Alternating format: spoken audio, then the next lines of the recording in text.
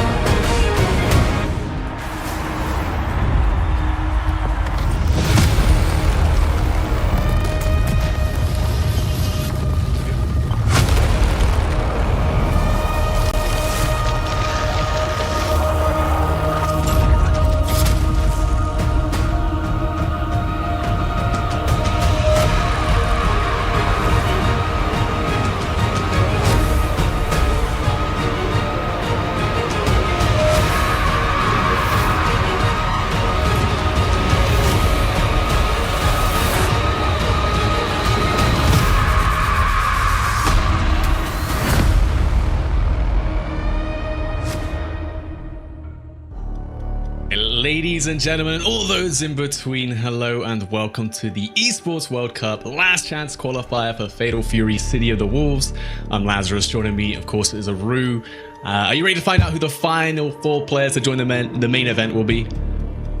Yeah, man, absolutely. I've been looking forward to this basically all year. I mean, it's been such an insane tournament season for Fatal Fury City of the Wolves. We've got all sorts of strong players from all over the world. They've traveled here. They've converged to France for this last chance to see who gets to fight for this gigantic purse. Yeah, definitely. I mean, look, 28 of the players, the best players already qualified. So now this is probably your best opportunity if you're one of the players to qualify. As we're going to see the format for today's tournament coming up in a bit. Yeah, as we're going to see, we have 89 players signed up today. Some of the best players in the world are here who didn't quite manage to qualify. Of course, we'll narrow that down to the top 8 as we're used to here. That will be best of 5s as well when we get into that top 8. And the top 4 will manage to advance to that main event. How exciting. Yes, so a double elimination, as you guys can see, up until the top 8, where it shifts to... it's double elimination, best of 3 up until the top 8, where it shifts instead to a best of 5 format.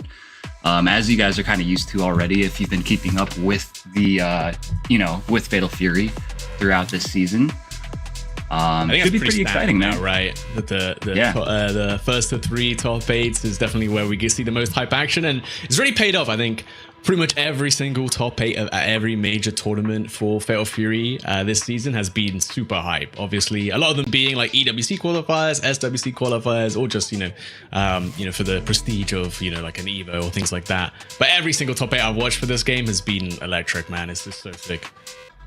Yeah, agreed. I mean, it's really clear how much everybody's been practicing. It's been really kind of nice to see as the season goes on, and as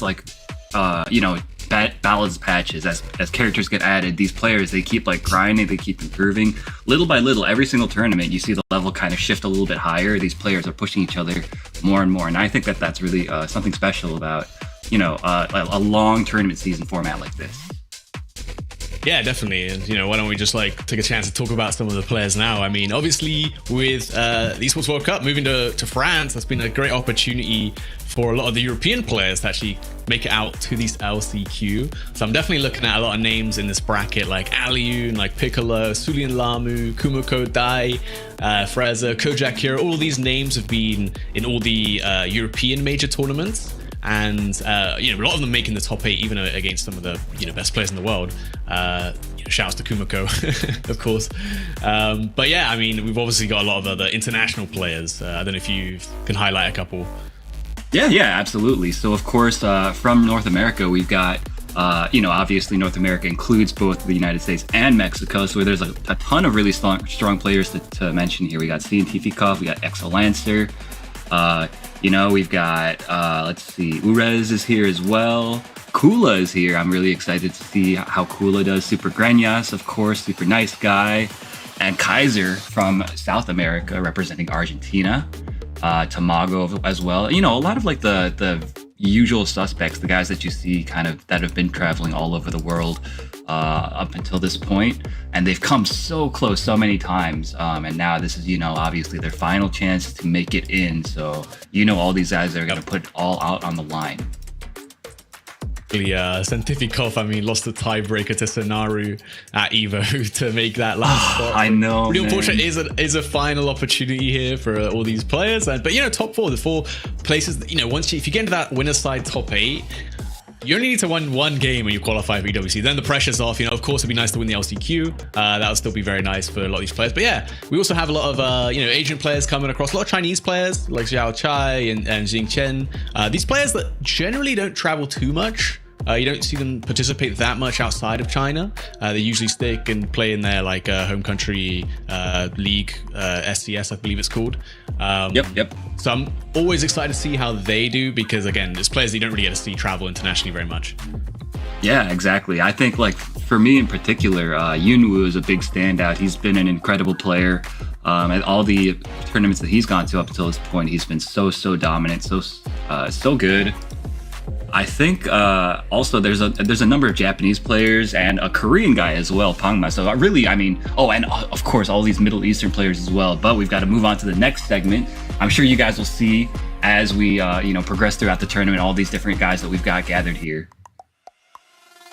We are going to be kicking off, getting the players ready in the STC Contenders Arena, where the LCQ is taking place. We'll be getting our first match, Jiwa versus Choco Botaiga, which 2 players I'm not familiar with, but obviously they've come here.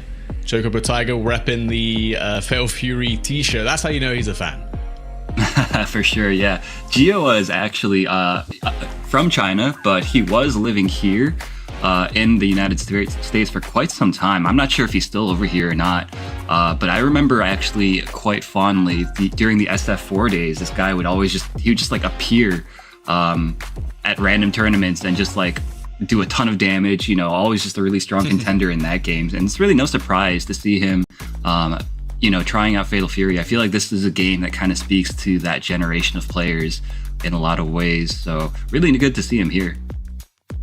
I think Fatal Fury also a whole generation of players, but also just players from loads of different genres, right? That's one thing that I really liked about watching Fatal Fury and watching all the major tournaments, is that you really get to see a wide breadth of players from different backgrounds, right? We don't just have SNK veterans popping off. We got players like even Goichi himself, right? Coming from almost an anime game kind of background, doing well. Sonaru, who just qualified, is a Uni 2 world champ. We got Daniel Maza, who was effectively just a Guilty Gear Strive player who from Mexico, who was cleaning up domestically, picked up Fatal Fury and became one of the best players in the world. I feel like this game really rewards having a very wide skill set from playing lots of different fighting games.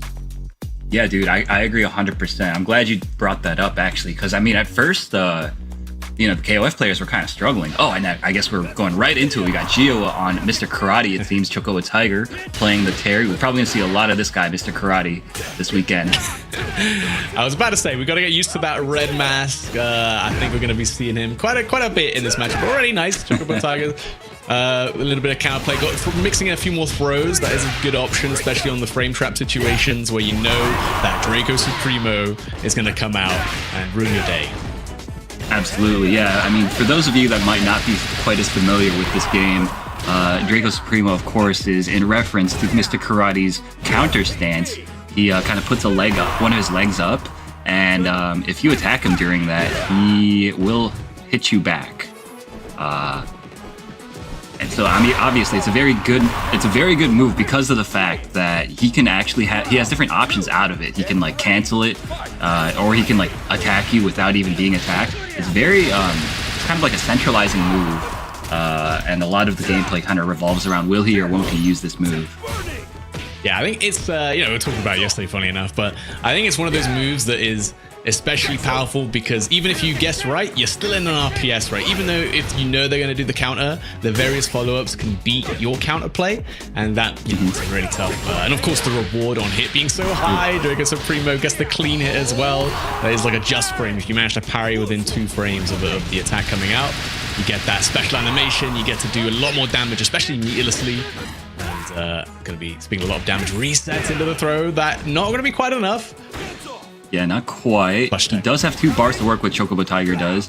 Oh, in danger of getting chipped out now. Oh, and there is the fireball. Seals the deal for him. Chocobo Tiger, I'm a little bit disappointed. He could have, maybe just sent a random hidden gear to try to, last-ditch effort his way out of there. But no dice.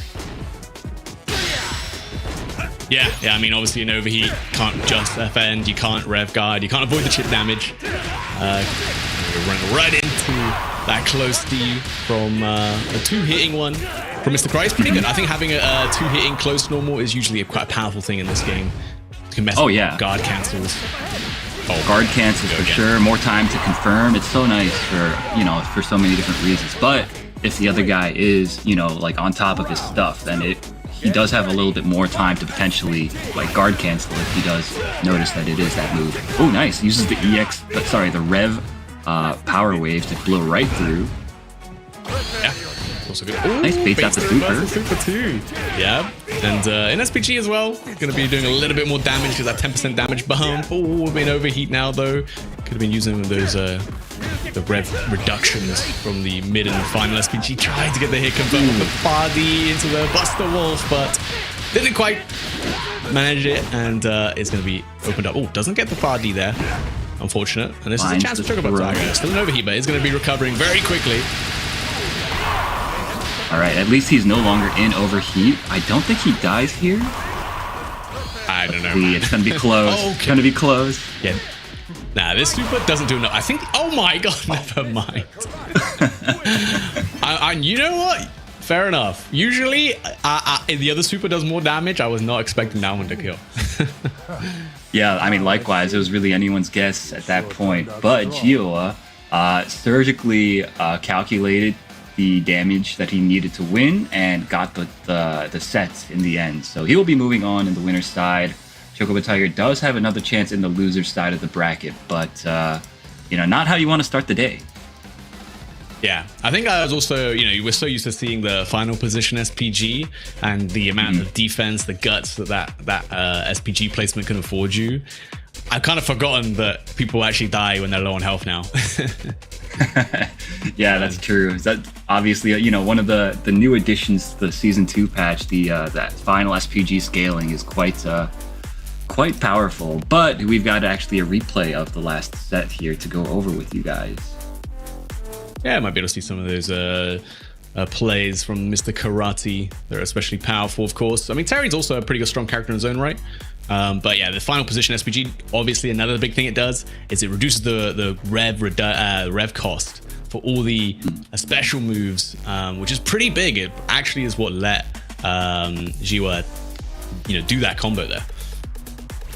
Yeah, that's a good point. Otherwise, he certainly would have overheated himself going for such a long, extended sequence. So, I mean, that's just the strength of Final SPG right there in a nutshell. It's pretty powerful. I think you're going to see, for the most part, most people are going to be running Final Position SPG. Chocobo Tiger, of course, did put it in the front, and there is a bit of like a case for doing that, but he wasn't really able to capitalize on it there, and that's kind of part of the risk that you take when you put it up in the front like that. Yeah, I think if you can't like make use of the rev blows and the hard knockdowns, that meter generation that you get from being able to rev blow right at the start of the game. But I do think there's kind of a strong case for using all of the SPG placements. But in general, the final position is just like the easiest one, right? It's the one that's going to let you live the longest and let you make comebacks, which you're definitely going to need to make in some in some situations. But I remember like Goichi for a time when he was playing Marco, a lot of the times he'd actually play it in the middle, right? And I think a lot of that is probably because Marco's rev blow is actually really good defensively. Obviously, it's the fastest in the game. So it's really hard to pressure him. So once you knock him down that one time and he has SPG, you can't really play offense in the same way anymore. Right, exactly. And like, if you do just run into one, you will get hard knocked down and it's his turn to kind of run his offense. But, obviously the past is the past. Right now we are in the age of the final SPG, baby. And what we're going to see a lot of people surviving and running it all the way back, because this is it's quite a powerful tool, man. And you guys are about to see, man. I think it's quite very much a different pace than season 1. Like season 1 was very like snowball-y, right? You start in SPG, a lot of the best characters started in SPG. We think about Hokuto Amaru landing his SPG and combos, built so much meter. And then obviously if they got the first hit, you'd be taken out of SPG, and now it'd be really hard to actually make that comeback without rev blow and other defensive options available to you.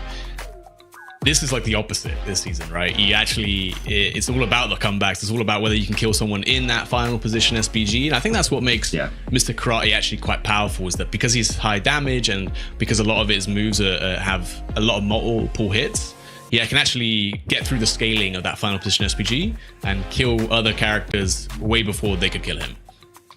That's right. Yeah, it looks like we've got our next match ready for you guys here. We've got Kumoko from France versus Dai, representing Germany here. EU versus EU bloodbath here. What do you got to say about this, Lazarus? Well, all I'm going to say is we were speaking yesterday, Aru. Do you remember what I said about Kumoko? I do remember, yes. You mentioned he was a Vox player and that he plays in a very, I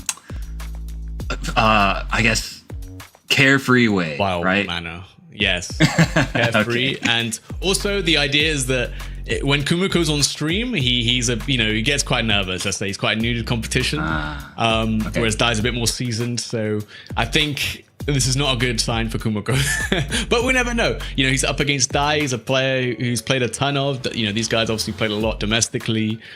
Dai's generally always got the head up on the matchup, the head-to-head matchup. But today's a different day. Anything can happen. Kumoko not going to be picking Mr. Cry, so no Mr. Cry. Dai's going to be playing Mr. Big.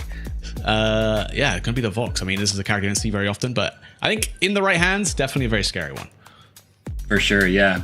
But I mean, you mentioned that he has some kind of stage nerves, right? I feel like the format of the STC Contenders Arena that they were showing just there might work to his advantage, because it doesn't seem like the stream setup is in any sort of special area. It seems like he might barely even notice that he's playing on stream. So maybe that will help him out here in this as we go into this match. Yeah, definitely. I think you obviously as well, living in France, probably didn't have to travel a long way to make it to Paris. So going to be a little bit more well rested than the other players, things like that, right? That can also come into it. But yeah, Dai, I mean, this is, at least in season 1, this was the best player in Europe, and he still is one of the best, absolutely. And is going to be playing the Mr. Cry. Actually, I did lie. I'm sorry, guys. I will say Kumoko specifically doesn't like the Mr. Cry matchup, so this is some mind games coming out from Dai. Yeah. Okay. So a big jump over a throw attempt from Dai. It's a ton of damage. Now Kumoko already very, very low. I think one combo into death territory. Here. Ooh, okay, nice. Blocks the dive kick and gets hit by the light combo. Oh, and doesn't block the cross up, I believe. Wait, does Kumoko kill here? Not quite. Oh, yeah, no, I don't think you can. But the crouching B is that far B will be enough. And all right, nice comeback again. Vox, actually one of the better users of Final SPG, is what made him kind of super sick in Season 2 as well, is that he's got insane comeback potential. He has such great ways to crank up your opponent's rev gauge, and his damage definitely goes through the roof when he's in that final position SPG. Yeah, definitely one of those characters you think of when you think of like long extended rev sequences, both like on hit and on block. Oh, but as you see, he's just getting opened up right now on defense. Backdash on the throw and blocks the reversal super. This is going to be a ton of damage. Never mind. Die drops the combo. Wow, 2C whiffed. That's rare. I don't know. He did close D. I think close D would have actually worked there, but yeah, I think so too. I think fire his way out. Die might just be a little bit like unfamiliar with this character still, right? Like obviously a newer character might not have had as much time practicing on it, and evens up the round count that Die does. Yeah, I'm pretty sure that's a Mr. Big combo. You know, you do the close C into 2C, so right, maybe, right. Some of that going on. I mean, definitely plays both characters quite a bit. I mean, everyone's got a pocket Mr. Karate at this point, but yeah, definitely more comfortable on the Mr. Big. Look at the damage though coming out from Kumiko. There's no SPG needed on that one, just one bar spent. Yeah, tell me about it. Okay, blocks the overhead. Very nicely done from Kumiko. Blocks it yet again, but gets scooped up. Another block on the overhead. All right. Trying to kind of open each other up. Finds the hit, does Kumiko, but overheats himself. Not going to be able to build the second bar in time. Here to be an overheat against Mr. Karate. The wake-up throw immediately, and Die's not ready. Nearly getting shipped out. The rev blow does land. Kumiko's still in overheat, but is recovering very, very quickly. I don't know if there's a guard break here. There is. Can Die finish the combo and take the round and close out this first game? It should be pretty easy from here. Doesn't even need anything past the Ryuga. And that's the first game going to Die in a very tense last round there. Yeah, that was really, really down to the wire. Die really, good composure for him just to stay composed while he was on death's door. Kumiko, I'm sure, is feeling like, pretty confident after that. That's, the game plan was working. It was just a matter, like anybody could have won that, really. Oh, man, missed the break timing. I think maybe thought he charged the DP. He was waiting for the multiple hits, but yikes. Big opportunity to Kumiko for free. Does get the jump D, but doesn't take the advantage of the hit advantage there. But small, nice check on the dash. Very important to do against Vox. His dash was very fast. Agreed. All right, and now he's in the corner, has to defend himself. And this is where Mr. Karate is so scary. He just stances up and, he just stands there menacing. Oh, speaking of the Drago Supremo, especially good against Vox, who likes to close the distance with a lot of strikes like this. His lariats are very strong. His dive kick can be really good as well, but they all look pretty weak in the hands of Mr. Karate with the Drago Supremo. Nice dash up throw, trying to get that restance bait. Yeah. Oh my goodness. Parrying the low with the stance. Die now cashing out. Has 2 bars to work with. Doesn't spend either of them, though. Big punish opportunity. Drops it, but finds a hit anyway. Die was trying to move around. Yep. Big scramble opportunity from Kumiko. Does get the wake-up reversal DP, though. Is Die, and the hyper defender that just defends. Are we going to get... Oh, no. I thought maybe a 0-frame super coming out from Kumiko. Just ends up getting hit by the overheads. Yeah, so unfortunate for him.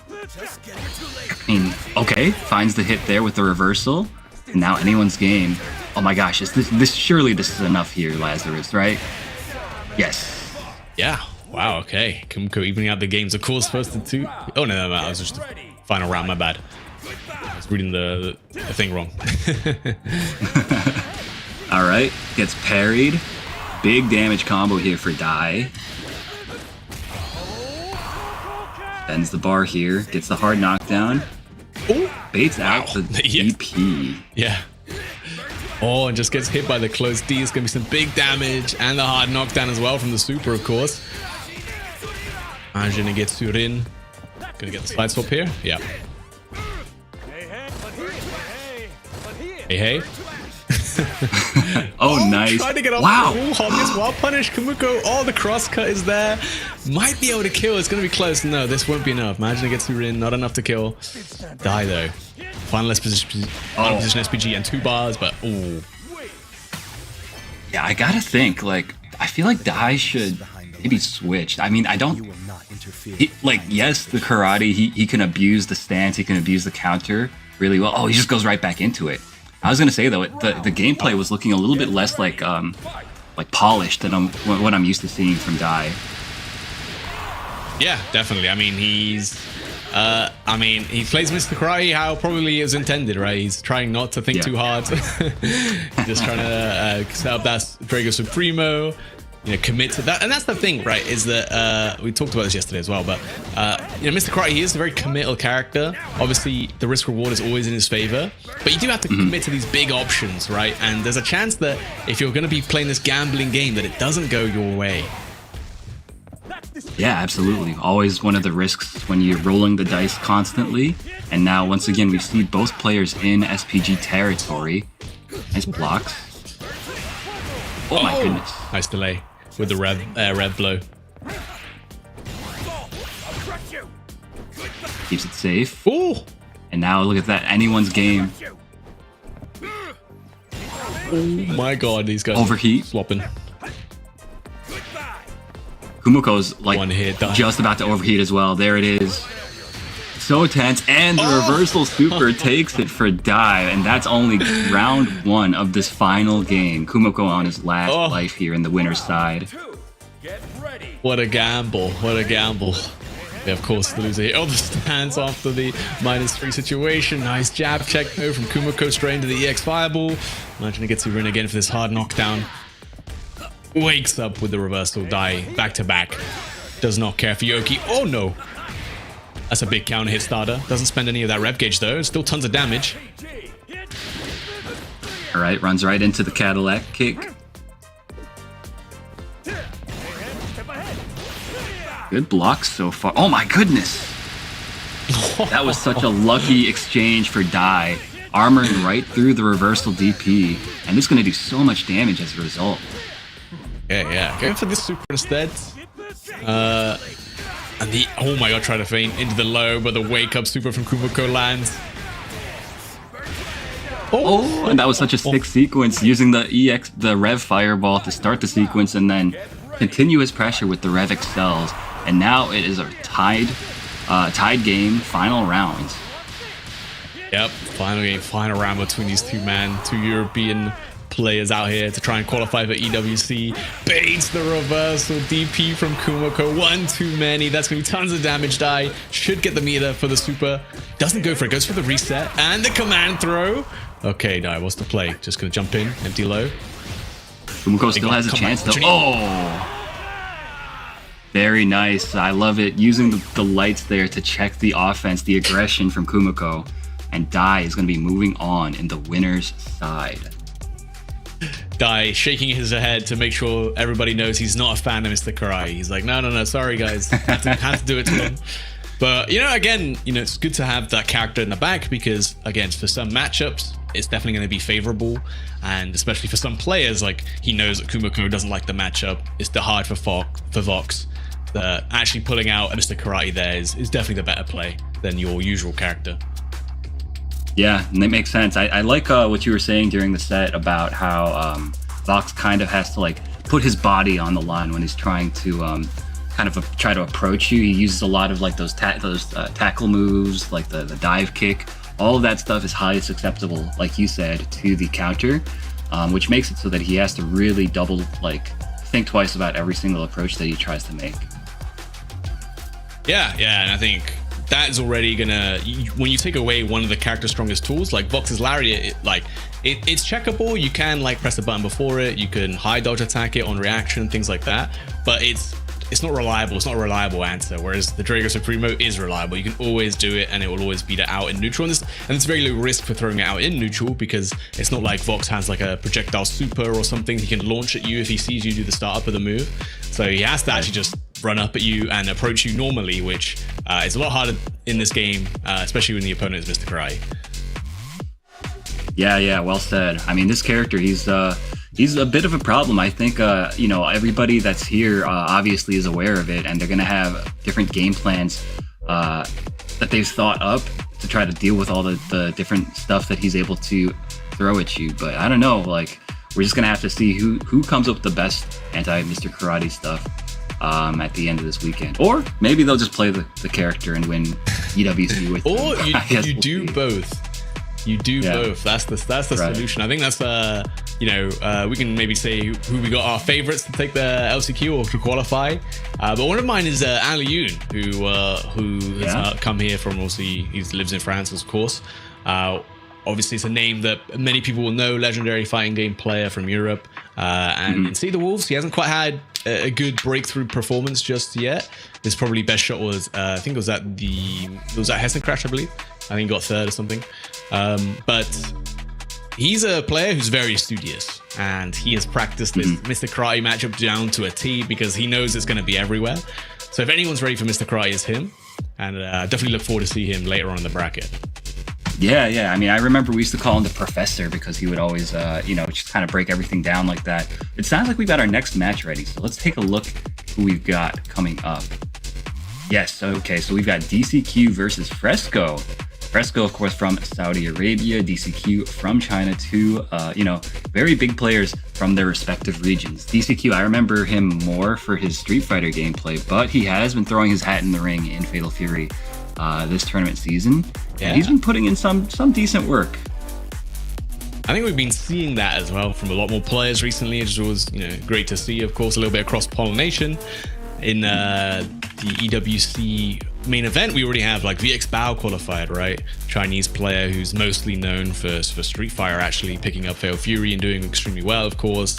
Nemo, obviously a big one, recently announced his departure, or at least temporary departure from SFL Japan to focus on Fatal Fury See the Wolves, and obviously it's paid off well for him, or in the EWC right now, waiting for who the final 4 players will be joining him. But yeah, I think for players who are really good at Street Fighter, this game's also going to be a game that you're going to succeed in, because there's a lot of things you can learn from that game that are applicable to this game. Obviously, you have like the wild punish mechanic in this game, which definitely wants you to play a little bit of footsies. You get very high reward off of that. And if you're really good at footsies, I mean, you can be like Punk and just, even though you don't play the game that much, you can still beat very, very strong players. Oh, okay, we got Fresco on the Kine, DCQ on Mr. Big. Fresco, of course, he's also comes from like a Street Fighter background. So, it's kind of a battle of players from that type of world. I'm really interested to see what this Kine has for us, though. Kine is a character that's kind of fallen out of favor a bit, after the Season 2 nerfs.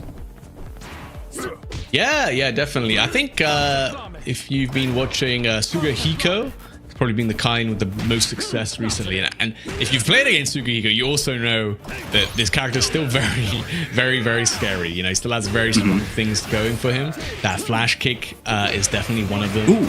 Nice dash under with the close anti. So sick stuff. So ready. Fresco gonna hit set up the hard knockdown, which you can still get with supers, of course, and that's where Kine gets a lot of value off those hard knockdowns with his short surrounder. Oof. And that was such a good sequence from DCQ. Recognizing that Fresco was really close to overheating, forcing it to happen, and then going straight into the guard break sequence. Fresco really had no answer to it. Yeah, and that's kind of like the risk, right? If you rev yourself up too much early on and your opponent manages to get you to block something while you're an SPG, like, you're going to be, in that overheat state very, very quickly, of course. Like, rev blows, you can't just defend those. That's guaranteed rev gauge damage that you can't really avoid. Yeah, definitely. Okay, DCQ gripping him up. Fresco trying to jump over a throw. He's just guessing incorrectly on the throw timing every single time. Gets hit by the overhead. DCQ has 2 bars to work with. Spends the 1. I think it's over. Yep. Okay, dashes under. Wave. Oh, and is this enough? It might be. With the super on top, should be plenty, right? Blast away once again. And, okay. DCQ taking that first game with the Mr. Big. Yeah, really well played from both of these players. DCQ, of course, is kind of coming out on top. When he was putting the aggression on, it felt like he was just kind of able to assert himself a little bit more than Fresco was on the Kine. Kine, of course, is a character that used to be known for his like really suffocating offense, but now has to work a little bit harder for it. We're seeing kind of the effects of that right now. Yeah, definitely. Still has, you know, the Schwarzer Lancer, like Cadillac, to be able to close the distance in neutral. But now I think rev gauge is a little bit more important. You can't just spend it frivolously like that just to, you know, get a plus frame situation where it's kind of hard to make the most out of it. But yeah, I think especially once you've got meter on this character, he becomes way better because as soon as you can set down those hard knockdowns, you can set up a couple mix-ups and very favorable offensive situations. But it's all about managing to find that hit for the hard knockdown first. Hard to do when you're in the corner. Absolutely. Blocking Ooh, nice. Oh, nice high dodge. Yeah, it goes right over the mid attack there. Fresco sets up the orb, and this should be it. Yes, sir. Taking one round here in this game 2. Clean little combination with the orb. I love the dash unders from Fresco. Yeah. It's so sick. It's definitely one of your best options, especially when you're playing a flash kick character. You might not have the charge for the flash kick, right? Getting really good at those dash unders is super important. Kine's dash, definitely one of the best at doing that. Very high acceleration. But it's still super hard to do. You know, if you've played the game, you know. Yeah, absolutely. And that's why, I mean, it's so impressive to see Fresco busting it out, you know, so consistently against a character like Mr. Big, who's putting on such like suffocating offense of his own. Okay. Yep. Oh, he tried to dash under there.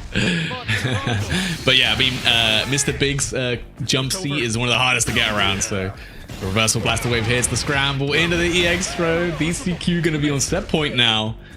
A command throw working out more than once. Don't see that too often. Definitely, yeah. Fresco though does have 2 super bars to work with here.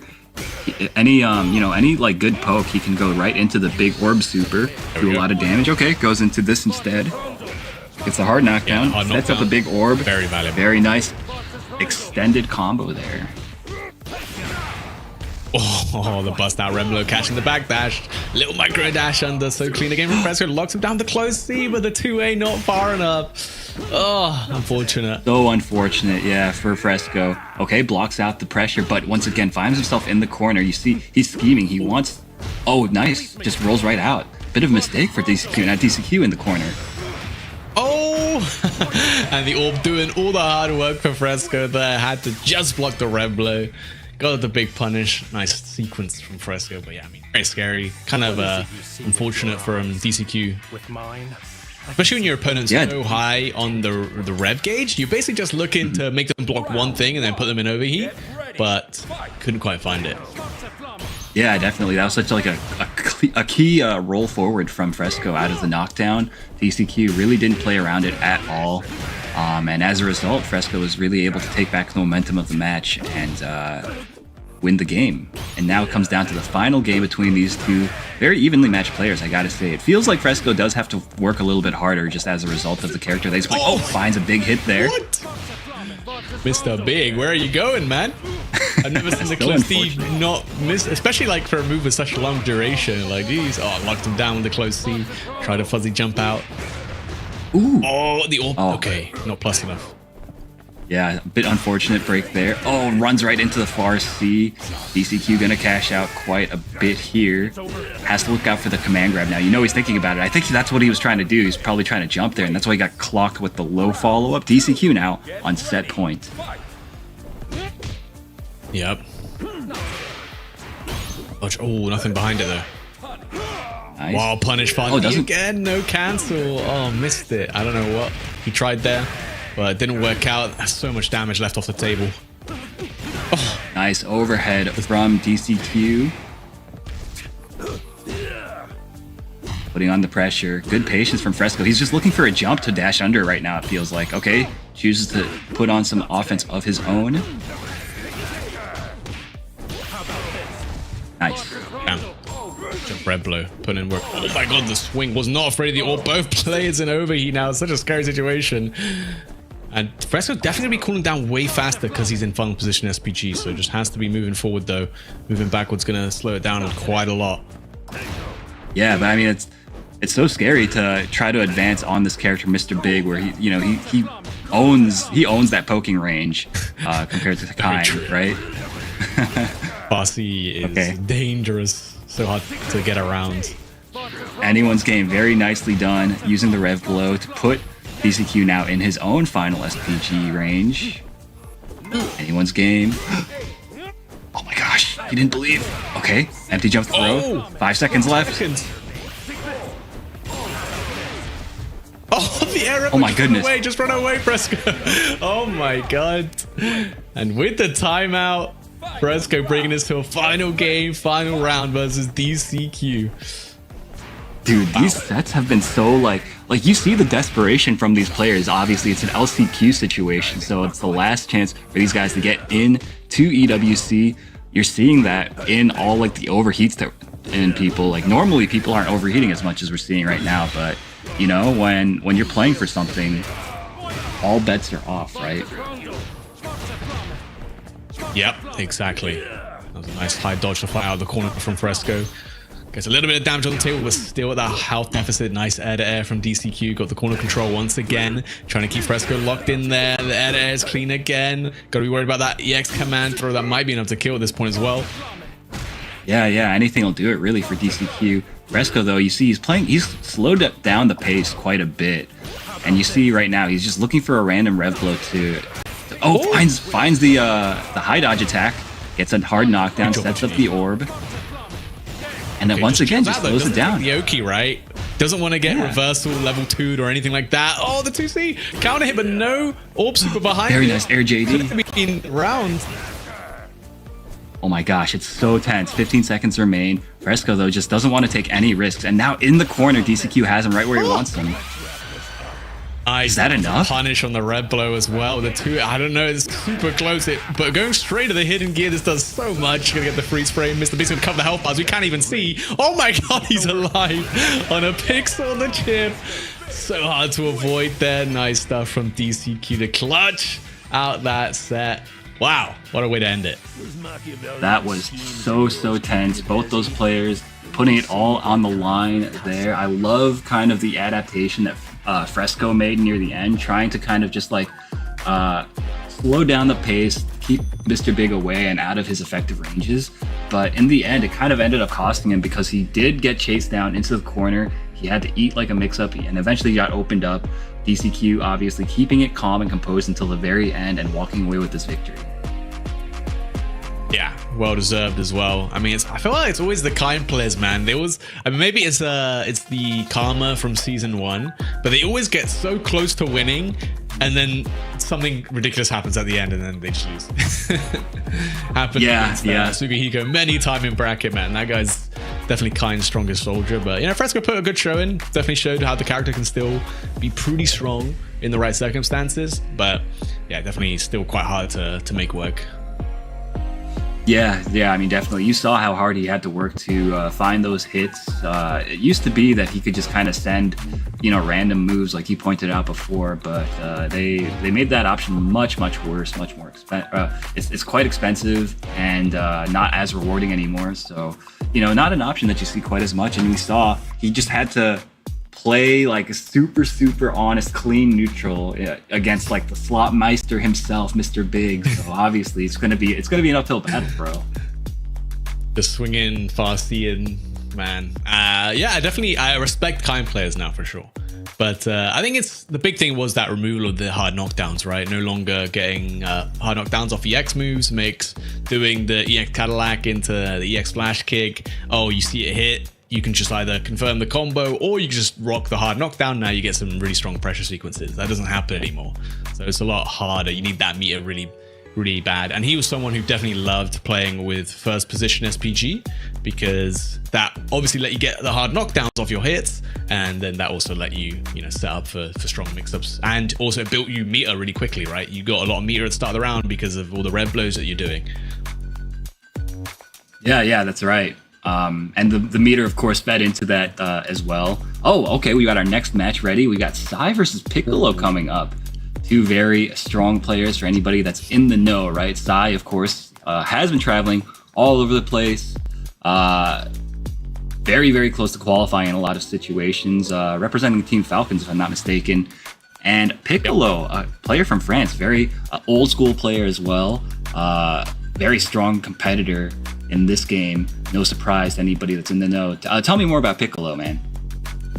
Yeah, I mean, like you said, a very strong player from France. I mean, I actually played him at Brussels Challenge. This guy was ridiculous. He was doing things on me on Rock that I didn't even know were possible. But I think he's been playing Mr. Big. We saw him at the ENC qualifier, actually, for Europe West. Did very well there. Didn't quite manage to make the qualification. That was Sakon. But yeah, Piccolo, very strong player fundamentally. You know, long-time SNK player, of course. Mm-hmm.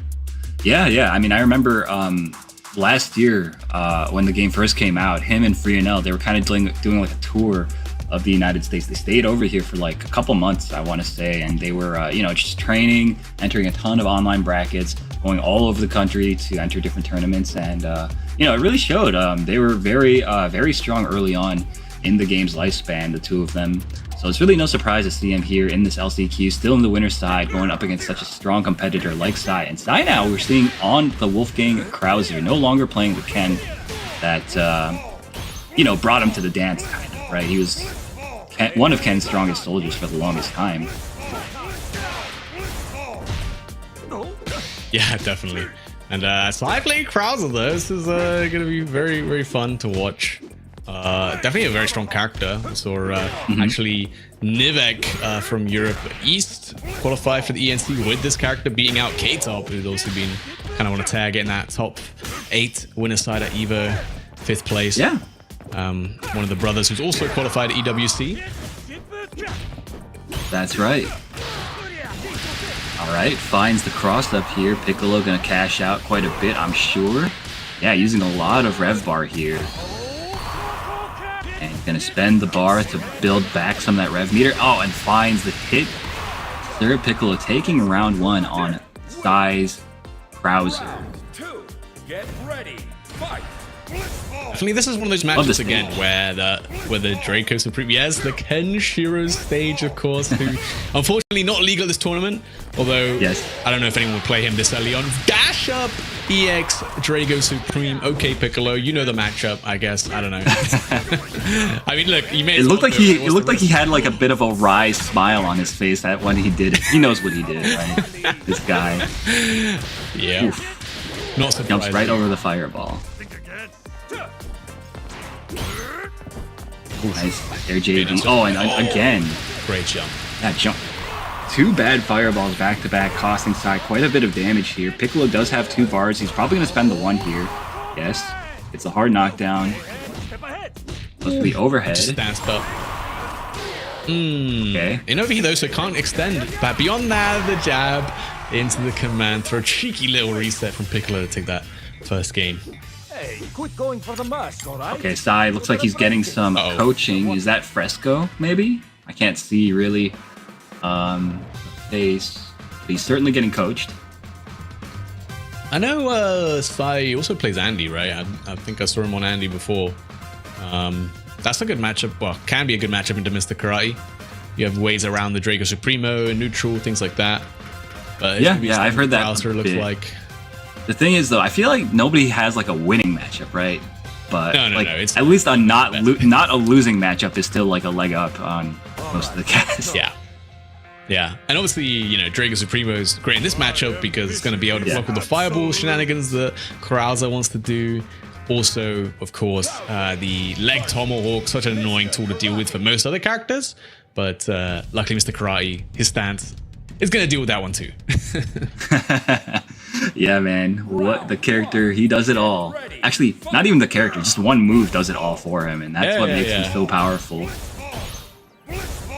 Brilliant. It really makes the defense and the neutral game a little bit straightforward in a game that's otherwise very complicated. That's right. Definitely one of those best things. So you can focus on the other aspects of your game plan, right? Like the mind games, anti-airing, things like that. You got to focus on that because if anyone's got me, Draco Supremo's got me. Yeah, dude, that's such a good thing to point out because the meme is people always talk about like mental stack in fighting games, how to prioritize what you're focusing on. Being able to not have to think about the million different ways you can get opened up in this game, because you've got one move that you just press quarter circle forward or quarter circle back and basically beat all of them. So powerful. You know, and on defense as well, especially, right? Defense is quite hard in this game. There's so many options. You got to pick the right ones at the right time. You know, am I going to do, you know, backdash OS with the guard cancel? Will I, you know, wake up hop? Will I do all this? Will I fuzzy jump? Nah, he just drinks Supremo. Right. Actually, Sai, I think whatever he got told, working out, right? Slowed the game down a lot. Yeah, definitely. It seemed like the answer is to force Piccolo to approach him, although now that he has lost life lead, that strategy is no longer going to work. Piccolo, of course, Mr. Karate also is able to play that Fireball War with the likes of Krauser, who normally has a leg up in most matchups in the Fireball War. Yeah, obviously it's Fireball having like extra duration, or not duration, but durability is a better word, actually. Definitely helps out a lot. Tried to punish a little too slow. Wow. Not often you say that about that special super, but maybe went for a hyper defend there or something, but you know, in overheat, that's not available to you. Yeah. Oh, big jump. Very nicely done, but doesn't convert into anything nice. Anti-air. Drops the combo, though. Yeah, he was getting really right? lucky. So actually, the Cadillac was a lot weaker. Didn't go as far. Didn't hit as high. Oh my goodness. Oh, dropped the combo. Oh my god. Still alive, Sai fighting out with the gigantic Cyclone. Oh, and fades the hit throw. to close it out. God damn. Very nice. Yeah, Sai, that was really well played by him. I gotta say though, Piccolo, he dropped the ball so many times in that last round. He knows it, I'm sure, as well. He had so many different opportunities to put the pain on, and he didn't really do anything with it. Yeah, not often you see a player going to overheat twice in a round, but Piccolo made it work somehow. Unfortunately, couldn't actually close out the round in the end, but gets that throw bait. Gonna be quite a lot of damage. Luckily, probably not going to build the super for a hard knockdown, but this is still so good. Yeah, and you see Piccolo now, he's playing so much more aggressively, trying to force the issue. He's like right on top of Sai, trying to not play any of that fireball neutral that he was getting caught up in last round. Yeah, look, it's already working out for him, although getting guard crushed already early on. It's not too bad, right? You're going to be getting opened up, but small price to pay. In SPG now, you can definitely make this comeback. One Drago Supremo is all it takes. Gets hit by the close C, and Sai with the confirm. Going to be one round away from taking down Piccolo here. Yeah, Sai now, I mean, he kind of adjusted as well. He's like, oh, you're going to try to rush me down? That's fine by me. That's what I wanted this whole time. Now I get to swing on you and do tons of damage with my big, you know, heavy confirms. All right, gets thrown. Oh, counter hit Ryuga. It's going to be some good damage. Going to go straight into the super as well for the hard knockdown after all of this. Cashing a whole lot out here, actually. But you're going to get a lot of it back from that super anyway. Why not? Jumping in and just smashes the right side. Not afraid. That jumping was really high up. Misses the confirm, unfortunate. And that's a big punish. 2C, right? Punish, but no buffer. Oh my god. Both of these guys are dropping a lot of stuff. But yeah, Sai finds a huge hit here. And now is ahead. Goes for the overheat. I love it. Big punish, though, from Piccolo. Oh, and catches him. Oh, what? Nothing? Nothing? Oh, and the guard crushes there from Sai. And he is going to take down Piccolo. 2-1, man. Such a close set. I feel like every set we've had so far has been like 2-1, man. It's so sick. Dude, I can't believe it, bro. Like, Piccolo, he had that. He had that round. He was about to force the final round situation. But once again, a big drop costing him, and this time he is no longer in the winner's side of the bracket. Gonna need to really lock in and make this crazy losers run if he wants, you know, a chance to win that top 4 position and qualify into the EWC. But it sounds like we've already got our next match ready for you guys. Let's take a look who we've got. Yeah, definitely. Man, it's good to see Krauser as well doing some work. one of the newer additions, of course, in season 2, and he's a strong character, right? He's got a lot of tools working for him. We didn't really see it in that set, but it's overhead, very menacing to deal with on Oki, things like that. But obviously his damage is neutral games all the way up there, and you can see how adaptable he is, right? He can play that fireball wall, he can play that rushdown game, and he can play like a kind of a strong defensive game too. Yeah, definitely. He's like a bully. He can kind of do everything a little bit. And kind of like better than you most of the time. Like his zoning game's quite good. His like brawling is quite good. Very ignorant character. But you know, he kind of got power crept like immediately by Mr. Karate, right? So very, very funny situation there. I'm just taking a peek at this bracket. It looks to me like we might have Shen going against Freezer soon, as soon as those guys are ready. Yeah, so that's going to be really exciting, right? That's a great matchup. Jen obviously been traveling, trying to compete, trying to qualify for the EWC main event. This is his last chance to do it. Same as Freza as well. Kind of a world warrior, doing his best. Obviously fighting out of Morocco, one of the best players from the region. Really nice guy as well.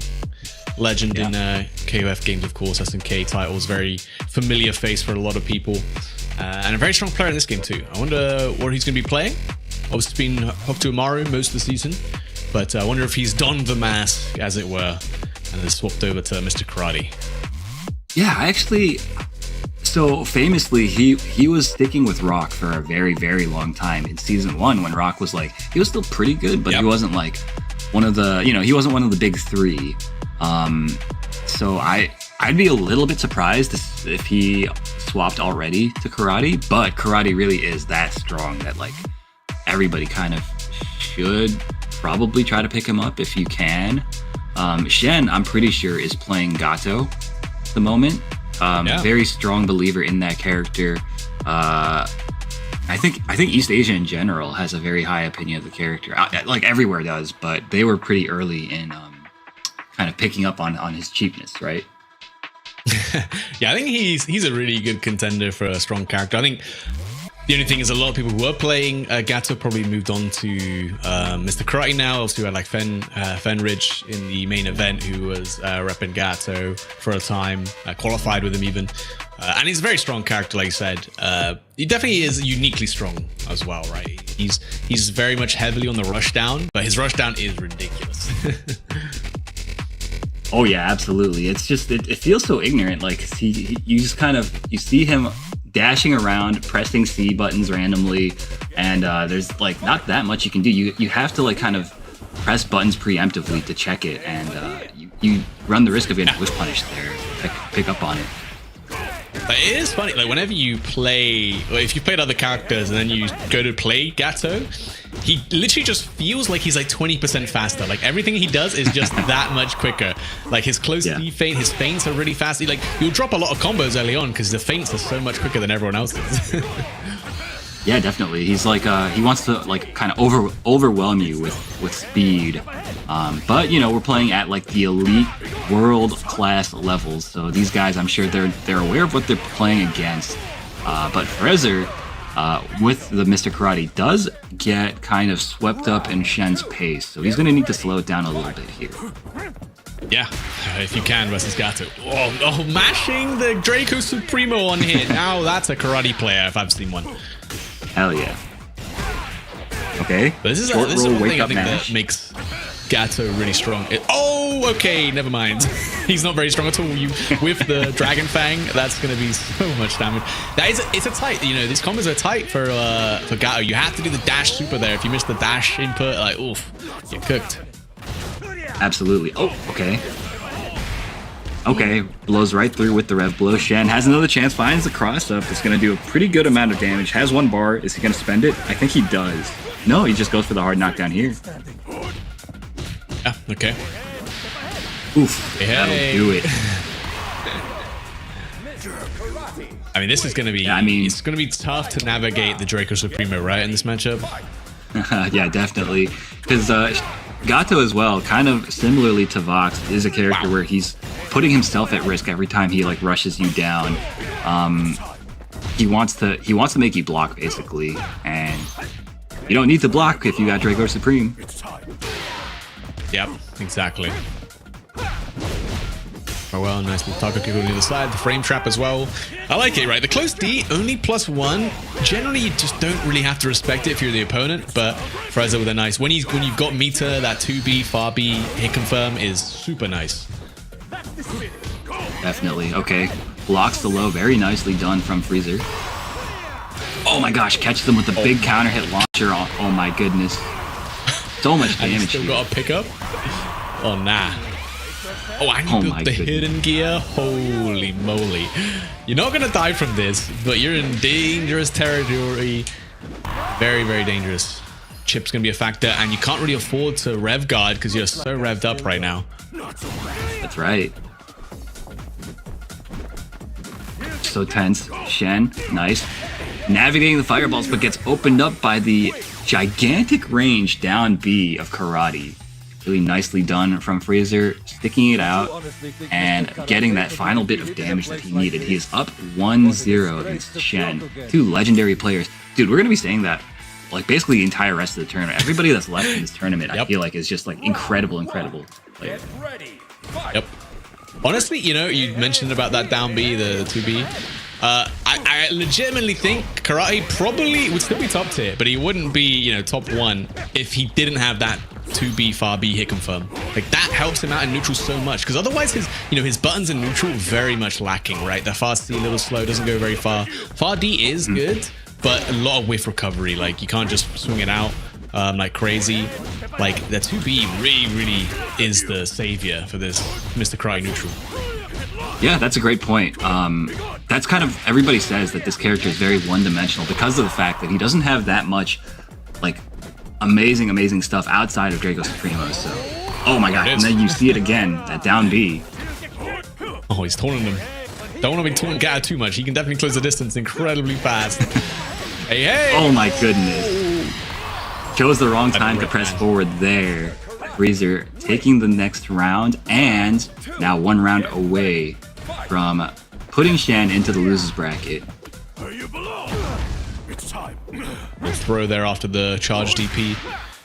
Jump! Oh my god, he did the jumping heavy kick target combo, which is whiff cancelable. Damn. Okay, big damage here. Dragon Fang. Big chance for Zhen to even out the rounds. Okay, finds the command grab. This is scaled. I think he might... Okay, he might use the super. Yes, there it is. Gets the hard knockdown. Now he has to guess high-low. High this time. Not enough. There's no super. Oh, we wake up with the mash after the short roll. Kind of smart, actually. Red blows. We're slopping to the top. Oh my gosh! He armored through the invincible reversal. Uh-oh. Big chance for Frezza. This is going to be so much damage. Just lets it rock. Doesn't even super. Kills. Oh my gosh! Mistimes the throw. Shen taking the next round and keeping himself alive. Now, next round wins this game. Shen needs to win this one if he wants to stay alive. Frezza now in the corner. Yeah, Jin was counting his lucky stars for that one, like that drop from Frezza. Of the throw attempt. So oh my gosh. He's just standing there. Right. Nice punish though with the 2B far B. Alright, DP's right out of there. Jen, oh, very nice. Chases down the roll. Baits out the rev blow. This is going to do so much damage. I think he actually kills here. Yep, as long as you don't drop it. Hard to drop in the corner, no dash required for the Dragon Fang. And is going to even up the games. Frezza was so close, 1 round away from knocking out Xian and moving on. I think, is this for top 16 or is this just before, actually? Let's just see. before This, the top 16. Yeah. Yeah, I mean, that was really just one interaction away from winning the set was Frezza. Like, hopefully that doesn't like come back and like he doesn't dwell on it, right? That's always the danger when you come so close to beating somebody and they like manage to steal it away. But of course, this guy's a seasoned competitor, so hopefully he doesn't let it get to him. Yeah, definitely shouldn't. Obviously, that round, it was like no business for you to win it anyway, right? That's the way I always like to think about it. When you're on like a pixel of health and you start making the comeback and you lose the round, it's like, well, I probably should have lost anyway, right? Yeah. That's a good way to think about it. Like, you just have to discard any like frivolous information.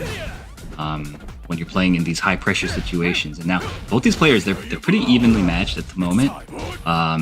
Frezza though in the corner once more. This is where you don't want to be against Gato. Very nice anti-air. Yeah, clean. And the reward on anti-airing for Gato is really high. Look at this damage as well. Oof. Yeah, and a great situation as well. Oh, sneaks in the low. Not gonna be enough though. Close D though, that will be enough. You know what? I'm glad everyone gets hit by that. You know, Gato doesn't have an overhead option out of that, out of the Wind Fang, but everyone still stands up. That's true. Yeah, I mean, it's just muscle memory, right? He's jumping, you know? Yeah, definitely. Okay, and what, dude, Shen is looking, he is just kind of, he has all the momentum right now. Frezza, he needs to try something different, I think. Maybe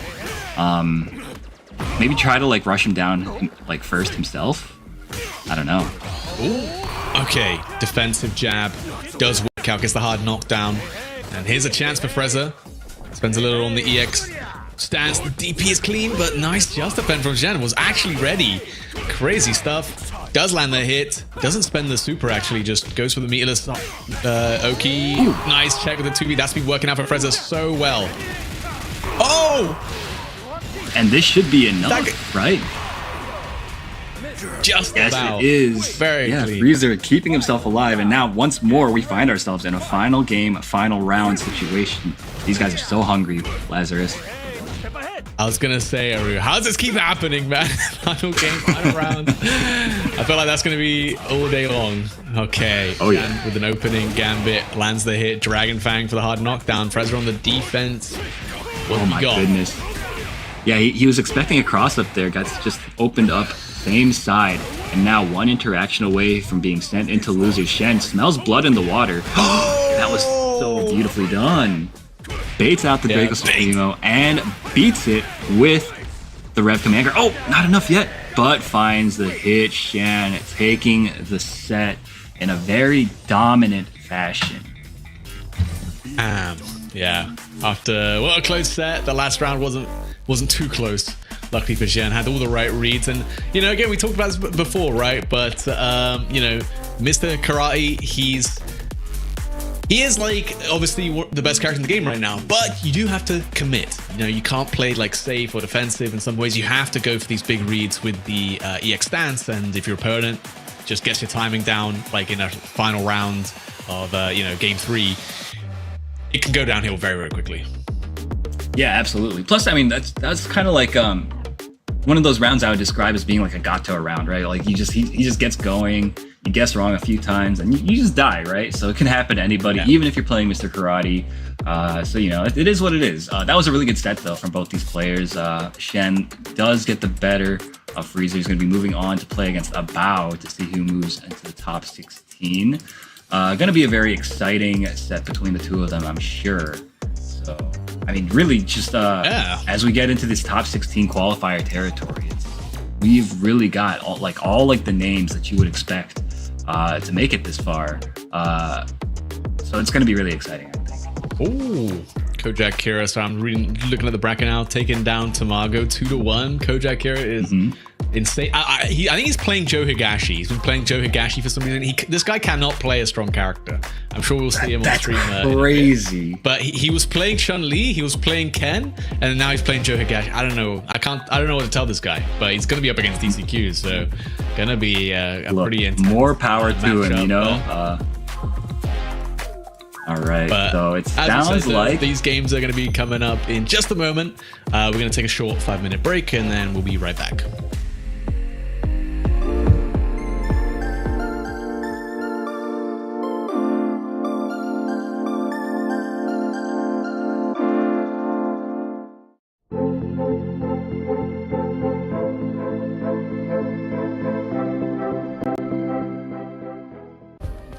Play is in our DNA.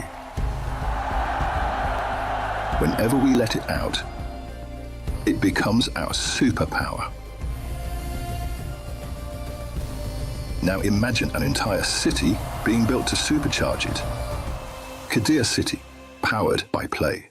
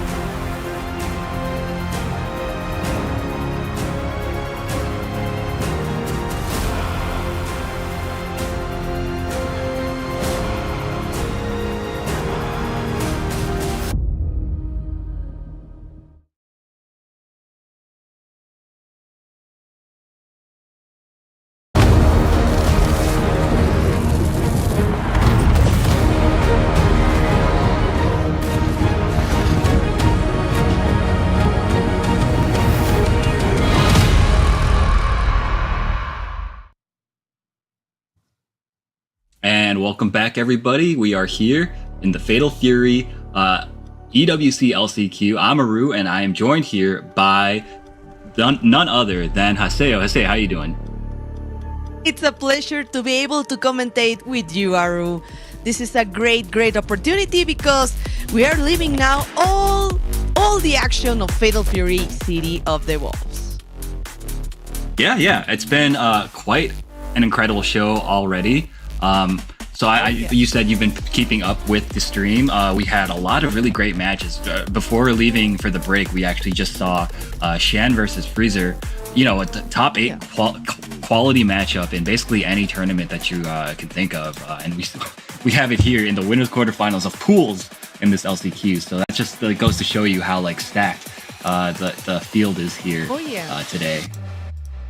And I can see it too because right now we're gonna have Ures versus Pagma, another great player from Mexico actually, the Billy main, like Daniel Massa. Ures hasn't changed his character at all. I know everyone is using Mr. Karate, but he says he believes in Billy, right? Yeah, Billy's definitely a character. Before Karate came out, he was one of the guys that everybody was talking about being one of the strongest characters in the game. And I think people are saying that he might have kind of like an evenish matchup against Karate at the moment. So that's definitely a good place to be in, and certainly a character worth considering if you're trying to make, the big EWC run as all these guys are, right? Pagma, of course, Korean player. I'm actually not sure who he plays in Fatal Fury, but he is a really strong competitor. Pagma, in fact, at Evo Japan, he got 17th place. In Evo Vegas, he got 33rd place, right? So very strong player. But I mean, Urez, of course, actually outplaced Pagma at Evo, got 17th at Evo. So coming off a bit of a stronger run here is Urez, but you know how these tournaments go. Anybody, can win on any given day depending on their condition, right? So it's gonna be a good match between the two of them. Definitely, because I want to see exactly which character does Pagma plays. So I don't know, maybe I think it's very popular Gato right now, like in Asia.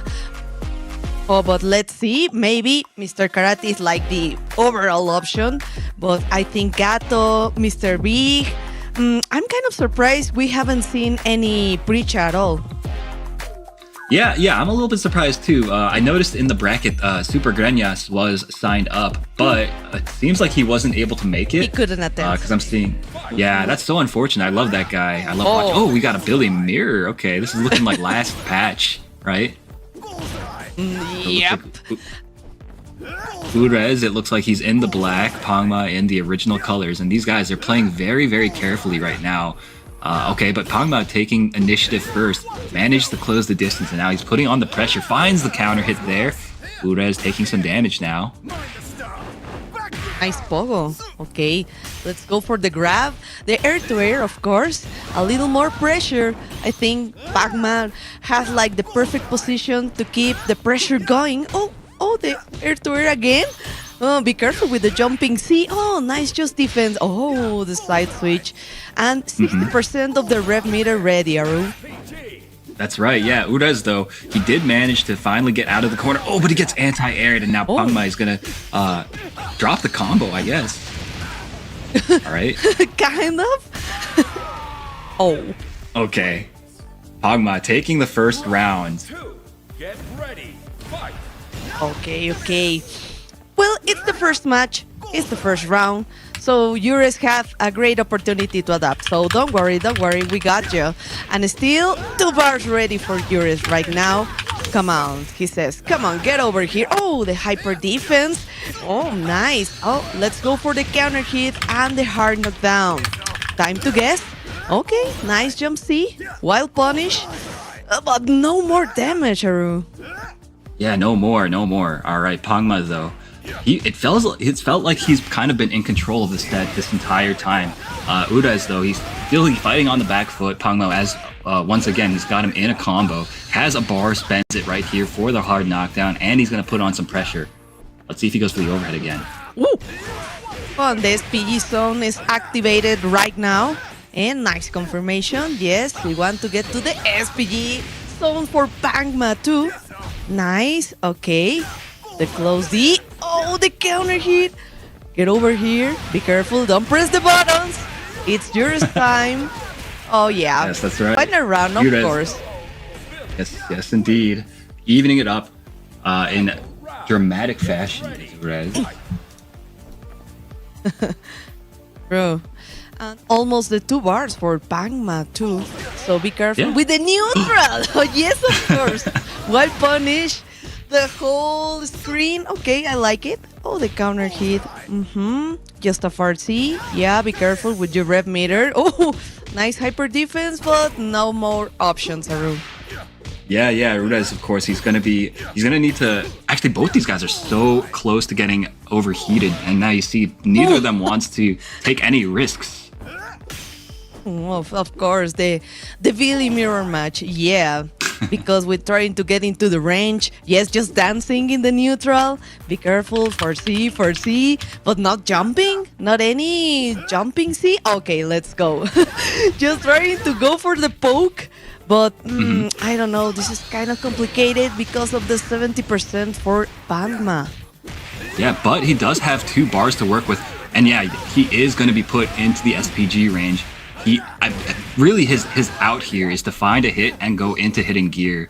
And then he'll be able to kind of put on some pressure of his own. 15 seconds remain, Haseo. Nice block on the overhead.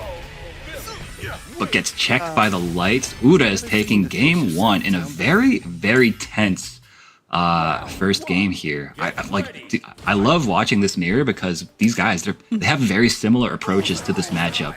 So it's just a matter of who executes better. Definitely, because Juris was like kind of nervous as the first round, but right now he is adapting really, really well. But let's go. Nice read on the roll, a grab, a punish. Yes, well punish again, but no more damage. Counter hit time. Into the corner. We're still there. More pressure going. Yes. Oh, wait again to do a read on the roll, Aru. Yeah, that was really good. Keeping Udaz really locked down in this corner. Udaz, though, does manage to find a hit and fight his way out. Though Pangma, again, he's closing the distance. He's forcing Udaz into overheat now, and this is going to be such a bad situation for him. Pangma, basically, I mean, this round is his to lose. It is, because, yes, it can happen, a trade, well punished. We can try to go for the guard crush, so be careful. Let's go. The next round is ready, and almost the 2 bars for both of them. So we're going into neutral again, trying to get in range. Yes, the jump in. Okay, and the wild punish, but we still need to do more damage in this entrance. Ooh. Oh, nice, confirmed. I like it. Oh, the close E, of course. And we got 1 bar. Let's go for the ignition, right? Because we don't want to have that remeter too high. That's right, yeah. Oh. Rev management has really been the story of this set so far. Oof. Oh, the counter hit again. Oh, yes. Get over here right now. Oh, the card knocked down. Nice jump. Oh, just defense. But just let's go straight into the hidden gear. Yeah, really good decision, I think, from Udez to just go straight into it. Doesn't want to give Pangma another chance to live because the neutral has been so tense and so volatile, really, between the 2 of them. So yeah, good decision there. Totally. But let's go. Still the advantage for the resources to Pangma. 2 bars ready and 1 punish. Let's go. First hard knockdown. Let's go. The close D. Nice just defense, but I don't know, maybe in any moment. Oh, the well punish with the jumping C, but we need more damage. Yes. Oh, nice hyper defense, but yes. Still no answer. No follow-up. Nice. Oh, again, the counter hit. Yeah, very nicely done. Pangma putting on the pressure once again. It feels like he's on the aggression more often than Udaz is in this set. Oh. Not like this. Oh my god, the wild punish. Yes, drop. little drop. I don't know. Don't worry, we got you. Korean reset, right? Indeed. goes into the lights, combos into the super, and that ties it up. Final game between these two very evenly matched players. Has been a very, most people complain about mirror matches, right? But I really, truly think that this has been a very good one between these two guys. Oh, definitely.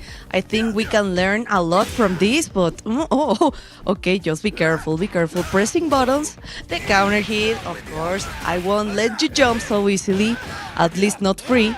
But we're into the corner again. Trying to read the rolls. Be careful with that, Juris. Oh, nice counter hit. But we need to get out of the corner, finally. Yeah, definitely. Udez, though, he's fighting on the back foot. Nice JDs from Pangma. Okay, yeah, and you don't want to waste bar in this matchup, right? It's been so important for these players to manage their resources. And Udez kind of gave up a lot of it there. And yeah, you see now he's overheated, but Pangma as well is very close to being overheated. One more chance. All right. Oh my god. Oh, he looks like he's going for... Oh, never mind. Oh, almost. Yes, he got it. He tried to escape with the jumping C, Juris. But I think Pangma was like, ready, I'm gonna do an enter, I'm gonna wait for you. So it was a really good call. Yeah, definitely. I like as well that he tried to bait out the super, like a reversal super from Udez. He left some gaps in his pressure, but Udez clearly wasn't really thinking about doing it at the time. But yeah, just a little thing that I noticed. And now Pangma 1 round away from putting Udez into the loser's side and moving on. It could be. But let's go. Still, we have 2 bars for Juris, so maybe 2 hard knockdowns. Yes, the jumping D. 1 grab. Oh, nice backdash. Oh, again with the jumping C. Oh, nice JD. Let's go. We need to spend the bar, of course. We want to cool down a little bit that rep meter. Oh, nice jump out of the grab. Oh, this is a critical situation for Pangma right now, Raru. Yeah, very, very nice. Finds the low, putting on the pressure. Usually it's Udez that's on the defensive, right? But right now he's kind of realized that he needs to go in. Okay, Pangma now overheated. Udez's chance to put on some pressure here, but Pangma is not going to make it easy for him. Oh, nice. Nice answer, but yes, we got the reversal. We're still alive. 1 more. Time to guess. Okay, the 4C, jumping C, 8 seconds on the clock. Gosh, that was such a huge jump. Oh my god, the jumping. No. All Pangma needs to do is stop him from jumping on him. Yeah, and okay, that was a pretty smart gamble from Udez, hoping that Pangma was going to hold up back there and try to catch it. But Pangma, nice defense, kept it clean and composed at the end, and he's going to be the one to advance and put Udez into the loser's side. Very close, honestly. Even if this was the true Billy Mirror match, I think Juris was taking some risk. But yeah, indeed, it was wise to try to do something there with just 2 seconds on the clock, right? Yeah, definitely. That was, like I said, that was really an interesting mirror match. I think it's so cool when 2 people have very similar game plans and a similar level of skill with a character, especially like Billy, who has such a strange game plan to begin with, and they're playing against each other at a level like this, so much on the line. I thought that was a really great set, and I hope you guys at home agree and enjoyed it as much as we did here. I hope, because I think the moment Billy really shines is when the player has a really good neutral. So that's why this works really, really good for Daniel Massa, for example. Oh yeah, for sure. Yeah, the neutral was really, really good between these 2 players. So they really had to wait when to do the Farsi, when when to try to enter with the jumping C. So it was a really good match indeed, Aru.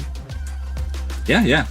Speaking of good matches, though, I mean, obviously, we've only got good matches remaining. So the way this works, during me and Haseo's this block that we're commentating right now, the rest of the matches that we're about to see are all going to be top 16 qualifier matches. So this is basically everybody, like the best of the best in the pool that are remaining. We're going to be seeing basically all of these guys going at it. Going to be really exciting. So I think up next, it's hard to tell just from looking at the bracket. Okay, so here we've got, yes, indeed, we've got DCQ versus Koja Kira coming up. So DCQ, of course, from China, very, very strong player. We saw him actually earlier on the stream. That's true. Yeah, and he was playing Mr. Big. So I suspect we're going to see it again in this matchup here against Koja Kira from Belgium. Very, very strong European player. I'm actually not sure which character he plays. I think I remember Lazarus saying that Koja Kira is a low-tier enthusiast. So if I'm not mistaken, we might see the Joe Higashi actually from Koja Kira here. Ah, Joe, of course, because I was gonna ask how much low tier for like Joe, maybe Jay, I don't know, Tizuk, Salvatore. There are quite a few options, right? There are, yeah. Speaking of Salvatore, though, did you compete at Evo? Yes, I did. I think. How'd you do? But oh my God, I play versus Mock, and he plays Mr. Karate. So it kind of goes like not so good, honestly. We don't need to talk about it then. Okay. But yeah, I mean, I just, when I hear Salvatore, I think Haseo, right? Okay, so we got actually our game. They're going to be starting very soon here. So it should be probably Joe. Actually, it's actually the Ken. Okay. Yeah. Okay, let's go. Very interesting. Really fresh to see again. So, okay. I'm trying to read the roll. Oh, nice JD. Yes, let's go for the cancel into the Jinrai and the follow-up, of course. Be careful with the far C. And your rep meter is too high right now for DCQ. Oof. Yeah, big punish there on the whiffed DP. Gets the hard knockdown. What do we got? So we saw actually DCQ. He was not afraid to go for command grabs in the match that he played earlier on stream. So, oh my gosh, bad DP, gets punished. Koja Kira, I think he's going to need to kind of calm down a little tiny bit. Like, once he gets knocked down, it really feels like he starts to panic a bit. Yes, indeed, we can see it right now because Mr. Big is going to make you panic. Oh, the counter hit, okay, nice. A lot of cancels, but still we need a little more damage on this entrance. Oh, okay. Let's go. Not gonna capitalize a lot here. Oh, the just defense. Yes. RC, let's go. We're into the corner, Aru. That's right. Yeah. So that's one of the things in this matchup. It feels like Ken doesn't have great ways to kind of box in this like neutral, this poking range against a character like Mr. Big with some of the best mid-range pokes in the game, leading to huge damage. Oh my gosh, and a huge counter hit launch there. Koja Kira going to take a ton of damage. Not going to be enough to kill, though, I don't think. Wait. Yes. Okay, yeah, he built the second bar just in time. Unbelievable. Great calculation from DCQ, taking game one just like that. And you see Koja Kira, he's going back to the character select screen. He does have a number of characters that he plays. Lazarus was telling me he also played the Chun-Li for a bit, and also, obviously, the Joe as well. So let's see which one he goes with here. I'm thinking maybe Joe, right? Yes, Joe. Yes. This is gonna be really interesting. I don't see a lot of Joes. Like, neither do just I. online for Chef Poetry, and that's the only one I remember right now. Haregoro too, Japanese player, right? That's right. So, one of the legendary Joe players from the old days. Exactly. So those are the only two players I know. They play like they specialize in Joe, right? Right. So yeah, I think the reason he picked Joe, maybe his plan is to use the fireball and not have to fight in the mid range quite so frequently against Mr. Big.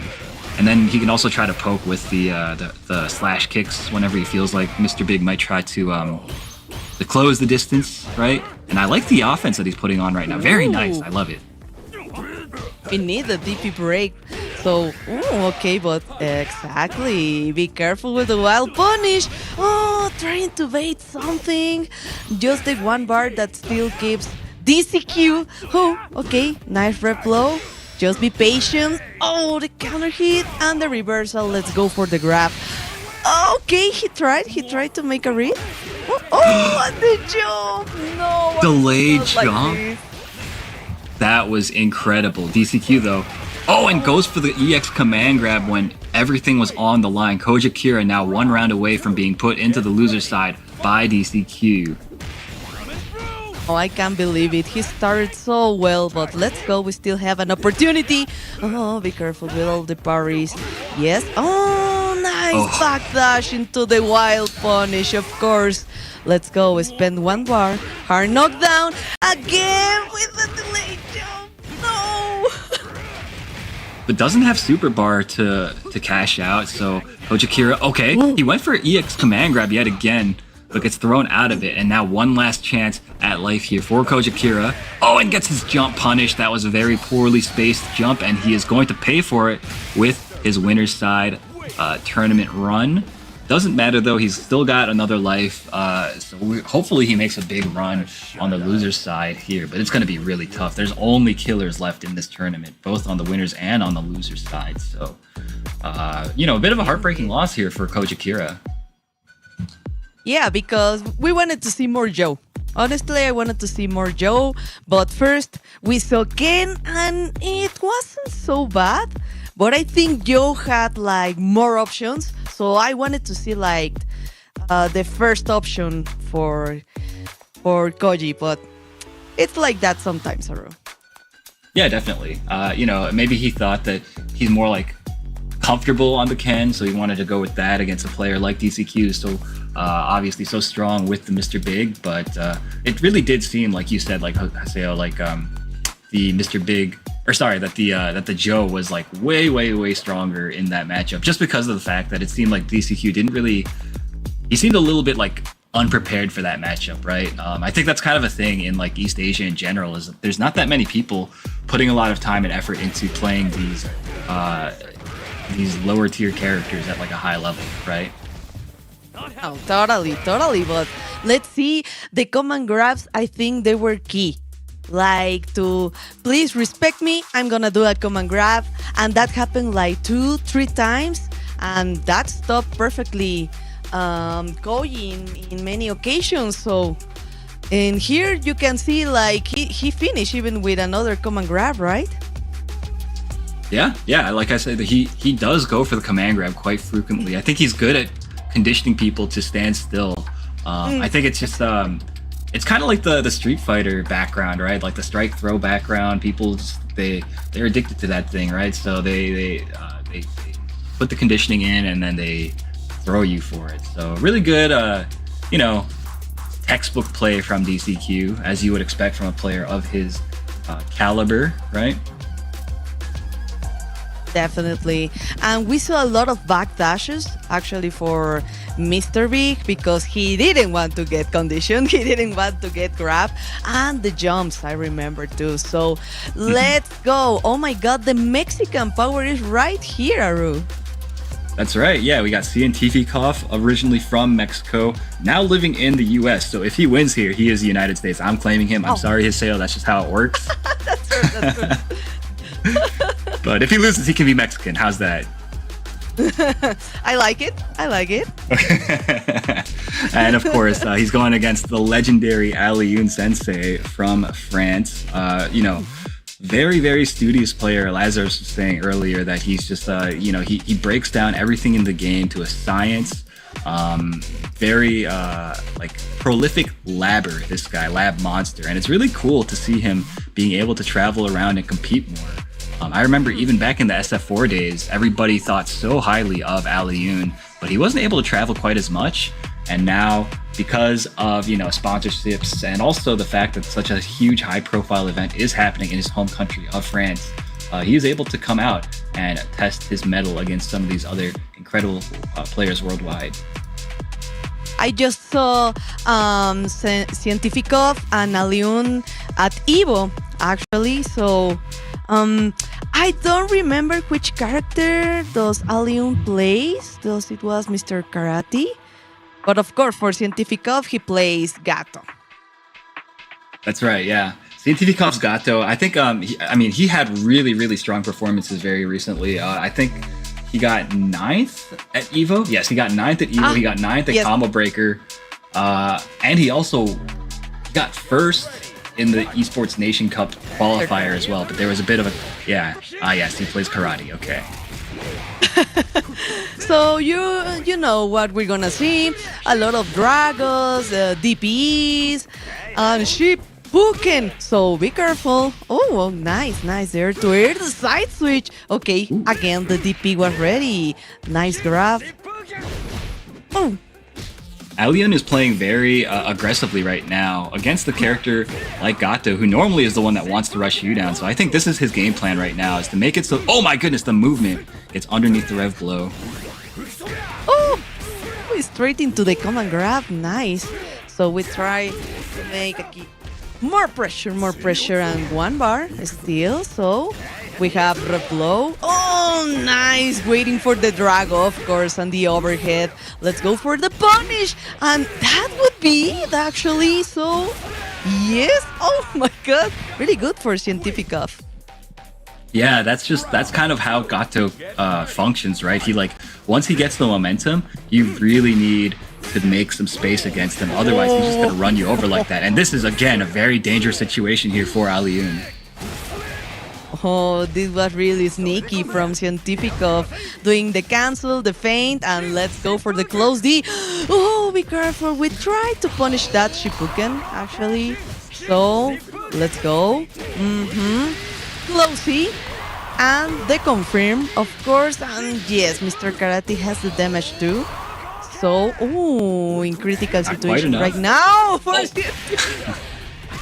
You're kidding me, Aru. That's just how it goes, you know? So, even DP is not the answer in situations like that. And I know for a fact that Aliun must have labbed that particular interaction already. He knew exactly what was going to happen there. Oh my God, the Drago. Oh, the Drago. Oh, nice. Yes, of course. The standing C into the counter hit. And let's go for the first hard knockdown. Spend that bar. And yes, waiting, baiting, and punishing. I don't know if I like that he went for the super there. I feel like you just go for the regular DP if you want an invincible reversal, right? I think it would have been safer, actually. Yeah. All right, but that's neither here nor there. Scientificov taking game 1 fairly convincingly. Aliun, of course, did put up a very good fight, but let's see if he makes any adjustments here going into this next game. Okay. You have to be really, really careful with the Drago, but with the standing C and all the Gato dashes, okay, but let's go. Punish time. And yes, of course, into the corner. Wait, exactly. And that's the problem, Aru, because you want to take your turn back, but you keep pressing buttons and you get the Drago in your face, right? That's right, yeah. You kind of have to think about it where it's it's never really your turn in this matchup. And it's such a strange thing to wrap your head around, but that's just how it is. You just have to you basically have to outplay him the entire time, which is really hard to do, but these guys are up for the challenge. Scientificov as well, especially. He's a world-class player, and he's going to prove it here today against Aliun, I'm sure. Definitely. Oh, nice punish. I'm waiting for the crouching C patiently. Yes, let's go. Guess time. The jump. The counter hit, of course, close D, and again, we're building that bar. So, are we waiting the next opportunity, Aru? Oh my goodness, the backdash on the throw attempt, and that, like you said, the next opportunity showed itself very, very quickly there. Scientificov now 1 round away from putting Aliun into the loser side of the bracket and moving on into the top 16. This is really important to keep your resources ready because Scientificov wants to end this right now, but be careful here with Alion. Oh, okay. Let's go. The cancel into the crouching B. Yes, of course. SPG zone right now. Red blow, 2 bars, and maybe a hidden. I don't know. This is kind of difficult situation for Scientificov. And yeah, he tried to DP. He did, yeah. Aliun was so ready for it.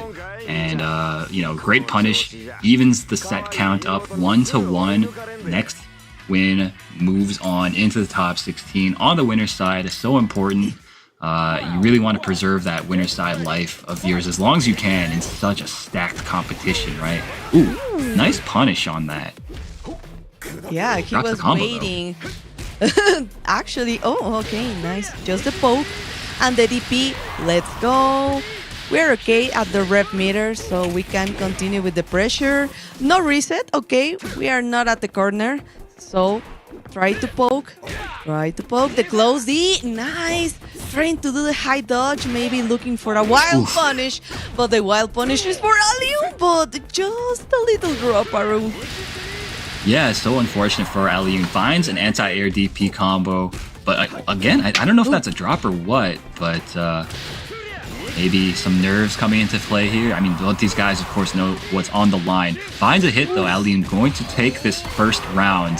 But it was a bit shaky, right? Both these guys are kind of dropping a lot of stuff.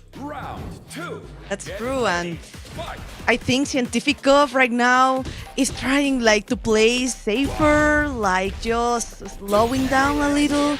But yeah, I think that's enough, with 2 entrants, and oh my god, the KO. Scientificov was so close. We still have 2 bars, so maybe we can try to do something here with a counter hit. Oh, but oh no, this is really dangerous for Scientificov. It is, yeah. Oh my gosh, okay. Very lucky break there for the Rev Blow to connect.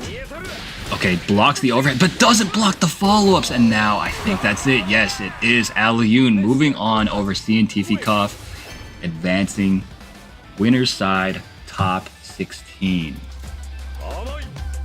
I think you need a fireball, sometimes to fight versus Mr. Karate, but Gato, it doesn't have a great range with his fireball. So he couldn't use that at all. It was kind of difficult to guess when to press the button, when to wait for the Drago. So it happens, Haroon. Yeah. You mentioned he started to play a little bit more passively in the final round, and I think that really came back to bite him in the butt because you need to basically just roll the dice, attack him whenever you feel like you want to attack him, and whatever happens, right? If you play passively, you're just gonna die in a game like this.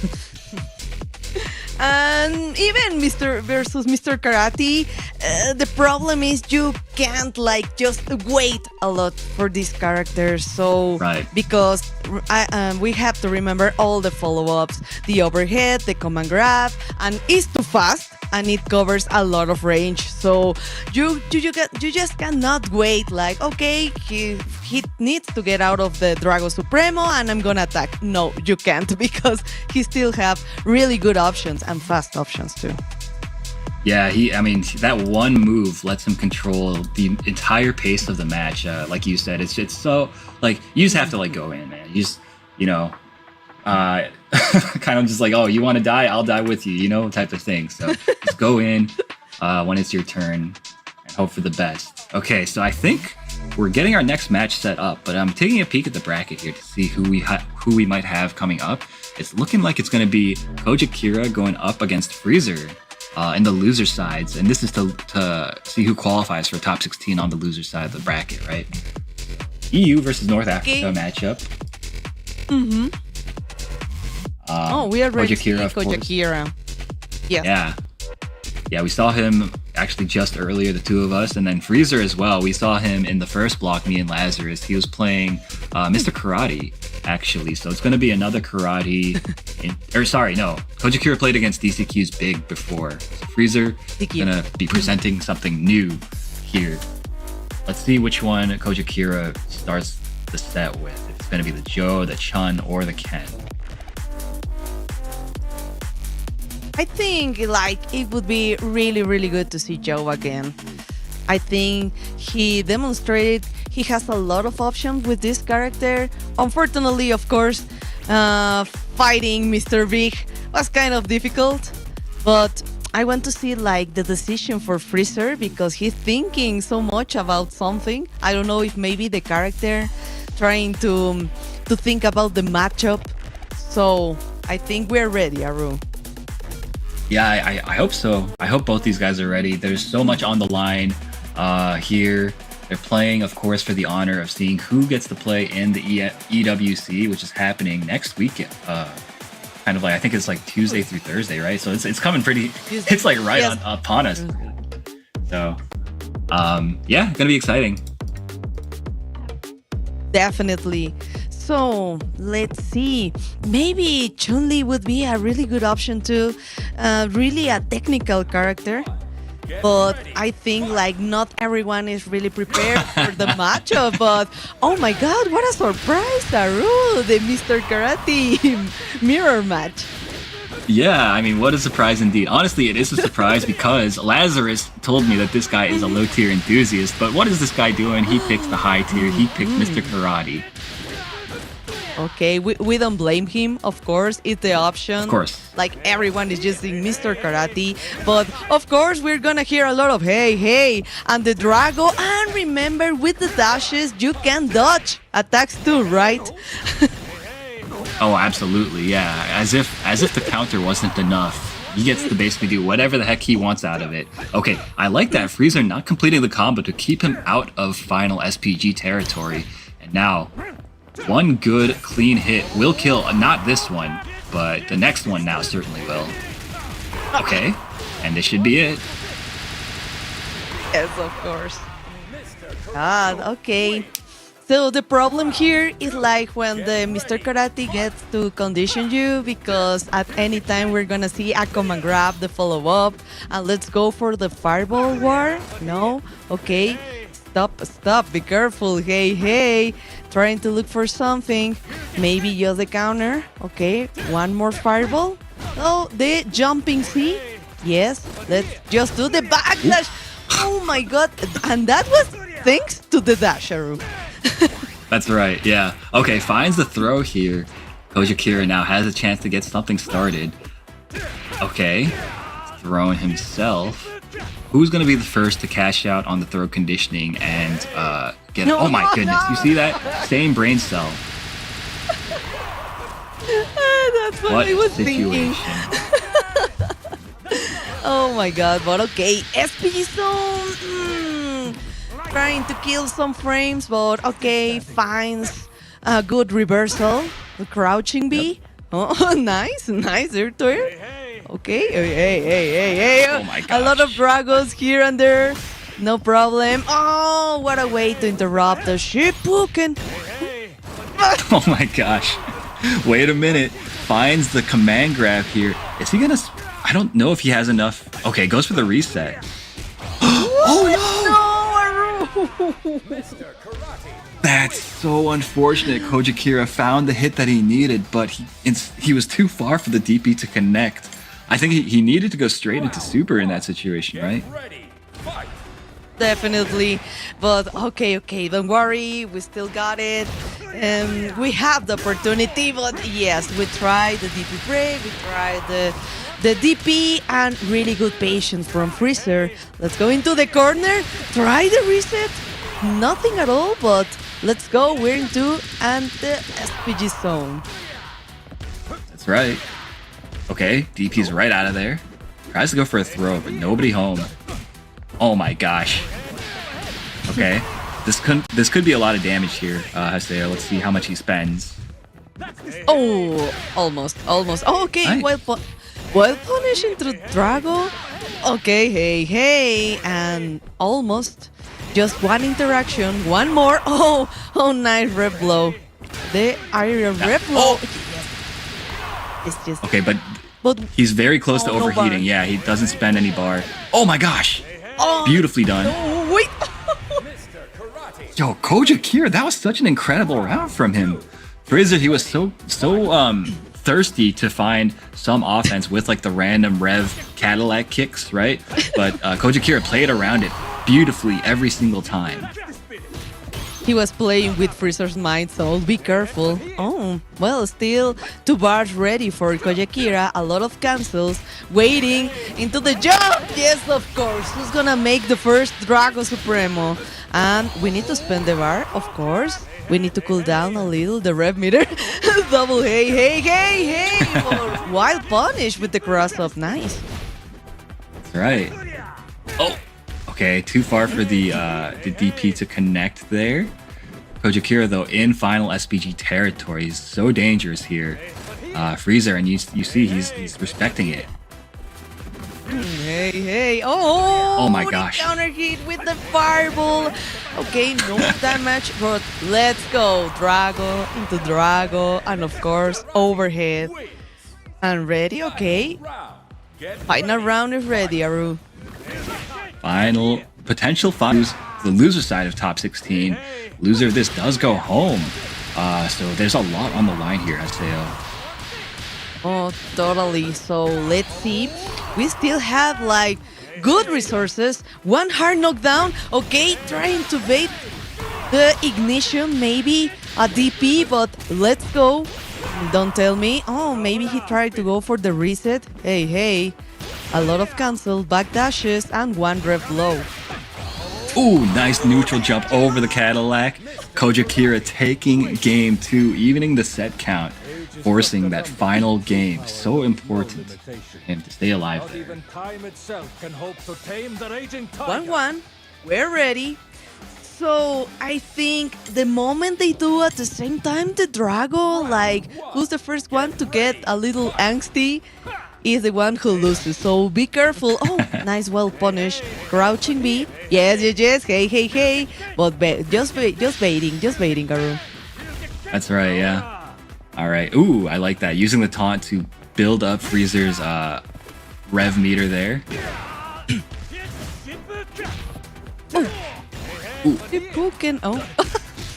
Okay, punishes the landing frames, but doesn't convert into real damage. Yeah, Freezer, he's dropping a lot of opportunities here. Koja Kira, though, let's see what he's got. Okay, another grab. So almost got the first bar. Yes, ready for the ignition at any time. Oh my god, the Drago into enter. Yeah, so we have the resources, of course, and let's go for the next round. Yeah, very nice from Koja Kira. I really like his anti-air DPs. I feel like he's been better with the anti-airs than Freezer has in this set. So if I'm Freezer, I kind of want to stay on the ground a little tiny bit more. Very nice, finds the hit, goes into full damage. Oh, gets thrown into the corner. Not good. Yeah, nice ways to use the Drago. Don't jump. Okay, SPG, but I don't know. This is like a critical situation for Koja Kira. Yes, the cross up. You need to jump to wait for the Drago, right? That's right, yeah. Cross up is, of course, one of the answers to that, to the counter. But you know, the good karate players, they're not going to let you get it for free all the time. So that was a really good time for Freezer to bust it out there on a read. Oh, totally agree, because like here the distance is like key for Mr. Karate. So let's go. Hey, and 1 fireball. Be careful. Nice answer from Koja Kira. Oh, but wait! Too fast to get out of the Drago. Punish just with a crouching. Oh, nice throw tech. Yeah, very nice. Bit of a lucky break for Freezer. Okay, Freezer has him in the corner. Okay, goes into the super, builds back some of that rev meter. Anyone's game still. Koja Kira gets the air-to-air. Oh, but gets the throw jumped over. No super. Still alive, Koja Kira. Oh! That's so These funny. are the mental games, Aru. Yeah, definitely. So I mean, he saw Freezer was holding the parry stance, right? And he decided, like, I think that you're gonna let go right now. And he pressed the Cadillac kick. ended up just going right into the counter and dying for it, looking very silly while doing so, but it was not a stupid decision at all. It was very calculated. It just didn't end up being the right decision, that's all. I'm really surprised with the Drago in general because you can use it at any time, in any moment, that if you're just in neutral, just waiting, doing nothing at all, just stays in the Drago and then you're gonna fall into the counter, right? So I'm really surprised about this because I hope other characters have something like this, but no, just Mr. Karate. Yeah, you want other characters to have moves as strong as Drago Supreme? Are you crazy, Haseo? You might be a little I crazy. need it for Salvatore. I need it for Salvatore, please. I don't have fireballs. I don't have DP. But please. Understandable. Okay, I'll give you that.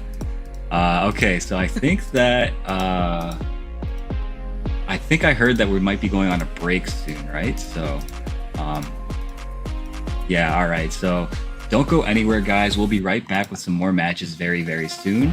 But first, we gotta take this break. Right back.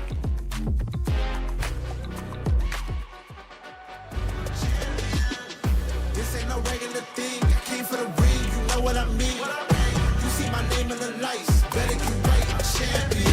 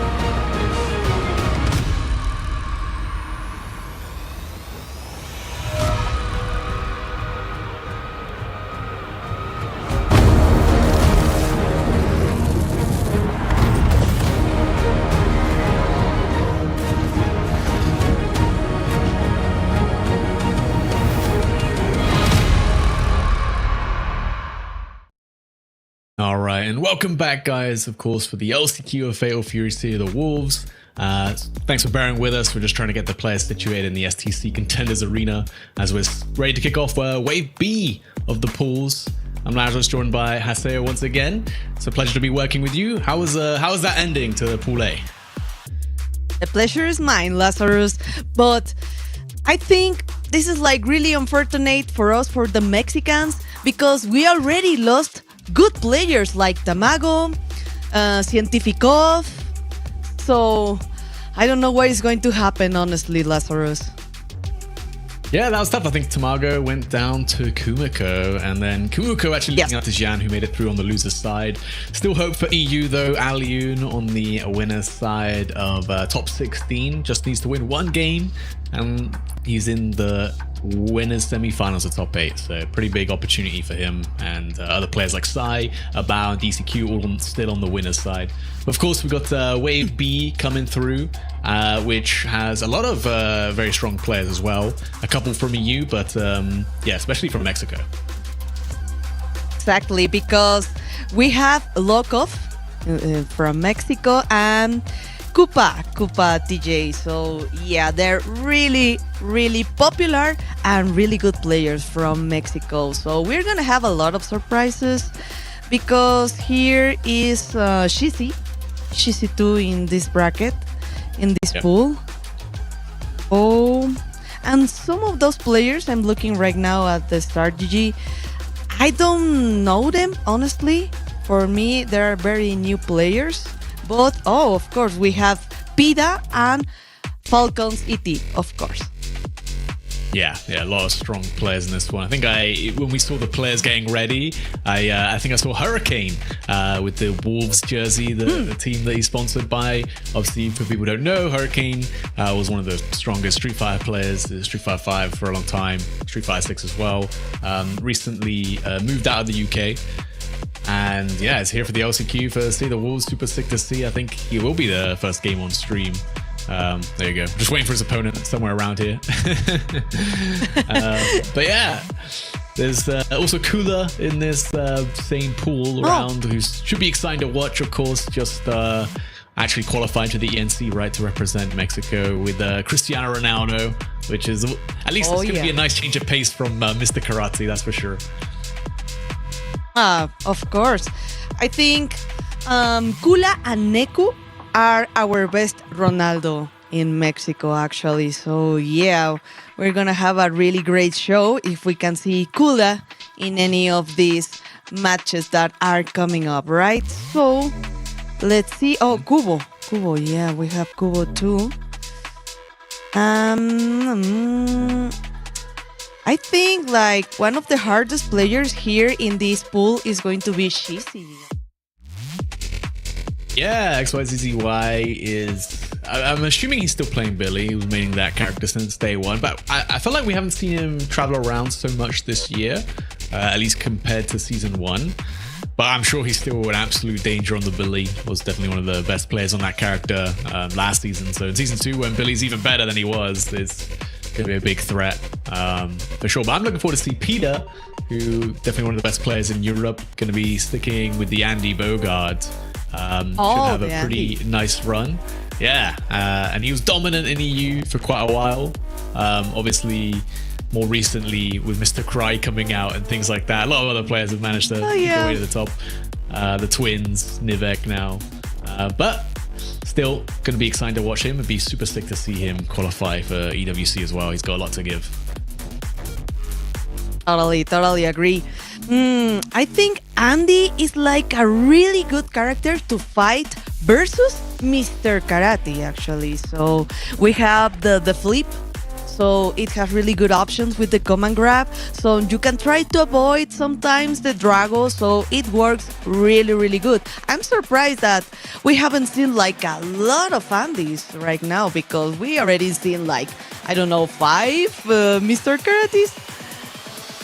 Yeah, he's definitely like a bit more of a specialist character, but he's definitely quite good in the matchup, right? Like you mentioned, has the flip, the EX teleport as well to get behind the Drago stand. Things like that is all really useful. I think it's weird. Andy hasn't changed obviously much from season 1 to 2, but more people started playing him, so more people know the matchup, and I think that helps. That doesn't help the Andy players, I should say, because his offense, it revolves around the demon flip quite a lot, but once someone knows all the options and knows how to beat all the options, it can be a little bit harder to open someone up as Andy. He still does have like the +4 on block, close D, which is super useful. Like not every character has one of those, but you have to get a little creative to actually open up your opponent. Yes, you have to do a lot of dash unders to try to avoid the demon flip from Andy. Yes, you can try to guess and go for a high dodge. You can try, but it's kind of a risky option, but it could work. It could work. You need to know specifically how to fight against Andy. So right now, we are ready. We are ready for the next match because we're gonna have Xingchen versus AD and KOF. Yeah, Xingchen, one of those players that I was mentioning at the start of the stream from China, who doesn't really travel outside China very much, just more takes part in their domestic league and does extremely well there. But of course, you know, when you got someone to look up to like Xiao Hai, it's going to be pretty easy to motivate yourself to be a good player in Fatal Fury.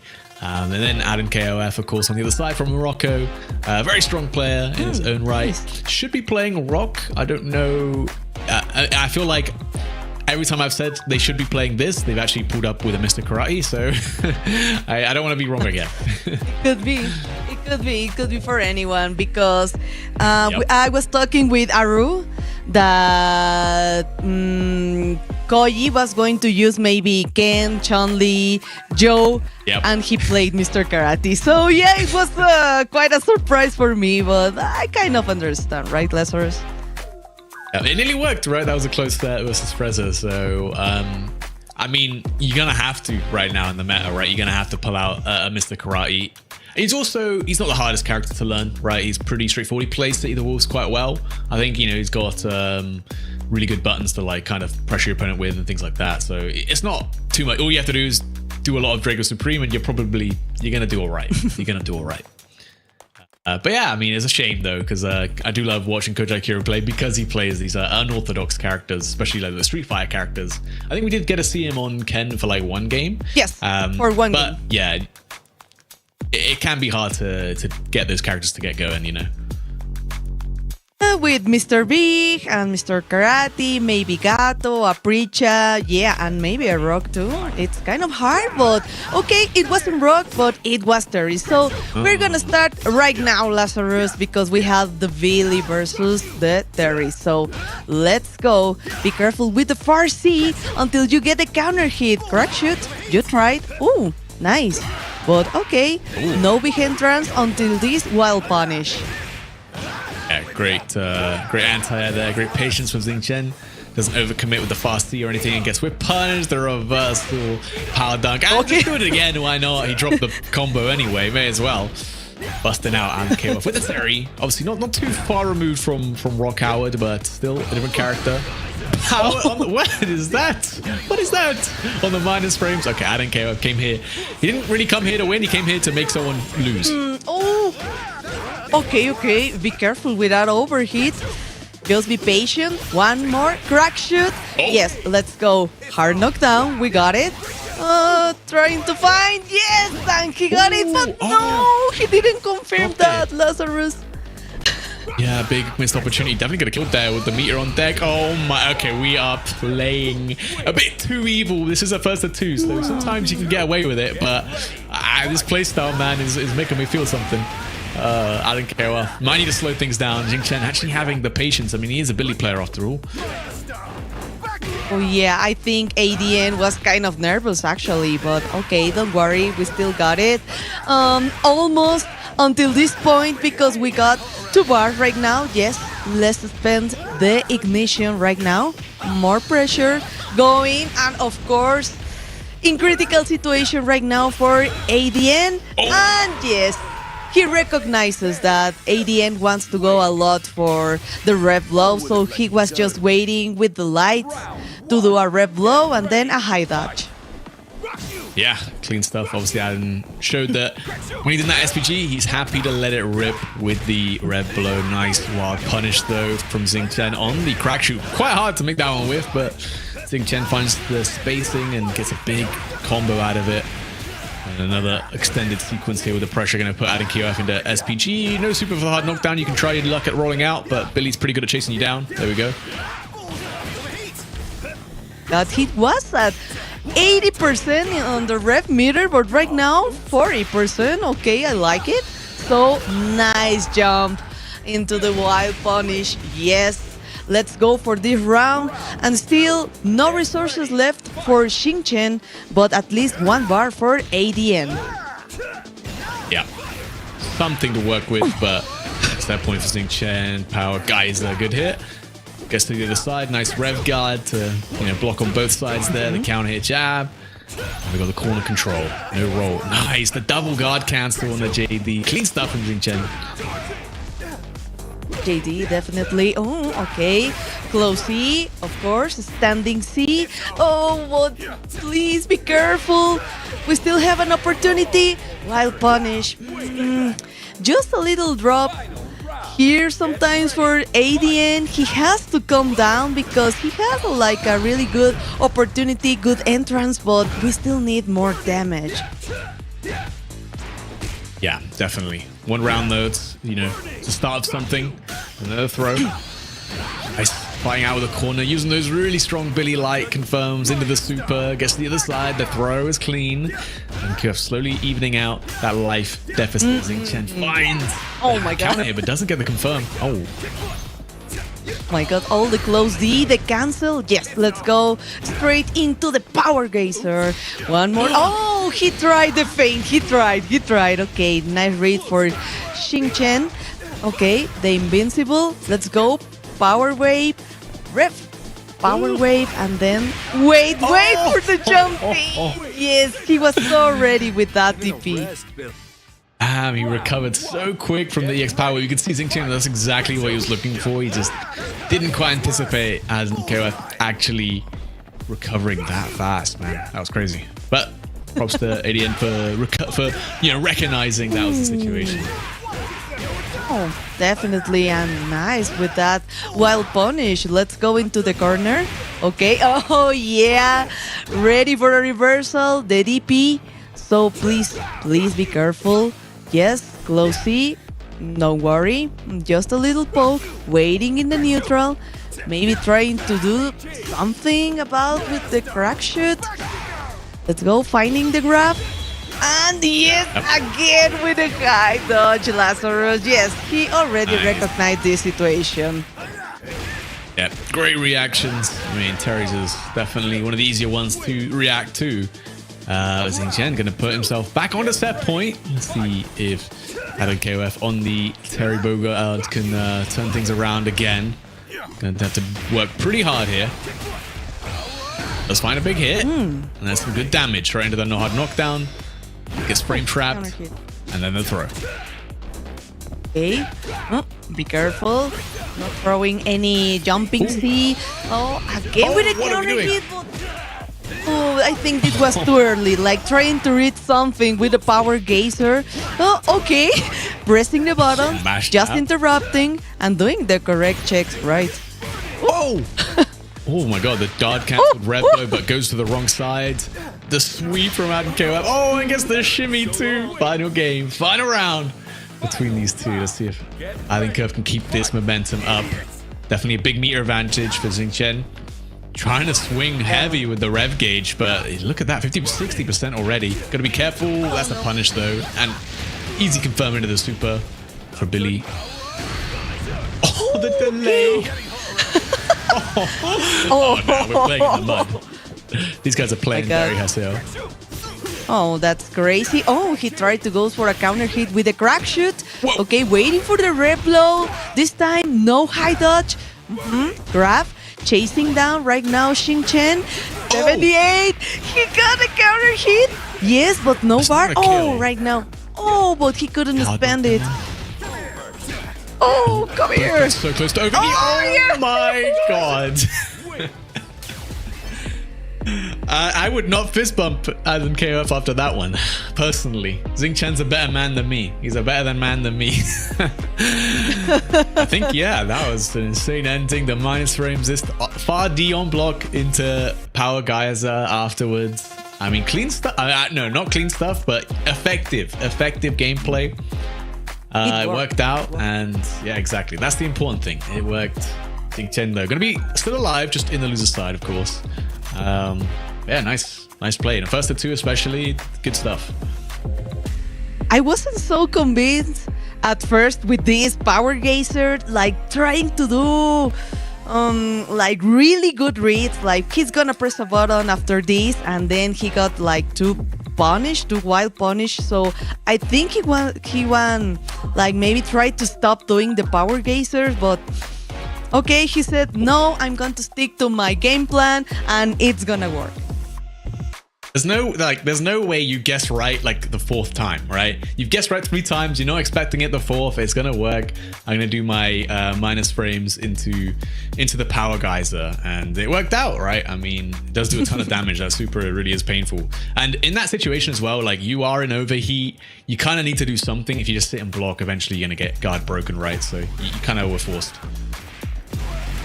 But and this crouching C, ouch. Yep. Ooh. Look at this.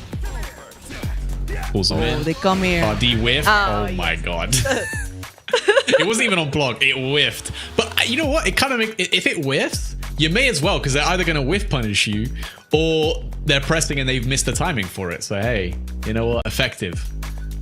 So it was a good challenge, actually. So it worked. And yeah, I think like maybe Shin wasn't expecting another Power Geyser, because it was like really, really risky to do that in that moment, because that would have been it for, I think for that round, it was final round, right? In that moment. Yep. So I think it would have been really risky for ADN. Yeah, you gotta be built different to make decisions like that in final game, final rounds of like the Esports World Cup last chance qualifier, right? Yeah, that's a dangerous individual there. Going to be moving on the winner's side. Don't know who he's going to be up against. I'll just check out his pool as we're going to get ready with the next game. We got Hurricane now up against Sid, who Sid is he's a great guy. He comes to a lot of European events. He creates his own fight sticks. Really awesome designs as well. He pretty much, if you go to any European event, this guy will be there, and he has some of the sickest merch ever. Let's see how he does in Fatal Fury. I don't know. I have not seen him play personally, and up against Hurricane will be a tough challenge. But do you know their characters by any chance? Hurricane, I mean, he was playing Preacher like a long time ago. Oh, okay. I imagine he's on like Mr. Karate now, if I had to guess, you know. But we'll find out. Sid, I'm not sure personally. Yeah, could be anyone. It would be interesting to see a Preacher right now, because she's really a pretty solid character. But okay, T-Suck is like one of the upsets for me right now, Lazarus. Yep. I can't believe how wrong I was. Hurricane playing Vox, that's crazy, man. Sid playing T-Zog, look, he's here to have fun, man. He's here to have fun. Oh, we're getting drops. Oh, this is a button check. Actually, no, no, this is the game. For a second. Oh my god. Checking buttons, I can't lie. Oh, I was really surprised, because when do you see a T-Zog like at this moment in this kind of tournament, right?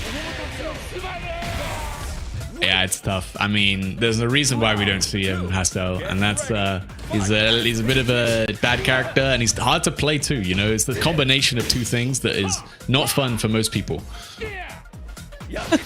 No, not at all. But yeah, okay, don't worry. But I think, oh my god, yes, of course, the counter hit. I think Box has really, really good frame traps, so you have to be careful with the dive kicks too. Yeah, especially his DP break is probably second best in the game behind Preachers. It's really good, low recovery, fast, big counter hit starter, right?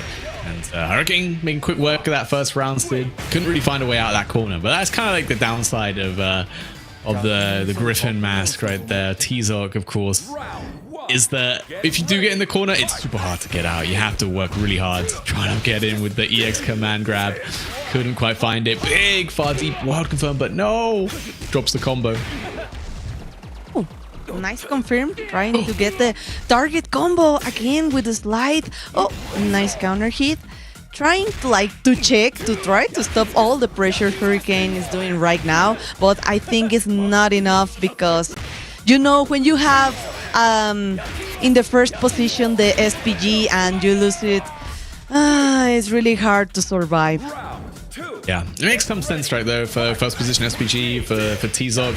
You can get those hard knockdowns rolling, you can get some of that command throw pressure, but yeah, I mean, it's going to be tough against Vox. Like, he's going to be able to rush you down so quick, and you got kind of slow buttons. The check, try. Oh, Hurricanes, bro, why does he know the matchup? He keeps jumping on reaction to the demon flip. Like, I don't know, man.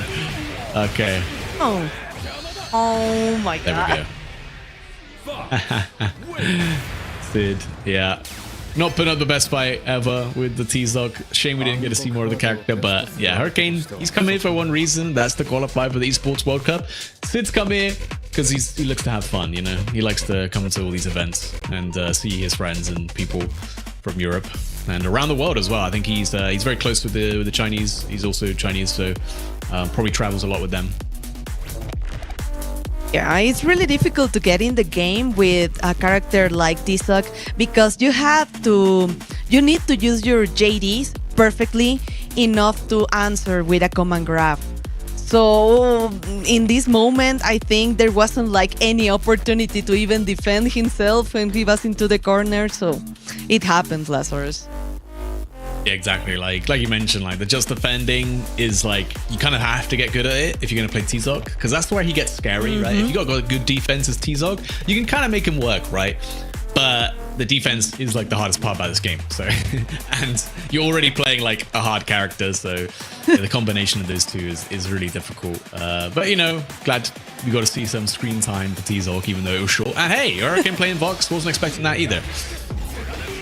Yeah, I really appreciate to see a T-Zog in this kind of tournaments. But yeah, Sid was like, I tried so hard, but okay, like Vox with the frame traps and the dive kicks, the mobility. So I kind of understand.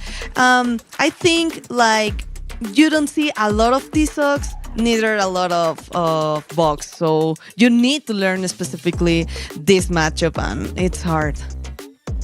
And like I said, Hurricane for some reason knew the matchup like wow. Like T-Zog has like the demon flip grab, right? He jumps in the air and he grabs you. It will always hit everyone like the first time, but not Hurricane. Hurricane's like, nope, I'm jumping. I react to these every like, time he was jumping out. Yeah, it's crazy. Also, I don't know why he knew so well this matchup, but okay. Still, we got some fresh characters. We already seen a lot of Mr. Karates and some Mr. Big, but it was good to see again a T-Zog, a Vox, so it's good, it's alright. Yeah, I think it was. I'll be more excited to see more of Hurricane now. Gonna move against Masao on that winner's side. That'll be a tough matchup, but hey, you know. It would be cool to see him, you know, make it. I know he was in the ENC qualifiers. I believe he got quite close to making it and representing, I think Cameroon it is, the country he'd be repping. But I think he just fell short to HSN in that bracket. But, you know, clearly been grinding the game. A lot of opportunities for him with the EWC, ENC now, as the SWC. There's so many big world stage level events that I think a lot of players have started to pick it up and be like, hey, you know, this is a great opportunity for me to really compete in this game.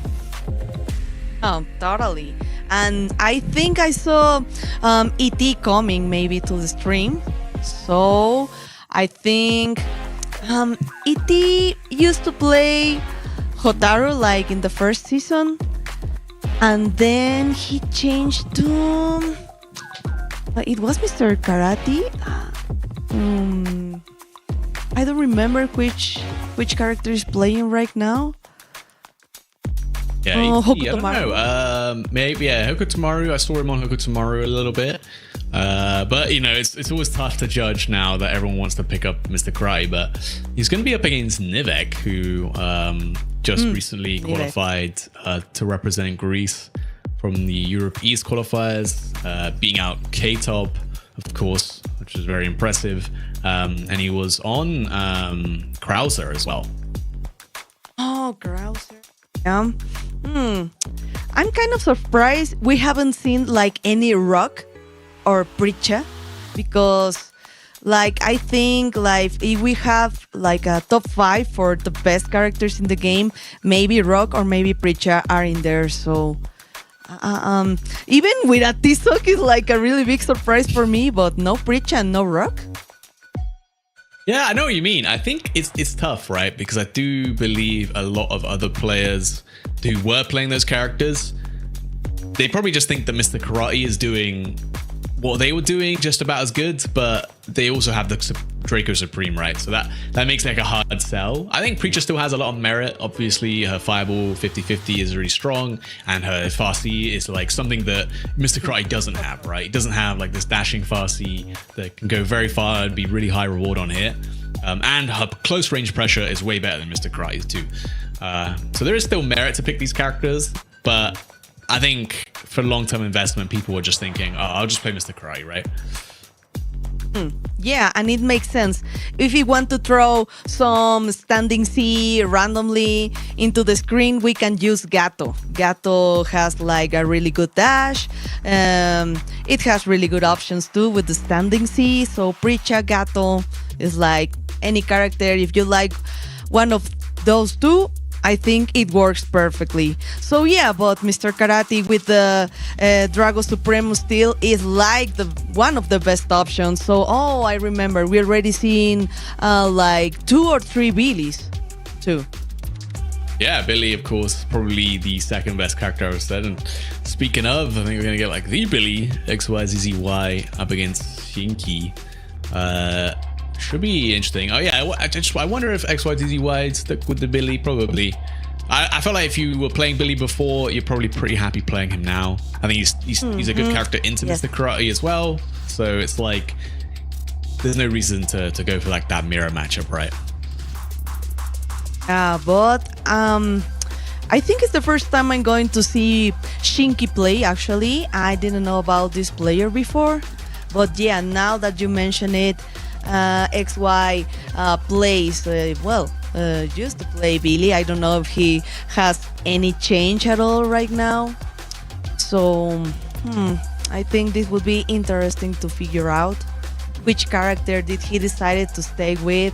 Maybe like many players change to Mr. Karate right now. So let's see.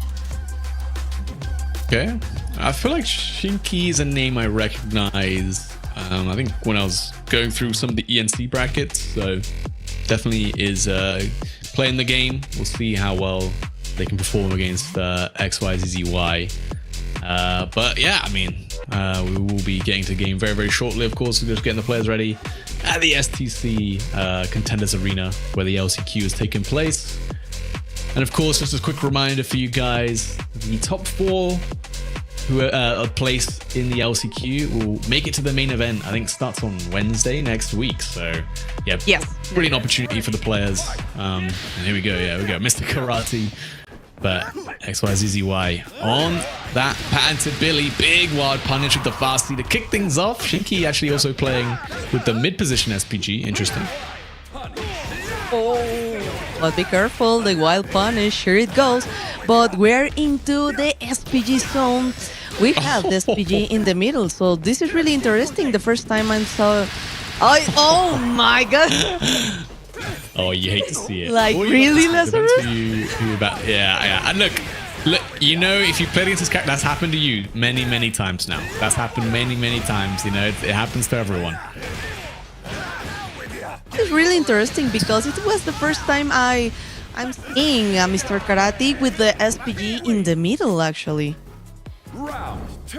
Yeah, there's definitely some merit to having it in the middle. You know, if your opponent wants to spend like a super on the first touch of the game, it's generally going to put you into SPG, so you're going to be able to use it defensively a lot more than the final position SPG, the Tatsu's coming out.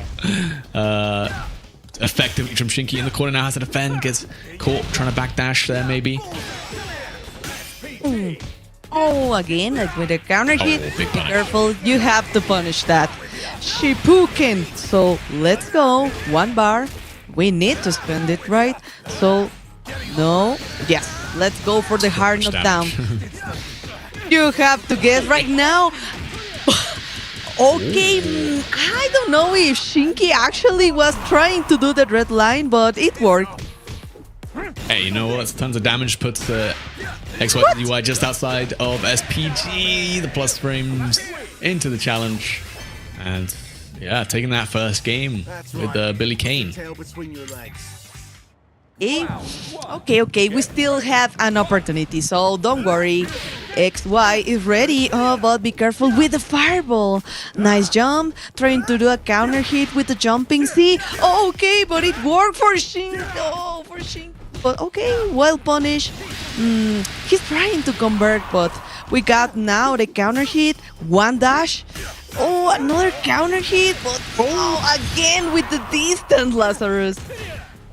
Yeah, Shinky unfortunately getting these combo drops. And you know what? It's just the Canadian coming out. I mean, look, it keeps coming and it keeps working, so why not? Shinky ain't stopping anytime soon.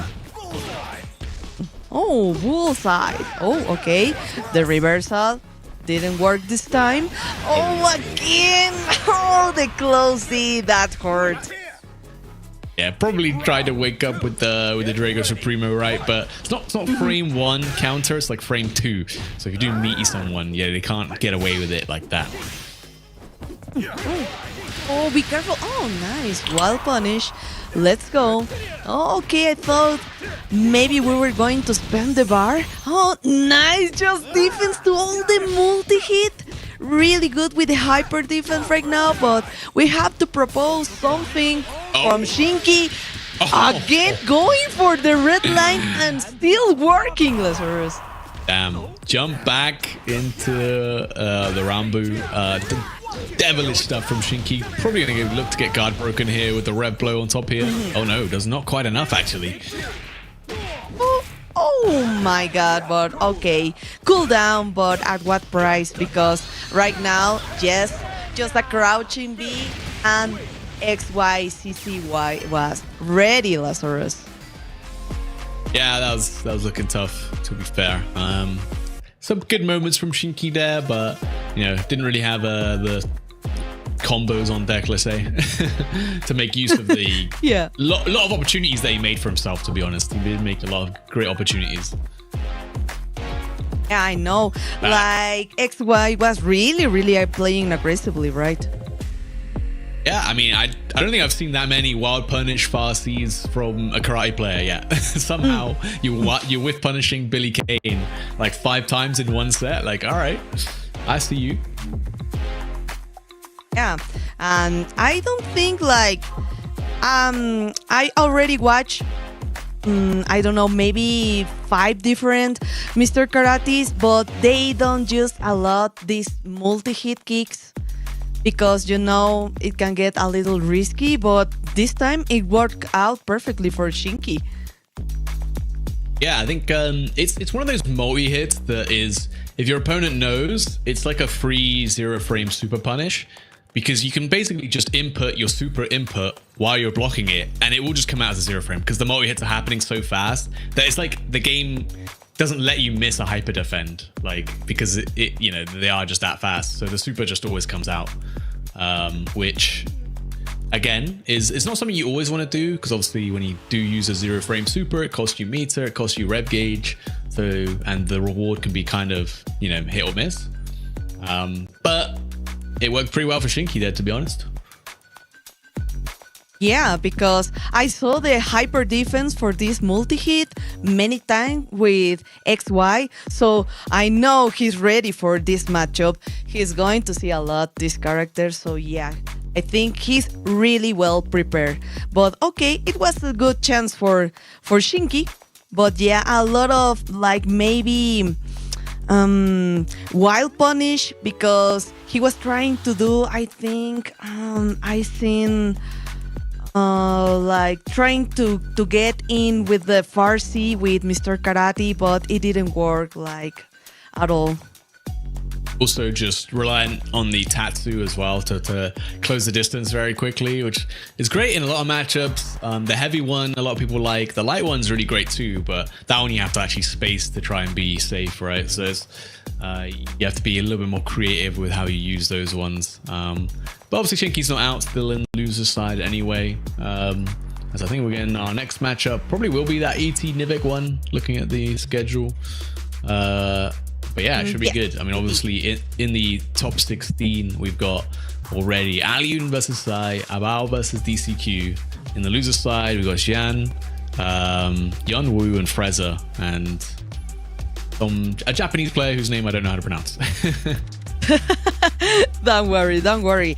And I see... Okay, we can... Oh no, Lokov is already playing. Another popular, really good player from Mexico. And yes, of course, we're gonna have next ET versus Nivek. Yes, but I'm not sure which character is playing right now Nivek. Should be Krauser, but he also does have a Billy Kane. Billy Kane is also very good, but he will want to probably play the Krauser. Depends on the matchup, I suppose. For ET, depends on what character he wants to pick. But yeah, Nivek's been doing really, really well. He's definitely probably one of the most improved players in Europe this year. Like, we have like a league that we run in Europe called Lead the Pack. And Nivek, at the start of the season, he was playing T-Zok. And he did okay, you know. He maybe squeezed into like the loser side of top 8 a couple of times. But in general, his T-Zok was not looking great. And then he picked up Billy Kane and he started winning a lot more. Like, it got a little scary how much he was winning.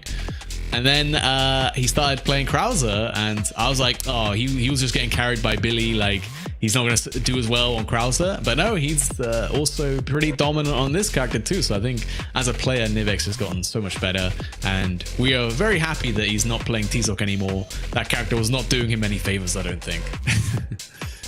Yeah, and I think Krauser is like a really pretty solid character, but I think he's not like too popular. We got the Tomahawk, we got the Fireballs, so maybe this would be, oh yes, the perfect time to see right now Krauser versus Mr. Karate Lazarus.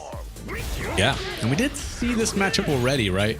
Sai on the Krauser did manage to beat up let's have a quick look who's he against now.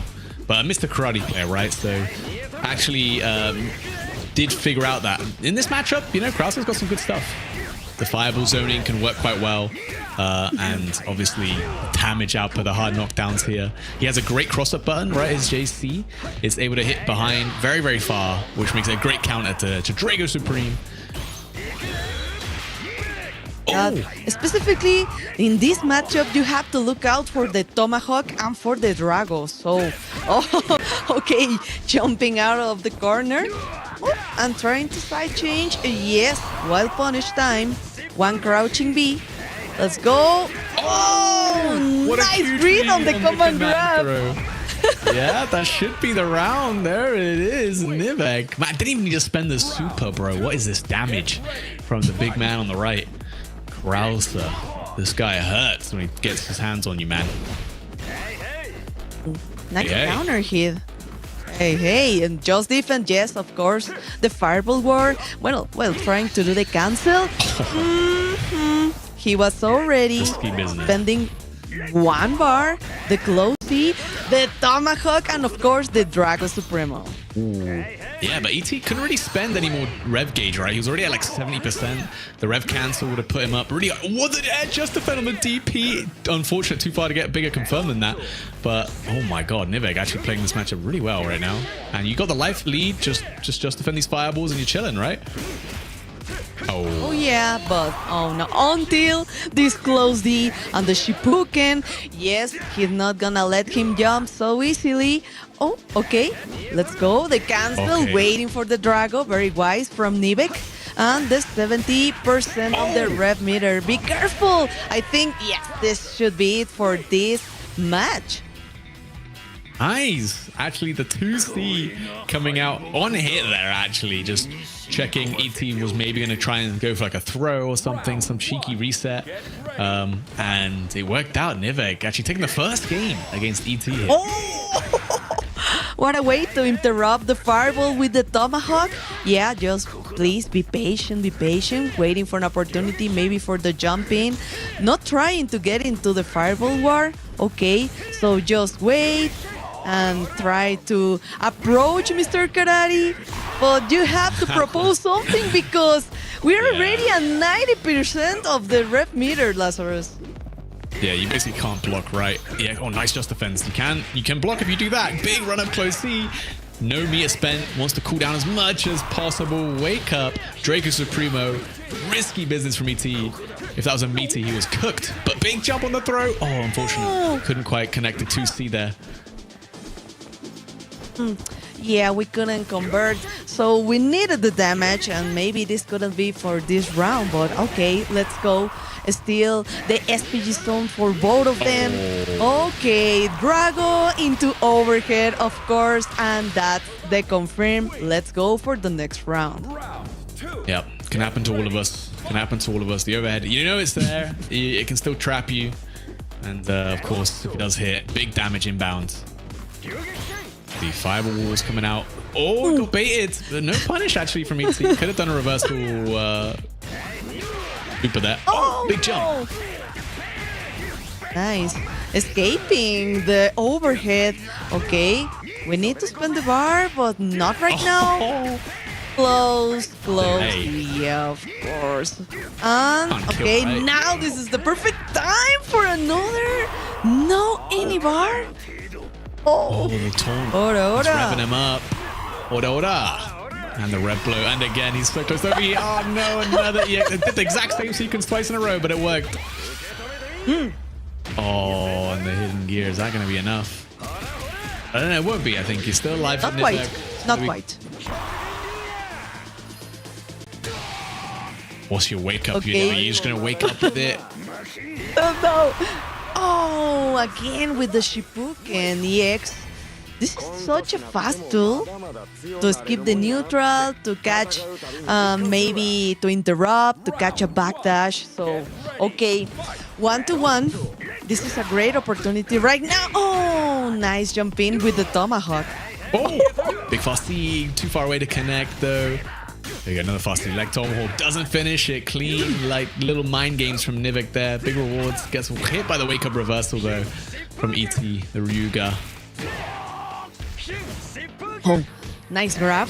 Shippuden. I'm waiting for the Drago. Please don't press any button. Oh Be my careful, God, it's not your turn. Yeah, just still not your turn with the DP. And please be careful too with the red blow. Yeah. The red blow, man. That's exactly how ET made the comeback in the last round. Looking to do the same in this round. Trying to bait out that Kaiser wave, right? With the feint. That is overheat. Nice. Worked out. And you know what?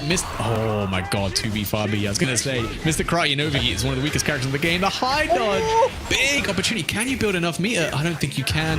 You're going to have to guess on this last situation. Might be time for a command throw. Maybe. No, doesn't go for it. Air. Oh, we tried a dash under, I think, but ET missed it. Nivek now on set point. One bar. Right now, we got the resources and one Shippuden. Let's chase him down. And maybe into more pressure. Yes. Oh, no, again. Okay, well punished, but not too much damage. So it's fine. We're still there. Let's go. Fireball time. Yes. You just have to duck, so don't worry. Nice jump. Maybe trying to get again with a tomahawk. Oh, nice counter hit. This is gonna be a lot of damage. Yeah, Kaiser wave, hard knockdown here. Over me head. I don't know if that was me or not, but it doesn't connect. Big air to air. Last hit potentially for Nivek. Just needs to find it. One hit confirm into the super will do it. Even. Oh, okay. Nice answer from Nivek. What an answer, honestly. Whoa. Keeping that bar just in case, Lazarus. That is crazy. Nivek knocking out. Well, not knocking out. Knocking down into losers. ET. Well played. You can see H-Dope and K-Top there in the background. I mean, look, these two brothers both qualified for EWC. Nivek potentially joining them now. And yeah, I mean, look, those two brothers have been killing it right now. H-Dope especially at the mix-up beat, you know, many legendary players. Goichi, Mock, Kindevu, Shadow X, all in these Game 5 like slobber knockers. And you got to think, Nivek's probably training with them every day. Every day he's training with these guys. And he's, you know, his level of play is definitely showing it. Indeed, because it's really refreshing to see a really good Krauser on screen. So this was a really great match, but okay, I'm looking at the Star GG right now, and maybe we're gonna watch maybe Lokov or Koopa. Oh no, I think Koopa is playing right now versus Pita. Ooh, okay. Oh, That'll be yes, good to see the match Loco. of that. I wonder who Koopa's playing, you know. Obviously, he was on Preacher like season 1, but the last time I saw him, he was playing Terry, which I was like, why we swap from Preacher in season 1 to Terry? Playing Preacher, and I think he was playing Rock one time because, of course, he has to explore all the good characters. So I'm not quite sure. Right now, Koopa, which is his maining right now, but for Lokov, we had he used to play Marco, and then he changed to Mr. Karate. Oh, So- I was gonna say you know it's bad when Lokov changed from Marco, man. That's Yes. a sad day. That is a sad day. He was like the Marco for the longest time, the strongest He was soldier. the Marco. He had to Yeah. don the mask himself. Oof. Okay. Well, we'll be getting Lokov versus HSN player from Cameroon, I believe, who has been doing very well in Europe as well. Got top 8 at Hessen Crash, top 8 at the Mix-Up as well, and yeah, in general, has been pretty strong. I think did qualify for ENC, I believe, for his region, and I think this will be a tough challenge though. Lokov definitely one of the best players coming out of Mexico, so can be difficult for yeah. anyone on the other side of his seat. That's true. And here in Mexico, I know the Sandia Nation is right now cheering for Lokov because no se me saquen de onda, chicos. Lokov is on the screen right now. He's very popular in the community. Everyone loves Lokov. So we have the Sandia Nation. So I think everyone would be really hyped for this match, Lazarus. Yeah, it should be interesting. I think HSN plays Rock, so you're finally gonna get your wish, Hasta. We're gonna see a Rock on stream, I think. A Rock. Gonna be up against Mr. Karate, which I think Rock can do quite okay versus Mr. Karate. I think his EX Fireball does quite a lot of work in the neutral, and yeah, we'll have to see. How HSN wants to play it.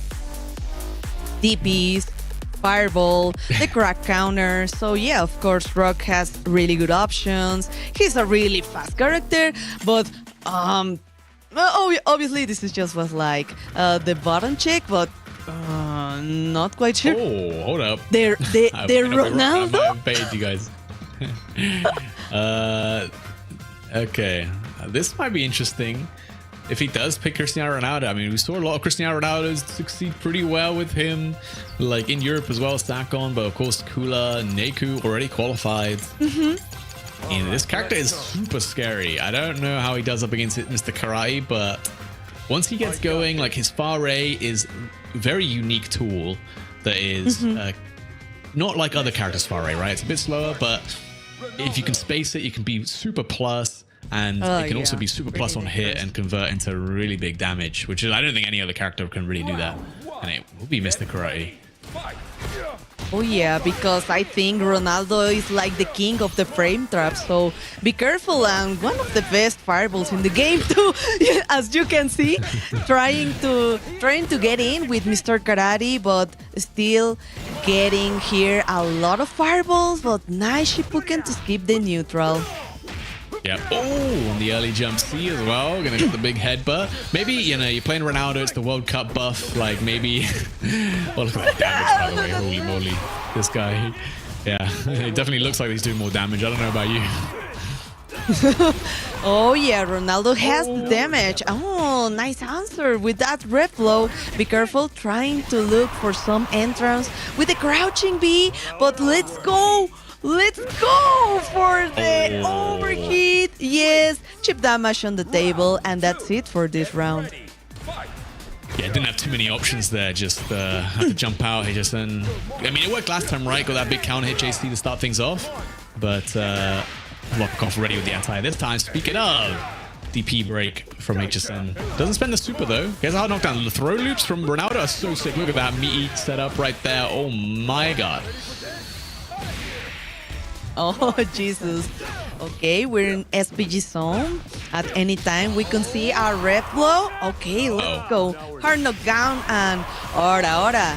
Because we want to get maybe the rev meter a little more for HSN. No super?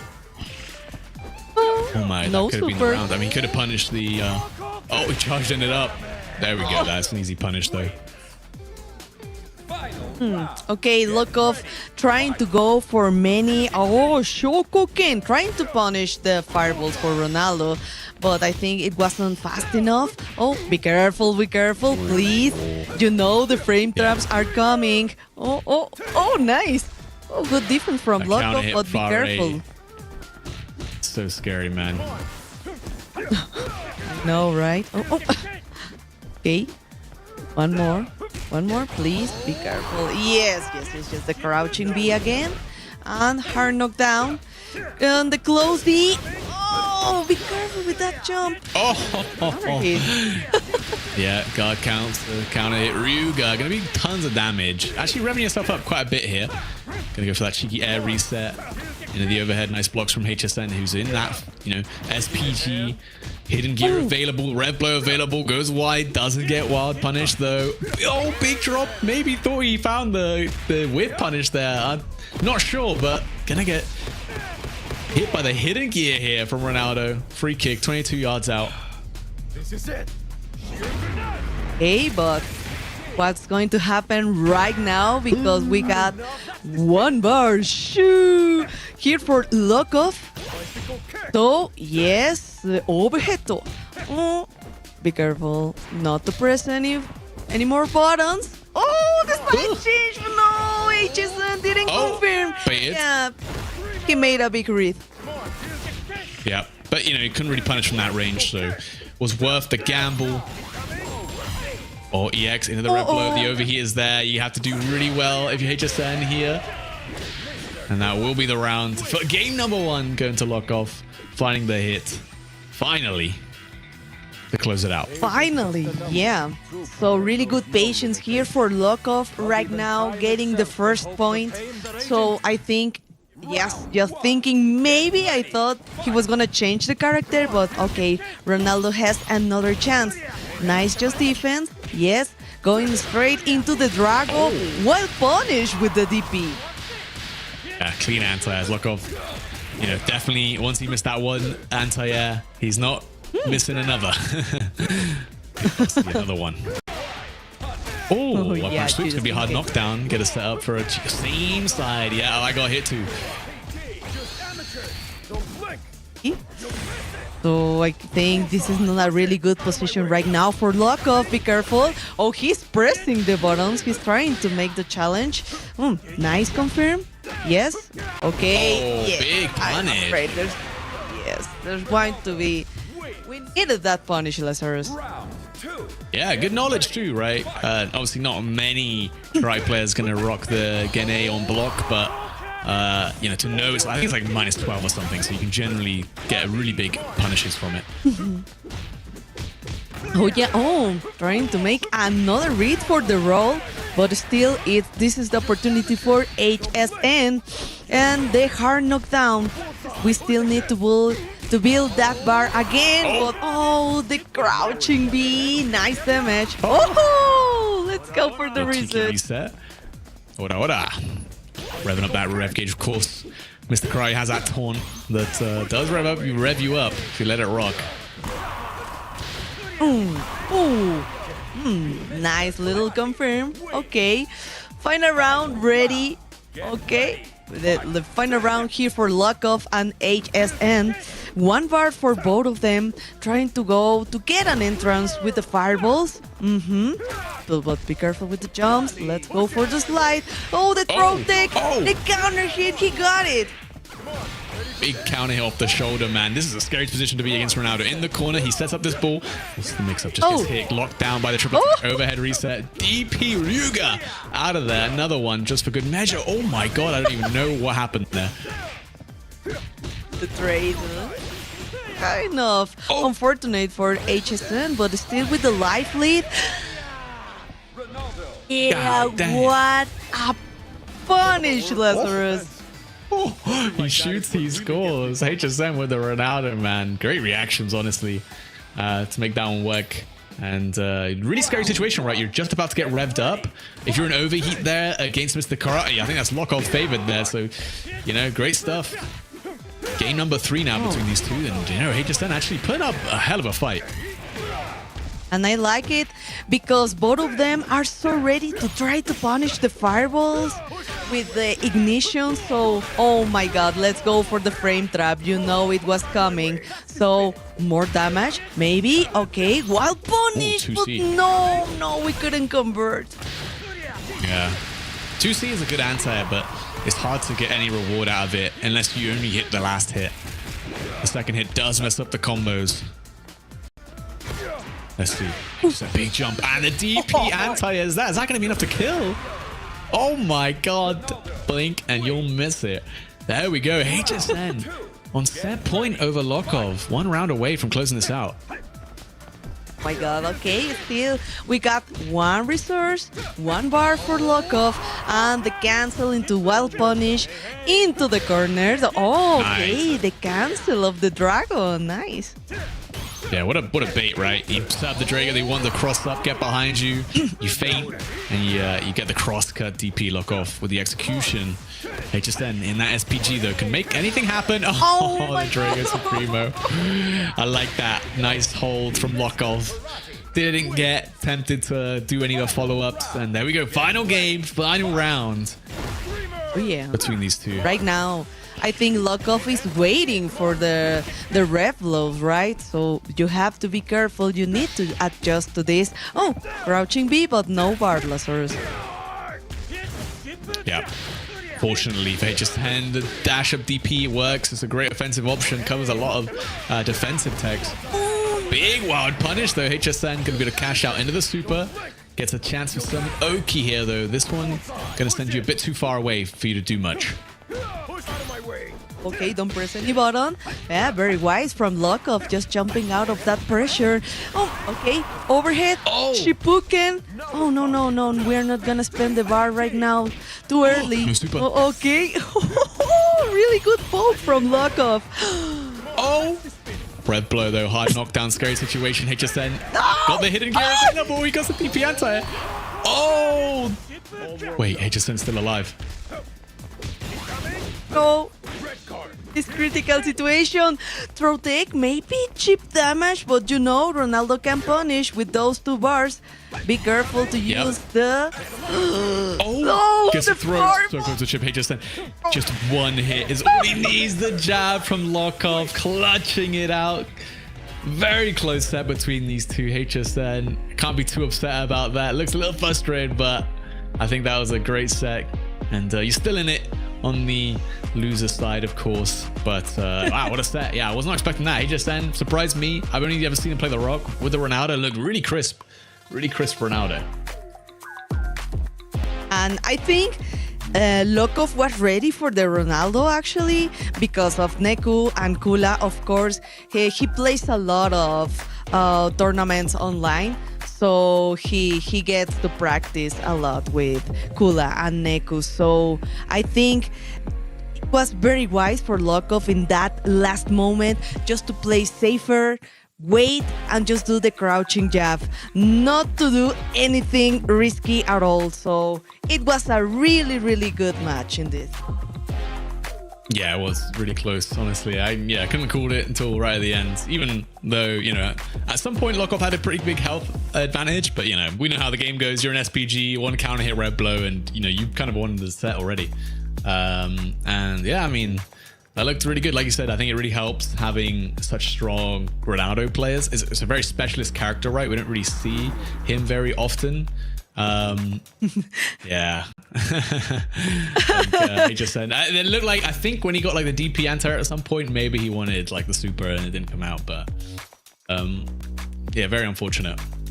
But yeah, I think at least for now, that's going to be all the action for the pool 1, and we're going to be hopping into pool 2 just after this short 5-minute break. See you guys in a bit. Be right back. Play is in our DNA.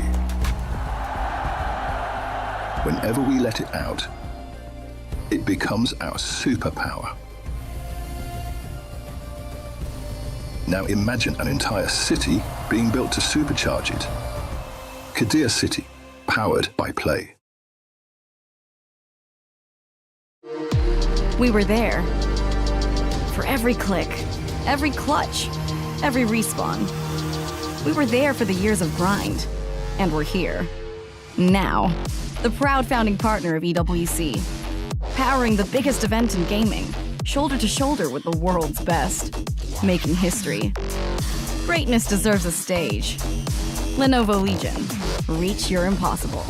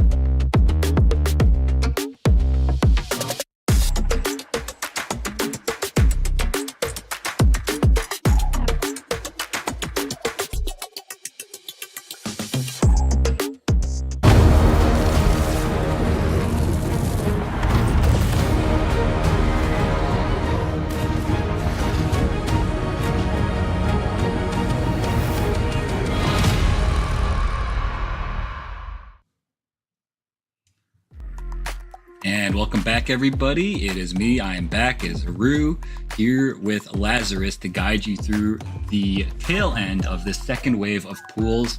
We've got, the competition is kind of whittled down a lot to a very, very strong field of competitors. It's been a great day of competition. Lazarus, how are you feeling, man?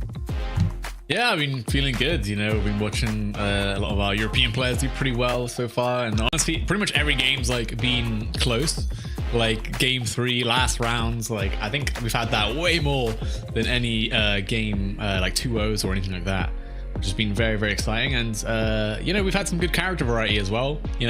Obviously in the advent of Mr. Karate, a lot of people are playing him, but we still see people being the character specialists and still playing the Krausers, the Kinds and things like that, right? That we've seen throughout today. Ronaldo. Yeah, it's been a very surprising amount of variety. We're about to get some more, in fact, as well. We've got sitting down to play, we've got Alex Smith representing Ultra Arcade, and he's going to be playing against Good 8 Squad's Sugahiko. So 2 underrepresented characters in the current meta. It's going to be B Jenny from Alex Smith going up against the Kine from Sugahiko. Can you tell me about Sugahiko's Kine a bit? Yeah, sure. I mean, he was at Brussels Challenge and I did play him and I sat down and I was like, oh, it's a Kind player, season 2 Kind, whatever, man. I'll smoke this guy. And it was in fact me that got the smoking. This guy was super clean. He's if you told a robot to play Kind, it would be exactly how Sugahiko plays. This guy, he does not give you room to breathe. Every setup he has is, frame tight, covers a lot of options, a lot of OSs. He is just extremely dialed in. And, it shows. I think he's had extremely close results against some of the best players in the world consistently as he's been traveling around, but he's always fell short of the final hurdle. He's always lost in that final game, final round, so hopefully, today at the LCQ for Esports World Cup is a different day. Yeah, I mean, obviously the last chance qualifier, last chance for all these players to make it in to that dream tournament, the EWC, for a chance at winning some life-changing money. And both these guys, I'm sure, want it real badly. Alex Smith, I know for a fact, has been kind of Fatal Fury's strongest soldier over here in the United States, always looking for games, traveling all over the place, making his mark in every tournament that he enters. And really, I mean, it's been very impressive that he's putting up these types of results with B Jenny. I remember trying to convince him that he's such a good player that his talents are wasted on this character. But he said, you know what, this is my character. I'm going to, push her as far as I can. And I don't think I would have the same types of results on other characters. And you know what? He's putting up the results, so I can't even argue with him there. Yeah, fair enough. I mean, that's BJNA, a lost, it's almost like a lost relic. I don't think I've seen anyone play this character since maybe the first week of the game. But I think she's always been, at least when you play her, you don't realize why she's bad. She has really, really strong things. I mean, she has the 5. I think it might have slowed it down, but 6 frame close C into that fast C target combo, hit confirm is super clean, it's super nice. Her pressure, I believe it was a 5 frame close C, and it was very good at catching you jumping, things like that. The counter is a really high reward counter, kind of like Mr. Karate, right? It just doesn't beat 9 other options at the same time. And she has additional air mobility. She got the dive kick, the drill, things like that. There's so much going on with this character that you'd think she'd be decent, but I think her speed and then her buttons, her neutral pressure, kind of lets her down. Yeah, I think she's a very complete character on offense, but a little bit less complete than before, but she's still got a wide plethora of options that she has available to her. Defensively, her anti-air game is it's serviceable, but it's not super rewarding. And obviously she does have access to the best rev blow in the game, which does come into, it becomes a factor when she's put into that final SPG territory. So always something that you have to be aware of. Yeah, definitely. And Kine, obviously did lose a lot in season 2, gained some things, but yeah, ultimately, I think the big thing that's lacking for him is his damage is not where it used to be, right? So he needs to win a bit more interactions. We're gonna go dash, EX, splash, kick, Sugahiko. How does he do it?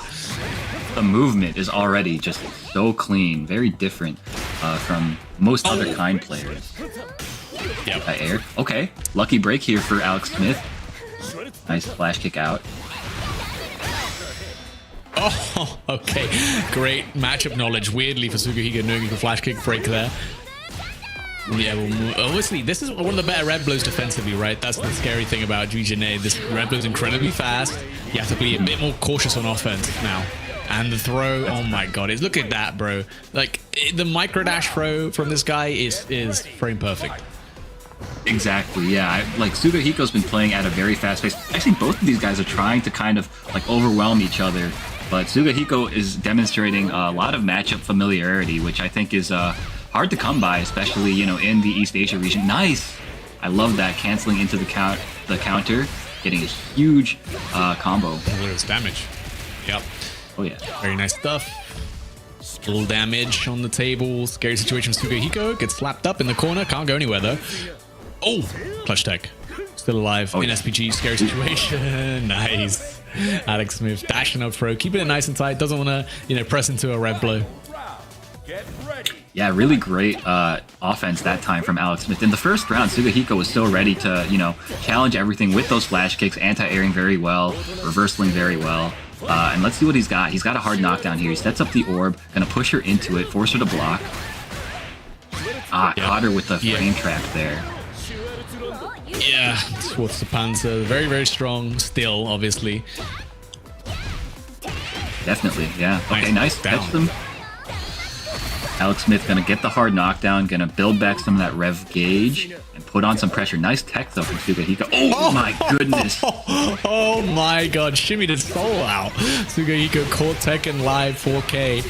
Holy moly. Can you build enough super here? Oh, you do just about build it. Alex Smith with the clean combination. Taken game 1. Holy.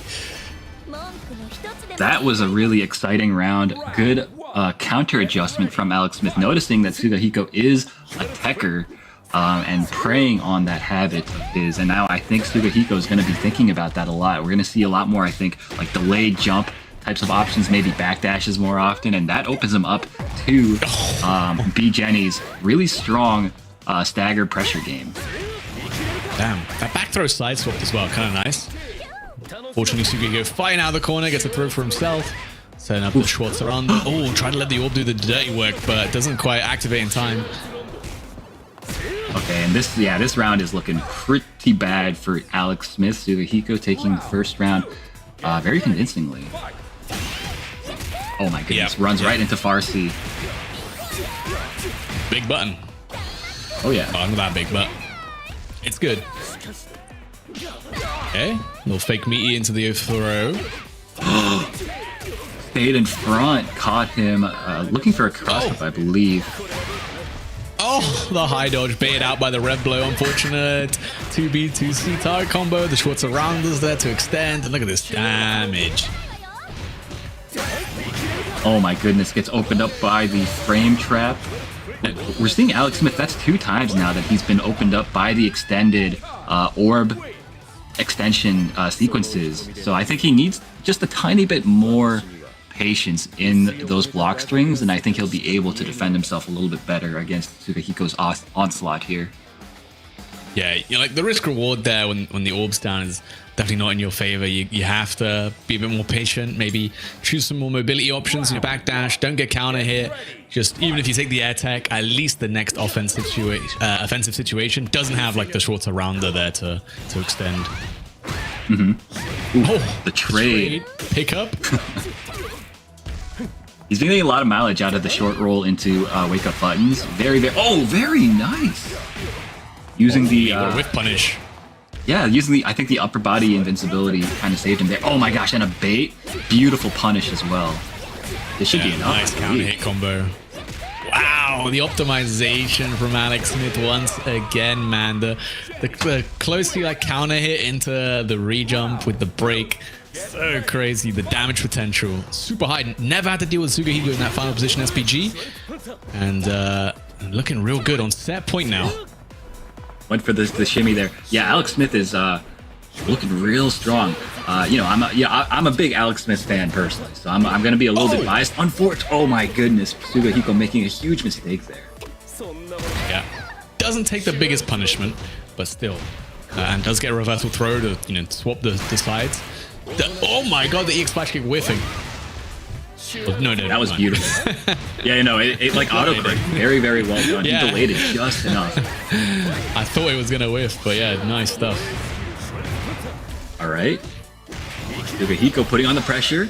Guard cancel. Counter hit crumple. Drops the combo though. Unfortunate. Nice air to air as well from Sugahiko off the jump back. Now we're getting another final game, final round. How many times have we seen that today, Aru? Oh my goodness, I don't know. We're only going to keep seeing this too. All these guys are so hungry, playing their hearts out, leaving it all out on the line. This is the final chance. Schwarzer on the throw loops, man. This is so dangerous situation to be in. Oh, another throw. Scary. Okay. Okay, we're out. The bait! Oh my god, huge damage potential here. You're an SPG, Jesus. Do you spend He's gonna you cash have out. to spend the hidden gear now. Yeah, you're an overheat. That's gonna cool you right off. Look at the damage. And is gonna get that refund on the meter. Sugahiko though still has a lot of life to work with and final position SPG himself. But Lazarus, here's the thing. If he gets opened up by one good heavy normal, he dies here. And this could be it, Lazarus. No way. The hyper defend guard cancel red blow. And it's enough. Alex Smith, you are insane. Crazy stuff. That was so clutch from Alex Smith. His defense was on another level. He really maximized pop-off. There every it is. situation. Hell yeah. Good stuff, Alex, man. Wow.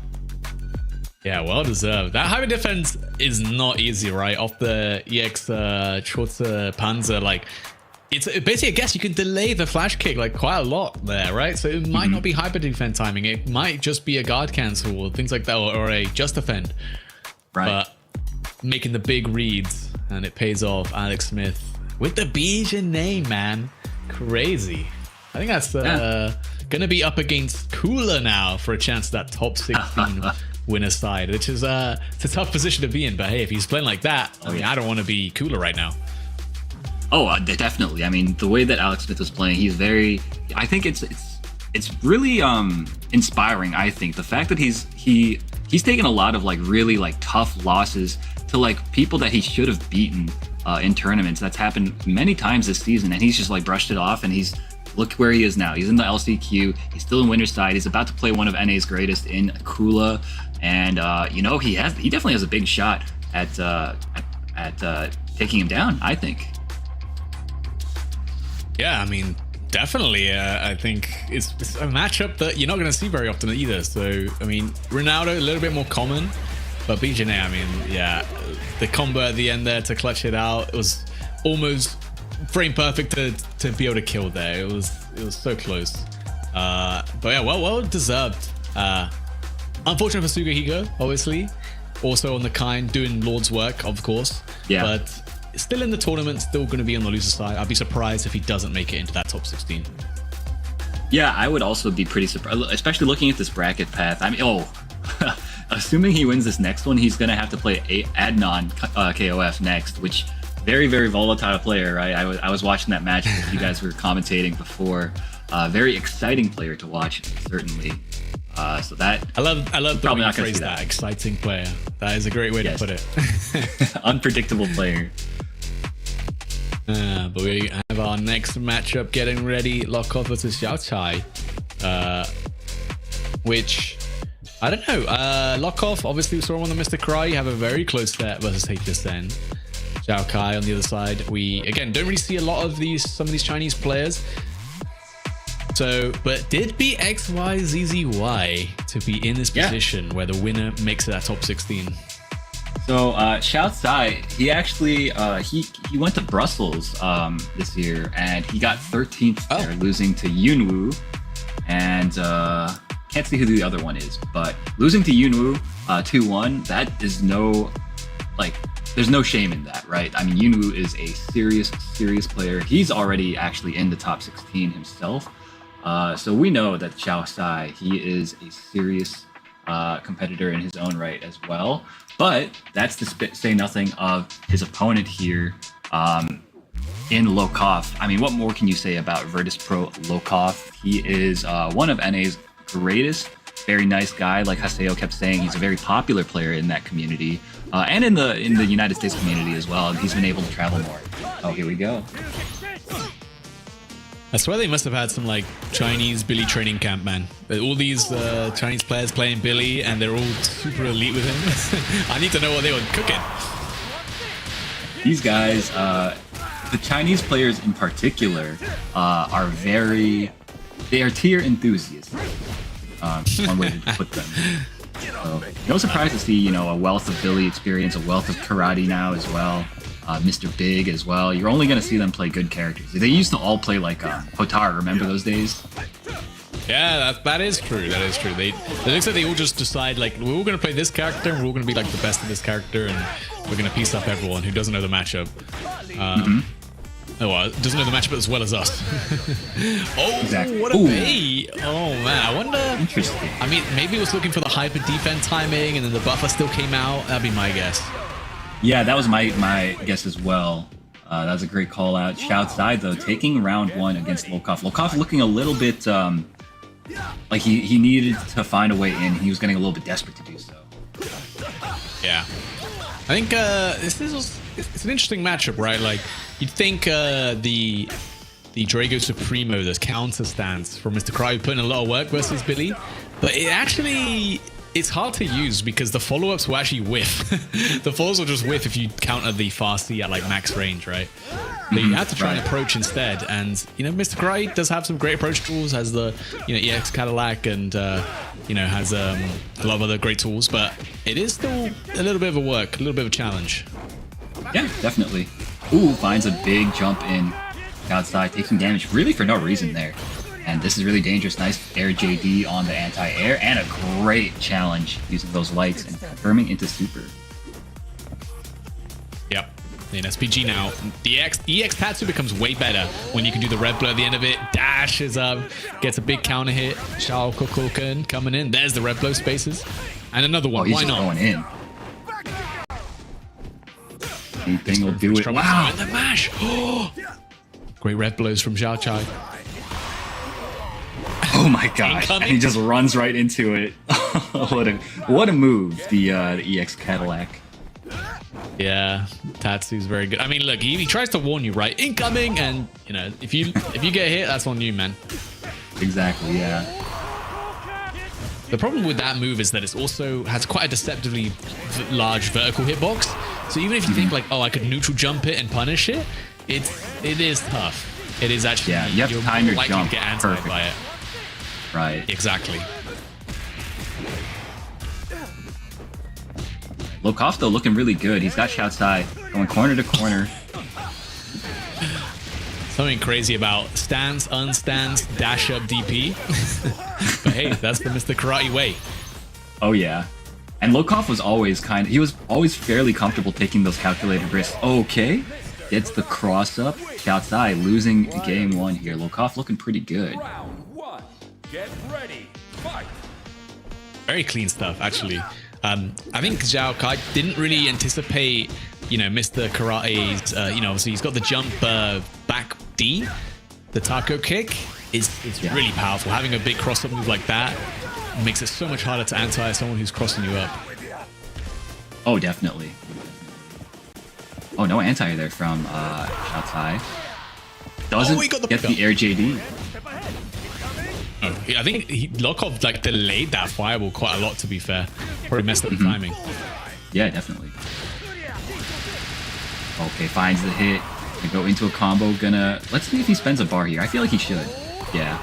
Yeah. It's too much damage. Hard knockdown's too valuable. Just need that one hit. The dash up 2B from Billy. Doesn't go into the super, actually. Just tries to reset. Maybe bait out a Draco Supremo, but it doesn't come. Classic. Oh, no. And once again, losing a round because he was caught flinching by the random Rev Cadillac kick. Tatsu. Yeah, also frame trap from the jabs. Obviously, if you break it, it's going to be safe on block at -3. And then also you can just not break it, and then it's a bit of a mind game as well. Okay. I feel like Shoutsai, most of his damage comes from sticking out the lights, to challenge Volkov's aggression. Yep. Don't want to be sticking out the lights against the EX Tatsu though. That'll definitely get you whiff punish. Hey, dashing up, man, bro. Oh my Draco Supremo. 3 hits, no break though. Yeah, it's a little surprising because Lokov clearly he's like picking up on the fact that Xiao Sai, he's just like pressing lights defensively frequently. Big damage. And a chance to cool down for Xiao Kai, who has the offense now. Jumps out. The taco kick is going to land flesh. Now Lokov has a chance to move on the winner's slide with this combo. With the hidden gear available, that should be more than enough to kill, just to make sure. And Lokov taking a 2-0, a rare 2-0. Most games have been coming down to that game 3, but Lokov looked pretty dominant in this matchup.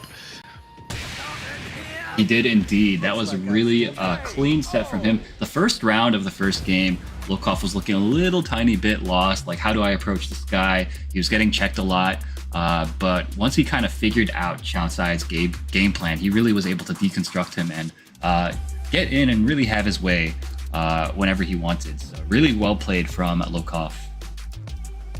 Yeah, he definitely is making great use of Mr. Karate. You know, as much as we a bit sad that he's moved on from Marco to Mr. Karate, ultimately these are both karate masters, right? One way or another. He's still used to throwing out those EX Tatsus in the neutral. That's still the same Marco. That's still the same Mr. Karate to him. Agreed, yeah. And I feel like you see kind of shades of the same way that he plays, like, because he's really good at taking like risks at good times, places that you're not really used to, or you're not really looking for it to come out. And we saw, you know, the random Rev Cadillac kicks, they were counter hitting more often than not, especially in like clutch situations. And that says to me that he had a good read on Xiao Sai. But yeah, we've got our next match. Right. I think it's tough, right? I mean, EX Tatsu, technically you can hyper defend the second hit. That's probably like best way to like reliably punish it. But it, you know, that's a lot to ask. 2-frame window. People will get good at it eventually. I think it's just one of those things. Yeah, it'll take time, like everything else. But if there's anything that we've learned from watching these players for the past couple of years, it's that they will rise to the challenge, you know? Speaking of rising to the challenge, though, we've got our next match. They're getting ready, it seems. It's going to be Masao going up against Gumi. So this is Japan versus Mexico. Two very, very strong players. Both of them have had very impressive tournament runs throughout this season. But as you guys can tell, we're not able to qualify just yet. They're making their final push here at this LCQ. Yeah, I think be interesting to see. I saw Gummy Brussels Challenge. I think he was playing like Andy and Mr. Big at the time.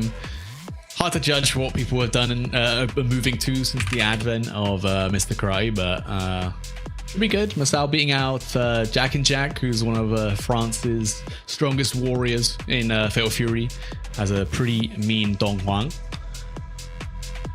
Oh, Dong Huang. Okay, interesting. Yeah, I would have liked to see that, but yeah. But he has a chance. He's still in the loser side. He's going to have to play against Xingchen next, and then the winner of that has to play against Adachikus. I'm not sure if you're familiar. No, I'm not, actually. Okay, well, he beat Punisher, who's a pretty strong competitor out of South Asia. I want to say Pakistan, if I'm not mistaken. Let me just double check here. Oh, no, he's actually Saudi Arabia, so Middle Eastern. That's looking like but yeah, anyways. Pretty diabolical. Sugihiko as that in KOF as well. That'd be tough, but I think we get in on the other side of the pool, some close matchups. Obviously Lokov beating out Xiao Kai, and then you got Peter versus Nivek. The winner will be up against Lokov there. Excited. Well, that's gotta be a heartbreaker for you. You know, EU versus EU, but it is winter side at least. That was a grand finals of like our weekly tournament literally last week. So Peter did win. So we'll see what happens today. Nivek's been playing super clean though, so it's hard to say. But I know if Peter wins, he'll get a chance for that run back against Lokov, which he desperately wants. And Gummy, I guess he is going to be sticking with the Andy, or I'm not sure who's who now right now. Yeah, we'll see in a moment. Next time somebody takes damage here, right? Yeah. Both these guys are playing very respectfully. Okay, we've got Masao on the Andy, it seems. Gumi on Big. Actually, the think the player name's cam the other and way the around, name so is. I think we are. Yeah. Yeah. I'm pretty sure Yeah, it would be the other way around. So Yeah, I Mr. would think so too. Is Masaldin. Okay, nearly an SPG here. Andy doing his usual tricks. Yeah, this character. Oh, very nice what a cross under. Yeah. Now looking really good. Damn. And that was enough to kill as well with the blaster wave on top. Round 2. Now taking that first round. Really well played from him, demonstrating obviously a high degree of matchup experience. No surprise, I mean, Japan is pretty high on this character, Andy Bogard. Score obviously stands out as one of the, big representatives of that character early on too. Yeah. Just qualified for EWC as well at EVO. What a hyper defend on the final hit of the close the clean stuff from Gumi coming through here. Goes for the overhead, a great block from Masao. Oh, but whiffs the air rev blow. This is going to do quite a bit of damage. Gumi does have 2 bars to work with, doesn't spend either of them, and he finds the hit anyway. Wake up command grab does get Masao killed. Round. Get ready. Fight. Yep. Dangerous stuff. Not sure who's going forward that one. I mean, once you roll right, you lose your throw involved, and you kind of have to do something special. You might gamble on like a tech or a throw or something. Alright, 1 round apiece. And the fireballs from Andy, man, they're super annoying, right? They cover this perfect spacing. They're a little bit a start up on them, but almost no recovery, right? It makes it really tough. Obviously, the selling point is they don't go full screen, but as an extended poke in the mid screen, like, it is tough to deal with for a lot of characters. Absolutely, yeah, and it makes sense to like this character in this matchup because of the fact that, the fireballs do help them contend with those gigantic Mr. Big pokes. Yeah. Gumi on last hit situation, and EX Demon Flip will do it. Air to air is clean. The reversal blast away from Asal. Fighting out right now of the corner. And Mr. Big in SPG is one of the scariest characters for sure. Tried to run away from the fast C, but you got nowhere to go, man. That fast C's gonna hit you from downtown. Oof. Runs up close. Caught him. Oh my god. Must have been mashing, I think. Got counter hit. Oh my gosh, he jumps. I don't think this hit. It does hit. Oh my god, Masao. Did the red blow? I'm sure he must have accidentally buffered it or something after the red blow was input. Gumi closing out that first game off that drop from Masao. I'm pretty sure he could have killed that right after that hit. So, man, unfortunate. Get ready. Wow, okay. I'm curious to know whether he pressed the rev blow before or after the flash, because maybe he saw the flash and he was like, oh my gosh, I gotta help I gotta save myself, But yeah, it definitely looked after. It might be in a situation where he already pressed a jump button and then he carried it into the red blow to try and do something, right? That would be maybe my guess, but tough to say. Yeah, Gumi taking that first round, man. Super clutch. Yeah. All right, and Masao getting a big hit there. Really needed that. Ooh, nice check on the dash up with the down C. Yeah, so it's a really good 2C, man. The range is deceptive, and it's quite quick to recover too. Absolutely. No anti-air, no. Oh! Just gets hit. Actually worked out for him. Yeah. I get it. Your opponent's not ready for you to just get hit by the jump in, so they're not even thinking about it. Ooh. Nice anti-air though from Masao, and he's got enough bar. He can really make this hurt, possibly even kill. Oh yeah, he just spends it all. Spends it all, actually. He wants to see the hidden gear. I guess so. I mean, it's a cool one. Can't lie.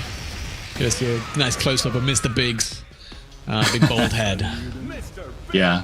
You know what that says to me? That says that they didn't want to animate, the player on the ground getting electrocuted. Might be a bit brutal. Yeah, maybe. I like it. Different POV. Like POV, you're getting jumped in Southtown. For sure. Nice pressure sequence though from Gumi. Yep. Try to get a close C, but fast C. It's still pretty good. One of the best things about Andy is definitely that fast C. Honestly, his ground buttons are all super clean, super nice. Yeah. Far D has great use as well. 2C to check the forward approach. That's what's so funny about this character is the fact that he's he does have like decent, like serviceable neutral tools, but he's also built to just like completely ignore neutral if he so chooses. Yep. Oh, speaking of, oh my. Wake up, Red Blow gets baited the other way, just as you're saying, Aru. That EX teleport. Yeah, no more neutral for me, thanks. I've had enough. I'm full. Right on cue. Any players all want one thing, and it's disgusting. Yeah. It's like a bar that fills up above their heads, and like once it's full, it's like I have to do it. Yeah, it's the frustration meter. Yeah. Oh, catching the backdash again. Fasty. No one does it like Mr. Big, man. No one does it like Mr. Big. That Fasty, so good. Absolutely, yeah. Okay. Nice. Big conversion for Gumi, I think, off of the down C. Gonna get a hard knockdown. Gonna get some of his rev bar back as well. Yep. Little patience. Doesn't want to get reversaled like last time. Masao with the hidden gear and approaching SPG. Gonna be very, very dangerous if he can get the conditions to activate it. Gumi going to be the first one though, now has Red Blow. Definitely makes his block pressure very scary, and he can easily overheat you if he gets the chance. Dude, do you think it might be the right idea for Masao to just get hit by a fireball and get put into final SPG? Actually, yes. I'm a big advocate for something like that. Oh, the Gumi though, gonna find the hit. Should be building enough bar here to be able to finish off with the super. Actually, maybe not. It's gonna be close. Oh, and nice just 2-0. makes it, yeah, 2-0 for Gumi. Making quick work, really, of Masao. Masao, one of the guys that you really expect to make it super far. He still has a chance, of course, from the loser side, but the loser side does, put some more pressure on you mentally, knowing that your next loss, you will be out, and also adds more matches for you to have to play against other similarly strong players. So, not a place you want to be. Yeah, not really, right? I mean, it will be tough, but and it also just makes your road a lot longer. Obviously, even if you make it to the loser's side in top 8, you still have to win like 2 more games for you to qualify. Whereas if you're on the winner's side, it's like so many less games, and less games potentially against Mr. Karate, which is going to be very important, I think. Yeah, definitely, because like it's so funny because that character.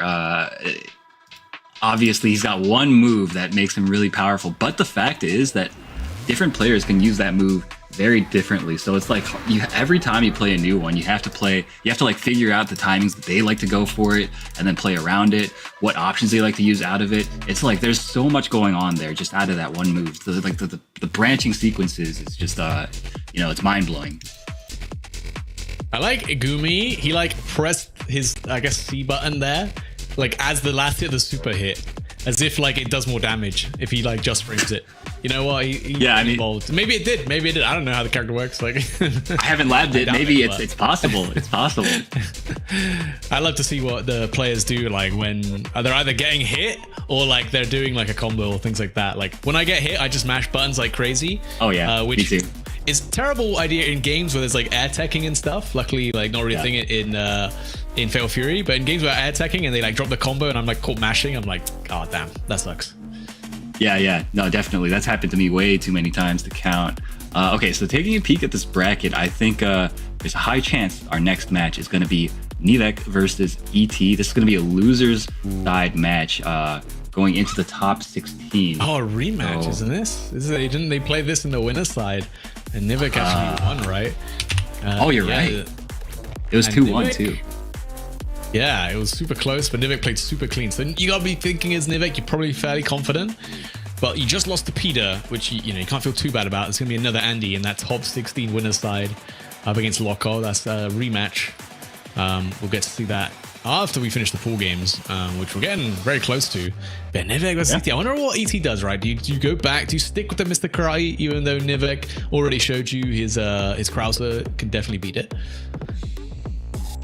Yeah, that's a good question, because ET, his Hokutomaru is quite adept, right? And I feel like Hokutomaru, he does like okay against Krauser. I don't know. I still feel like if he's been practicing more karate recently, he should just stick with the game plan. I mean, 2-1, it really could have gone either way. And a player, a world-class player like ET, Evo champions, multi-time Evo champion even. Like this guy, he is able to adapt. So yeah. Yeah, it will be interesting. I feel like I would like Hokotomaru in that matchup, but it is tough, right? Hokotomaru started season 2. Everyone was like, man, they didn't nerf this guy. He's going to be the best character in the game. Nothing changes. And then 2 months later, no one plays the character. I don't know why. I mean, I know why, but it's an interesting phenomenon, right? It's like you'd expect this character to continue his dominance, but I think the meta kind of evolved a bit where Oki's a little bit harder to come by, right? And things like this. And his reward off of hitting you is substantially lower, even though his neutral game is like unprecedented because of his double jump. It's like you're playing a game of like risk rewards, and a lot of the time your risk is not worth the rewards when you're playing Hokotomaru. I think against Krauser, you're gonna feel that. You're gonna feel that way more when every touch he's doing to you is like half your health, and then your touches are like, well, I got a frame trap with my lights, and then now I do Q Hadan, and then like I do like 20%, you know. But it won't be the rematch. Right. Nivek versus Mr. Karate on ET.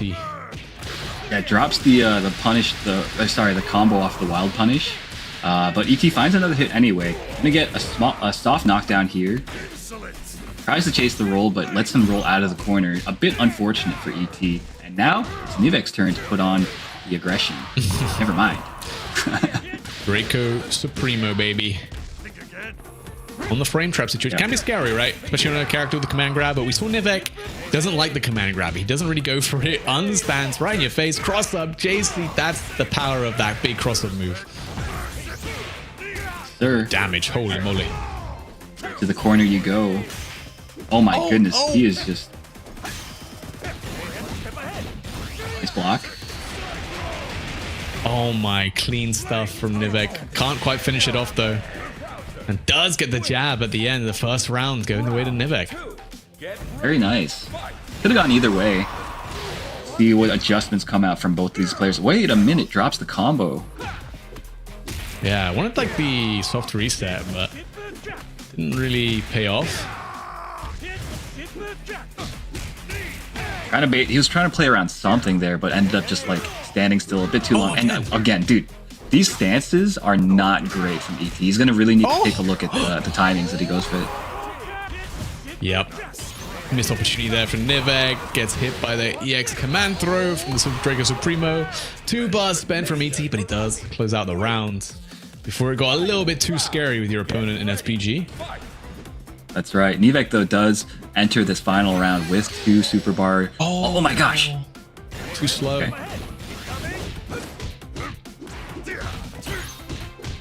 No autocorrect DP from ET. Okay, luckily no big connection for Nivek there. ET charged up the fireball. It becomes a surprisingly good anti-air once it's charged up. Big opportunity here though for Nivek. Lots of damage. Yeah, Nivek, I think he's just like calling out the specific timings that ET goes for those crazy ignorant options like the random rev Cadillac, like the stance. Oh, not that time though. Gonna get hurt pretty badly for this one. Yep.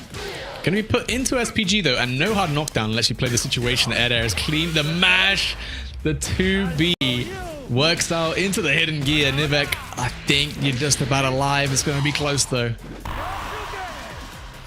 Let's see. He explodes here. Looks like I've still Oh!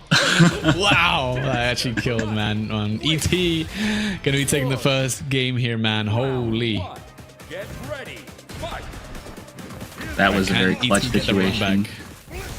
I think so.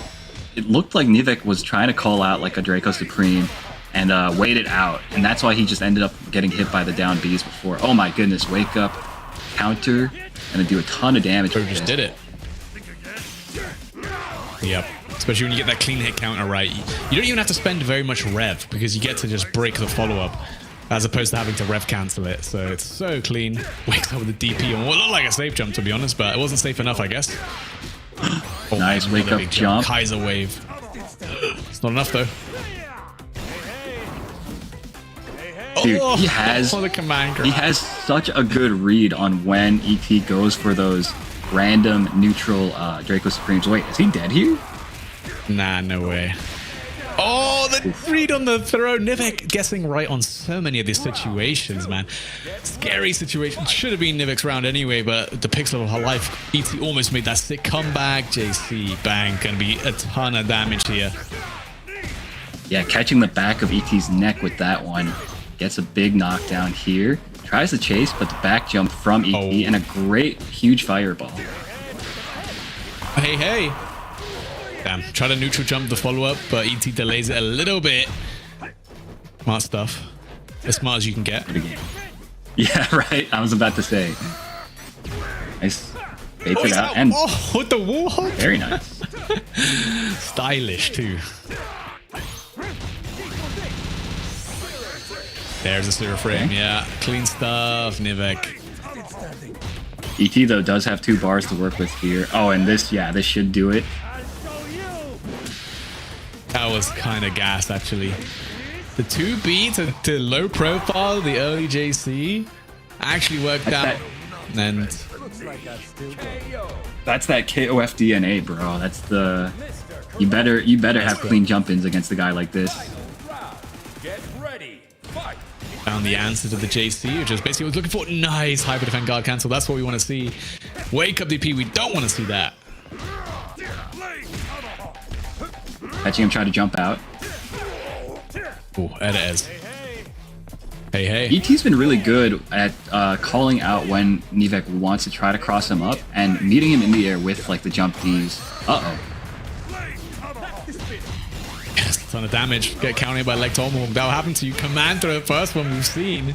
Gonna be tons of damage, but it's not gonna be enough to kill. And now ET and SPG has a chance. Wake up DP, not a single one has been blocked. Counter hit, but no, it doesn't build the meter. Oh, the hyper defend. Oh my god. Oh my god, the red blow. The jump again. Nivek somehow keeps, I don't know, keeps his composure. Dude, ET is like, he's a scramble king, right? This guy, he like, in situations where a lot of other players would like try to disengage, maybe reset to neutral, he just like, he's content to force you to guess and live and die by his decisions, right? Sometimes it works out for you, sometimes it doesn't.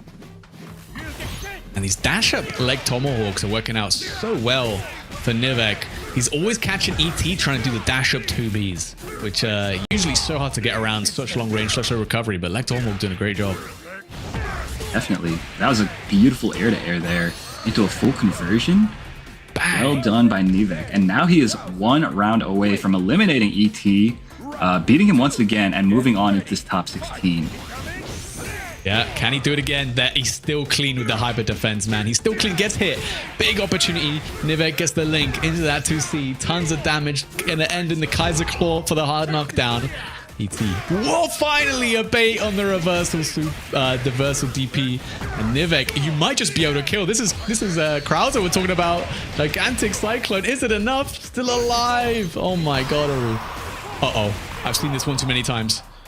Right? Like, remember his ET's miraculous evil run last year? This guy, you do not leave him alive. I'm scared. I'm so scared right now. Oh, I'm terrified. And yeah, Nivek doesn't have any bar either, so he's... Oh my gosh, wait a minute. Yo, Lazarus, are we seeing this? Are we seeing the same thing here? We might be. I think oh no. There's not much you can do to avoid the guard break, right? It's just gonna come. It, yeah. And then ET gonna be able to close out the round, bring us to a final game. Final round once again. Oh man, Nivek was so close. That combo didn't kill. There's nothing more he could have done. No more damage on the table there. He put everything he could into it and it wasn't enough. ET has that, like, he has that X factor. Some of these players, they just want to win more than most people. You know what I mean? This guy, he just never gives up. He waited for it. Yeah, he's getting all the reads right now. ET coming in. Okay, the knee halberd coming through, the checks with the far B, and Nivek just trying to get out of here, man. DP is clean, gonna convert into tons of damage. Gonna put Nivek on an SPG, but you have to make it count. You have to do something if you're Nivek here. Maybe you can make a miraculous comeback. It's your chance. He gets the Kaiser wave on the counter hit. You are one Draco Supremo away from losing. That's right. Oh, that was so risky right there. And a huge anti-air. Is this going to be enough, Lazarus? It might not be. Oh, it is enough. Yes, yeah. Oh, builds the super just in time. And ET gonna get the run back versus Nivek in a close set that was decided by about 5 HP, about 5 points of health was the difference between Nivek winning and losing that set, man. Crazy stuff. Insane. Absolutely bonkers set. Really a treat to have been able to watch that and call that with you, Lazarus. Really, really great set between these guys. Yeah, I think that was almost the last set we have from the loser side, actually. I think that was actually. So we do have our We top got one more. 16 all decided now. Oh, is it one more? It Oh, looks you like are we right. still got Yeah, I missed this one. Alex Smith versus Adachikus is going to be coming up. But yeah, look at that. Ooh. Damn. Yeah. ET got his run back. Can't fault that. These two had some of the best sets. And Nivek, you know, so close. Really, all that training's paid off. Would love to have seen him in that top 16. Obviously, unfortunately, he had to run into Peter on the winner's side. That's always going to be a tough matchup. When you know someone in your region has your number, and then he's your matchup for top 16, it's going to be hard. Yeah, definitely. Okay, so I'm hearing word actually that that was in fact the last match. So a good one to end on, honestly. Like I said, that was such like an exciting one. That means that our top 16 is decided. So let's just real quick. Okay, so actually, we'll be going to a break very soon. But before we go, real quick, I wanted to kind of point out some of the matchups that we have coming up. We got Aliun versus Sai on the winner's side, Kula versus Gumi, Bao versus DCQ, and Lokov versus Pita on the winners. Yeah, and then on the loser side, we've got Suguhiko did manage to make it through up against Yan. And then I think it's Aru. Not Aru. Arisu, that's it, yeah. Yep. Versus Xiao Tai in the loser side. ET versus Yan Wu. And then Freza will be up against whoever ends up winning this set between Alex Smith and Ada Chiku's. So, yeah, I mean, super close games I'm sure we're going to get in the top 16, of course. Once we get into that top 8, that'll be best of 5 sets, first to 3s, where we're going to be seeing a lot more intense gameplay for sure. Agreed. All right, so don't go anywhere, guys. We will be back after a very short break to continue with this top 16.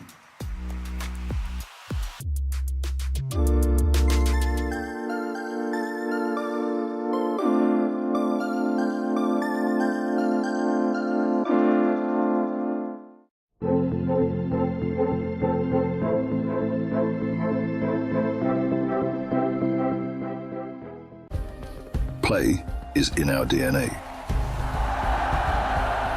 Whenever we let it out, it becomes our superpower. Now imagine an entire city being built to supercharge it. Kadir City, powered by play.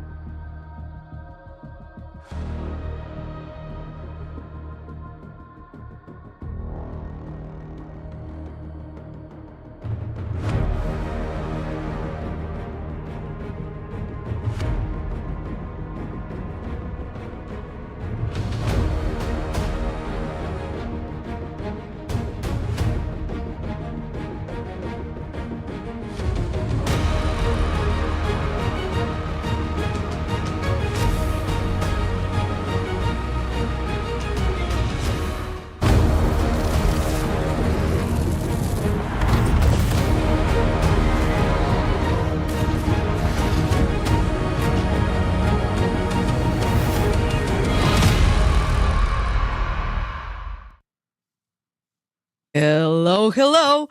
We're back with more Fatal Fury City of the Wolves action.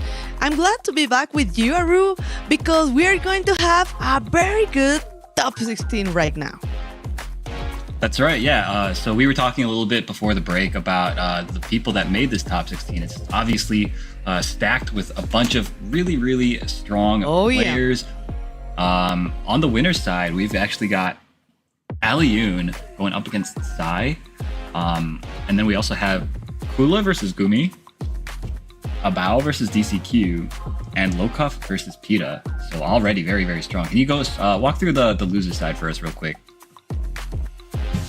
Oh yeah, totally agree, because a little unfortunate because we are gonna have two Mexicans playing against each other. Okay, yeah. It happens sometimes, but nice to see there that Kula is ready with the Ronaldo, and Gumi, of course, with a lot of options like Mr. Big, Andy, Rock. So I'm kind of curious which character does Gumi want to play, and of course Lokov versus Pita too, because Andy and of course Mr. Karate. So this is gonna be really interesting, Aru. Agreed, yeah.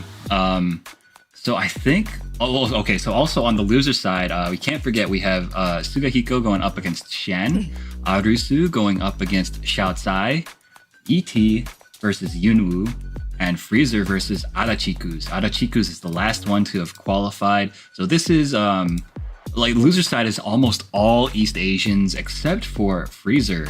Arachikus, of course, from Japan.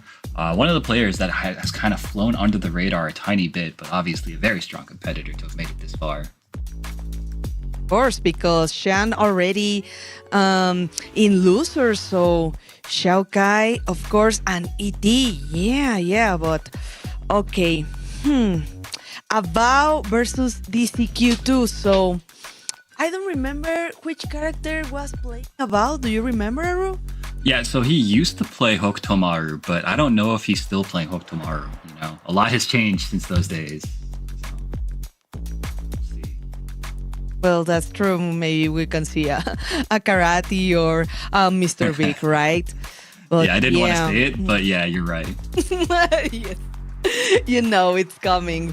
But let's go. We can see here the winner quarters final.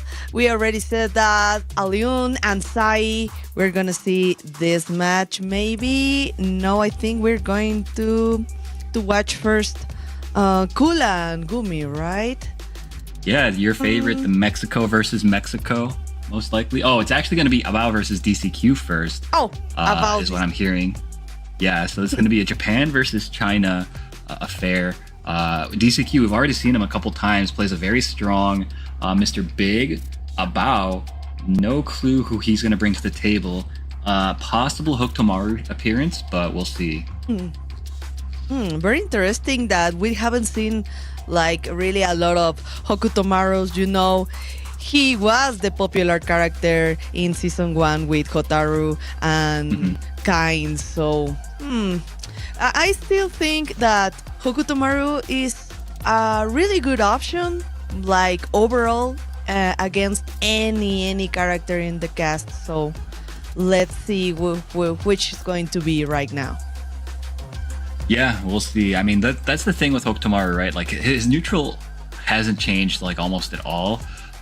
It's just the fact that reward-wise, he's not quite as good. And Lazarus was making this point earlier when we were doing commentary together that, you know, you don't have to fear that much with Hokutomaru. Like, at worst, you're going to get, like, frame trapped by a light and maybe take a little bit of damage. Maybe he'll convert into a super big whoop, you know? Not that big of a deal anymore. In this current day and age, these characters are doing so much damage for so little resources. And on top of that, they also have their own like crazy unique gimmicks, like the Drago Supremo stance, you know, like Krauser with his like gigantic Kaiser waves. You know, there's all sorts of crazy stuff happening nowadays. Oh, I know. It's really hard to jump all the fireballs because of Mr. Karate and Krauser, of course. But okay, right now we're gonna figure out which character for Abao, and maybe we can see don't know. I was waiting for any moment to see a preacher maybe, but not. And rock, I haven't seen like a preacher or a rock, so I want to see which is the option for a bow. Yeah, I actually, now that you mention it, I don't think I've seen either of those characters either. And I've been paying attention to the stream basically this entire time. And if I haven't seen it either, then they probably just haven't appeared. I'm sure there's one in the bracket somewhere. I mean, we saw all sorts of crazy characters. We saw a T-Zoc, we saw some B Jenny. Oh, the T-Zoc, yeah. But there's actually a Donghon player, Hado Jakvinjak or something. But he never appeared on the stream, unfortunately. No, on the stream. There is a lot of variety.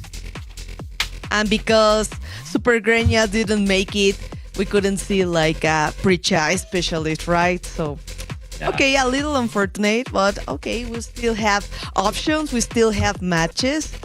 So we are right now into top 16. So this is going to be really explosive, Aru.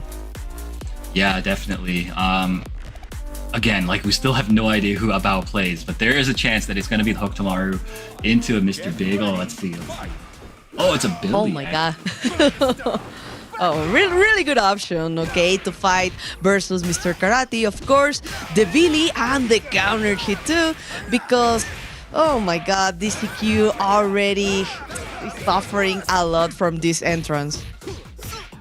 Agreed. Yeah, he's got DCQ on the ropes already. Oh. Both of these guys, of course, fighting with big sticks. Abao's, though, it reaches a little bit further. Oh, okay. The rep low, 1 bar. I don't think maybe DCQ will have the chance to use it in this round. So yeah, watch out for that rep low and the high dodge. And Abao was really ready in this situation. Yeah, great reactions from this guy. Older guy, by the way, but you wouldn't guess it from how well he's reacting, how well he's playing. Obviously here to compete with the best in the world. Totally. Oh, a nice counter hit with the far C. Let's go into the hard knockdown. Okay, nice guess. The well punished, but not be able to convert. That's really unfortunate. But of course, don't worry. We got the bar, the first ignition, and again trying to go for the close D. Oh, nice pogo. Yeah, Bao, though, does have final SPG, so he can put on a lot of pressure with those Rev Excels. Maybe even... Well, he's going to do a lot of damage. I don't know if he kills you. Almost. He could have. Almost. But, That's it right there. That's so crazy. The fact that he's able to get 3 lights from that range and then convert into a super, has all the time in the world to hit confirm. Really blessed stuff for this character. I thought that maybe something was going to happen with the hyper defense, but okay. We're gonna change the SPG. Ah, yes, of course. The Fino Radio, don't worry. Just take a break. Deep breath, because Bill is still a hard matchup, even if you know how to fight against him. He's gonna do something and then win the match, right? Yeah, definitely. I mean, DCQ, I think the game plan for him is pretty simple. He needs to find the knockdown here, and then he needs to put some pressure on Billy. Billy, of course, doesn't have great wake-up reversal options, so if he can find that knockdown and run that game plan of his, I think he'll be looking pretty good. A nice way to interrupt with a counter hit. Just JDs, yes, but no more options. Let's go into the corner again. Oh, the heavy kick, just defense. Nice tours that Abao is doing right now, Aru. Definitely. All right, so we've got DCQ, finds the knockdown, but backdashes actually. Now he has to work his way back in. I'm seeing a lot of neutral jumps from Abao. But, okay, the counter poke, I like it. SPG in, be careful, yes. In any moment, the rep low, and I think this would be enough. Of course, Billy has the damage, has the conversion, and let's go to the next round. Yeah, well played from Abao. He's gonna be on set point here if he can manage to get this round. And that's a great start, finding the counter hit on the second hit of the Rekka. Oh, bullseye. Oh, the first hit. Oh, he tries to go for the command grab, right? Oh, okay. We have the bar. Let's suspend it and get into the SPG zone. Not right now. Okay, trying maybe to keep it to finish this round. Almost get the entrance. Wait a second, he messes up his hyper defend. This is gonna do so much damage. He builds the second bar. Yeah, this is actually over. About beautifully calculated from him, using every resource to its full potential and moving on 2-0 over DCQ into the top 8. Oh man, I love the Billy privilege. Of course, we have the conversions, we have the lights into a really good combo, but yeah, I think like from Hokutomaru to Billy, I think Billy's still like the best option from these two characters, but it kind of depends, because if you want to fight with Hokutomaru versus like Mr. Karate, it's still a really good option to double jump into the feint and wait for the Drago Supremo, right? That's a good point. Yeah, I mean, he's got some stuff that's useful kind of in any matchup, right? So if you're more comfortable on the Hokutomaru, I would recommend picking him into the Karate. But that Abao's Billy was looking quite competent. I think that if he plays against a Karate player, he's probably just going to pick the Billy. And I suspect he's just going to stay Billy the entire way, right? Totally agree. But let's see. We're going to have another great match on screen.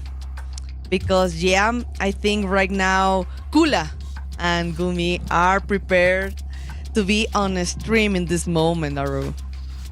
That's right. So Kula finally making his appearance on the stream. We did see Gumi earlier. He was playing Andy. Yes.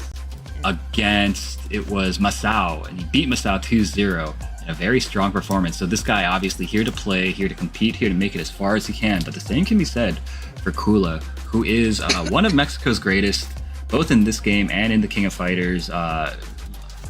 Very, very legendary player in his own regard. Of course, because of KOF. But right now, looking very strong in Fatal Fury, using the Ronaldo. I think Kula was trying to switch between Mr. Karate and Ronaldo, but I still think like Ronaldo is very, very really good character for Kula, because he loves to do the DPs.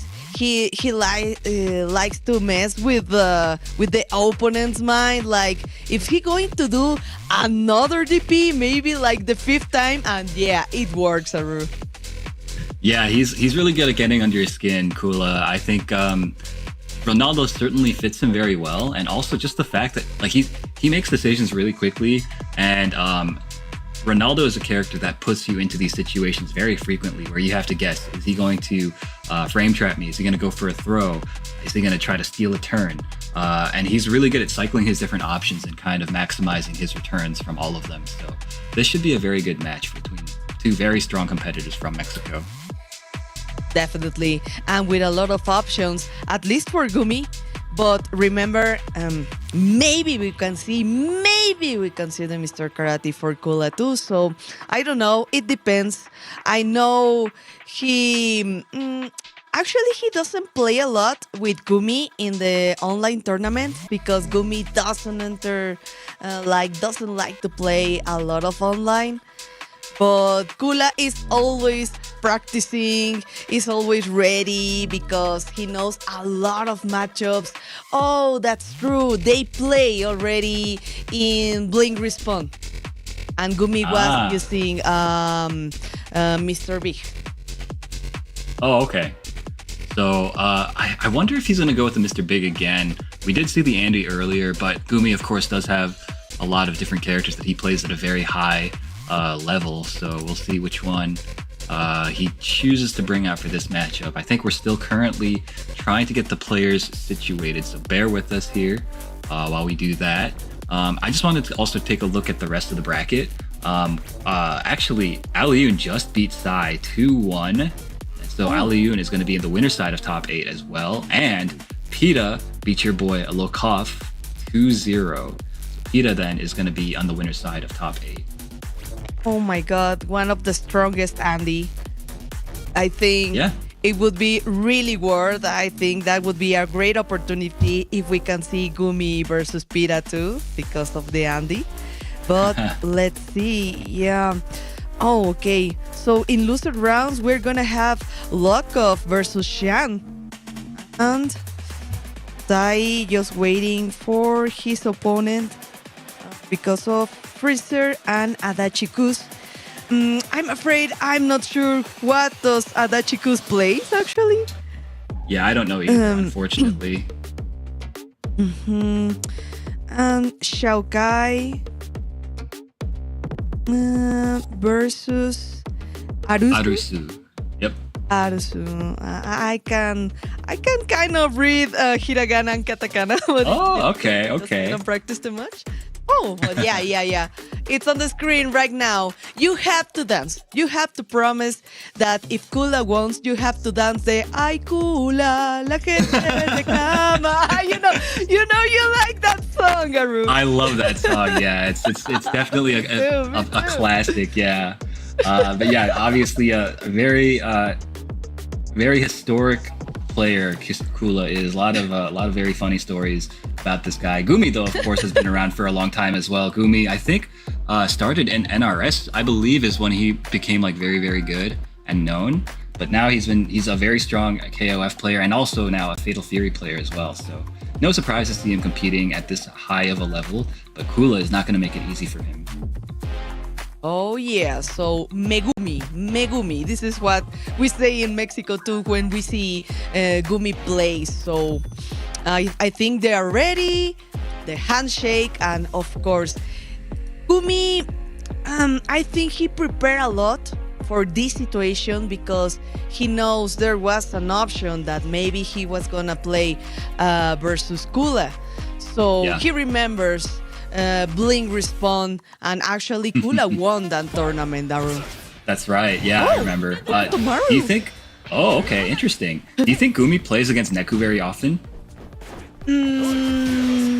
Not too much, honestly. So let's see if we are prepared for the Ronaldo matchup because all of the fireballs, but I think Gumi right now finds an entrance. Be careful, this is too early for these DPs. Yeah, definitely. But Kula, of course, that's kind of the hallmark of his play. He's just not afraid. He trusts in his decision making, and I think that's a really strong quality for a player to have. And almost ready for the SPG zone for both of them. So be careful. We can. Gumi's almost overheated. A really good Revlo. Yeah. Oh my God, the crouching C. Beautifully done from Gumi. And that'll do it. Yes, going into the super, taking round 1, but that was very close. Kula kept it close the entire time, even though Gumi took a bit of an early lead. Oh yeah, be careful with the king of the frame traps. So let's go the counter hit. Okay, still a good situation for Gumi actually. So JD, but no DPs, no more follow-ups from Kula. Oh, another grab. Does he bait here? He doesn't bait, he goes for delayed mid, finds the opening. Gonna build one bar here. I'm sure he spends it here, right? Yeah. Of course. And the hard knockdown, time to guess. Okay, Kula had the opportunity, but tries to go for a grab. Okay, I think we are not in the point of conditioning, but I think Kula tried hard read on that grab. Definitely, yeah. I think he became a little bit scared to go for the DPs, and as a result, Gumi, he just kept pressing the offense, and he just kept mixing him up. Kula needs to be the one to be in the driver's seat. So far, he hasn't been able to, though. Oh, what a trick. So I think the Appy is right now ready to respond with really good fireballs. Oh, but wait a moment. Okay, nice read on the roll. The close D, a cancel. Yes, a really good counter hit too there, Ragu. For sure. All right. Finds the hit though. Gonna do a fair bit of damage. Oh, actually goes into Red Blows for the hard knockdown and builds a lot of bar. Still anyone's game. If Gumi finds a good clean hit here, he could kill. Not gonna be enough here, but one touch territory now. Oh, be careful with the cross up the overhead. Yes. No, Kula didn't want to wait for all the pressure. He had to wait for all the Hokutomaru's pressure to end, but oh, nice, well punished. Big damage coming. For sure. I think Kula at the end of last round, I think he was trying to DP out of the pressure sequence, but instead he like messed up to hyper defend. Because like I saw him in the camera looking down at his controller, you know? Yeah, definitely. Oh my god, still Hokutomaru has one of the best rev lows in the game, right? So let's go for the first ignition, the first hard knockdown. Oh god, this was really unfortunate for Kula, but still not enough to kill. Not quite enough yet, but anything will do it for this round. Gumi. Oh, goes for the throw. Very nicely done. That does it. Gumi just moving on in a quick 2-0 over Kula, who, as you mentioned, did beat him at Blink Respawn, which happened, just like a month ago.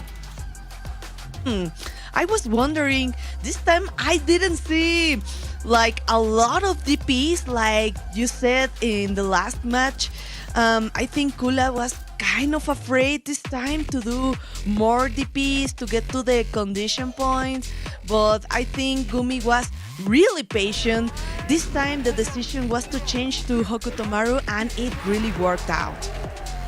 It did, yeah. I think that, I mean, the way that he stuck so close to Kula and put on the offense, he kept like stealing turns with like the Hokutomaru's like flipping move where he hits you and he's plus. He kept doing that a lot, going for a lot of throws.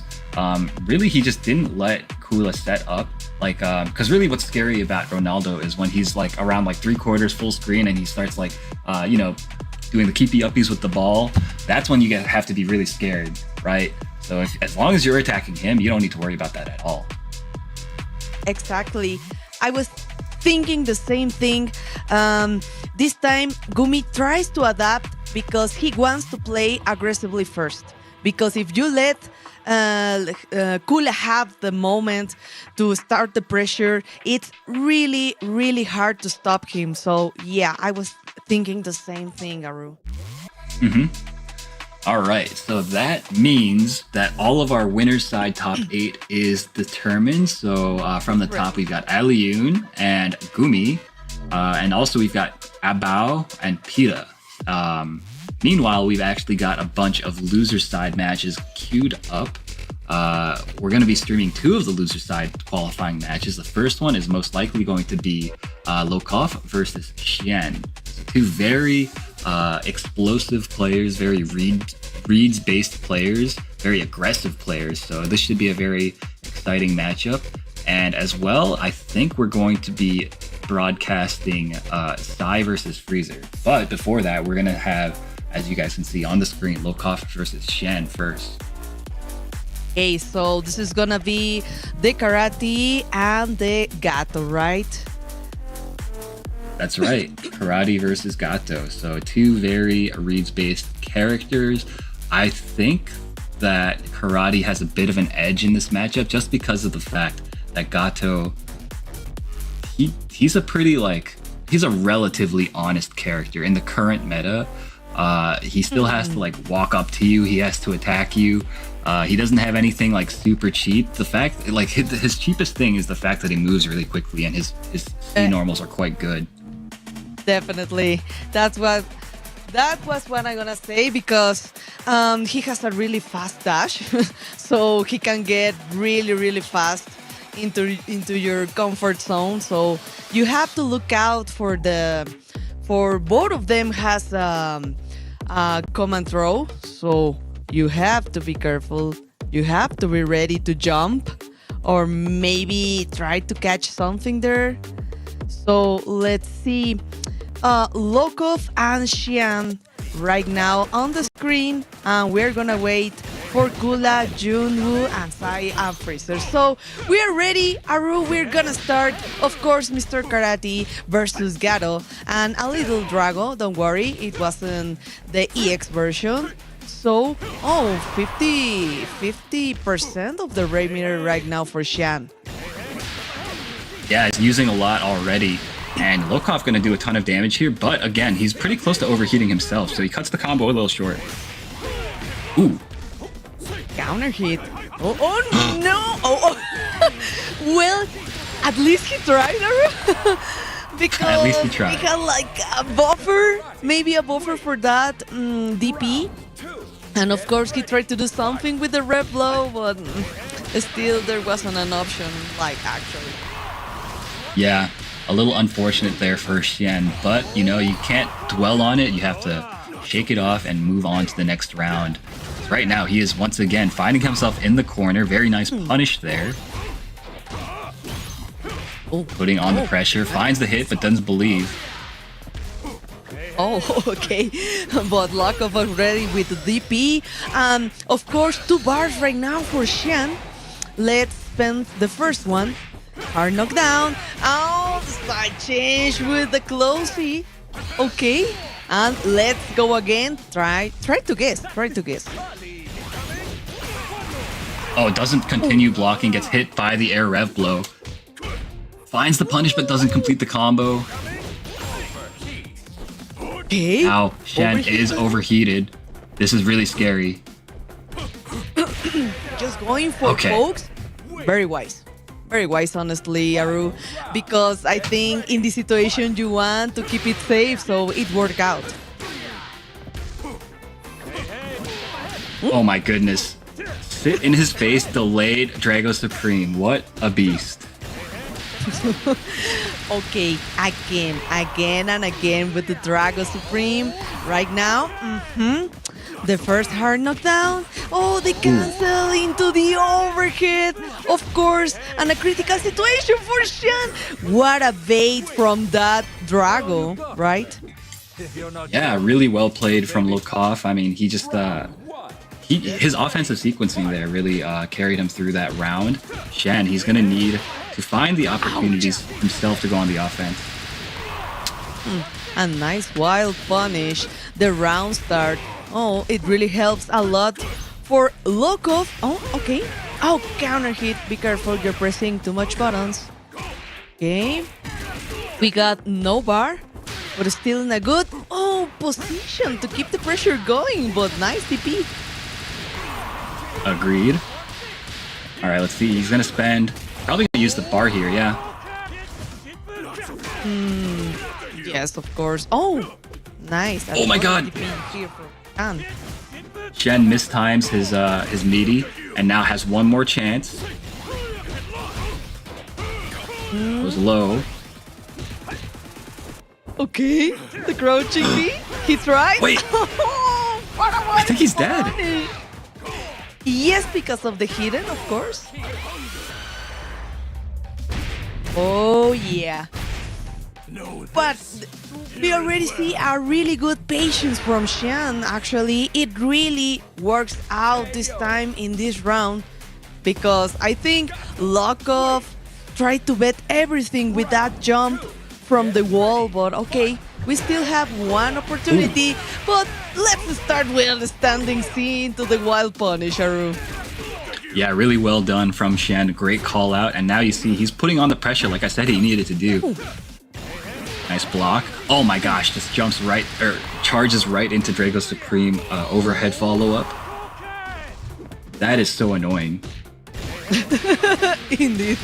And it is because, again with the Drago, the Rev Drago, okay, hard knockdown, time to guess. Oh, nice block to the overhead. Oh! Ooh. The close D into the command throw. Yeah, I think, Shen gonna use the meter to get the hard knockdown here. Doesn't need to worry about Drago Supreme here. Oh my gosh, okay.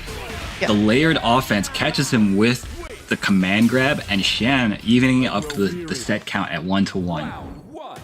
Oh my god, that was a really, really fast rematch. So let's go, Aru. We are ready. Okay, yes.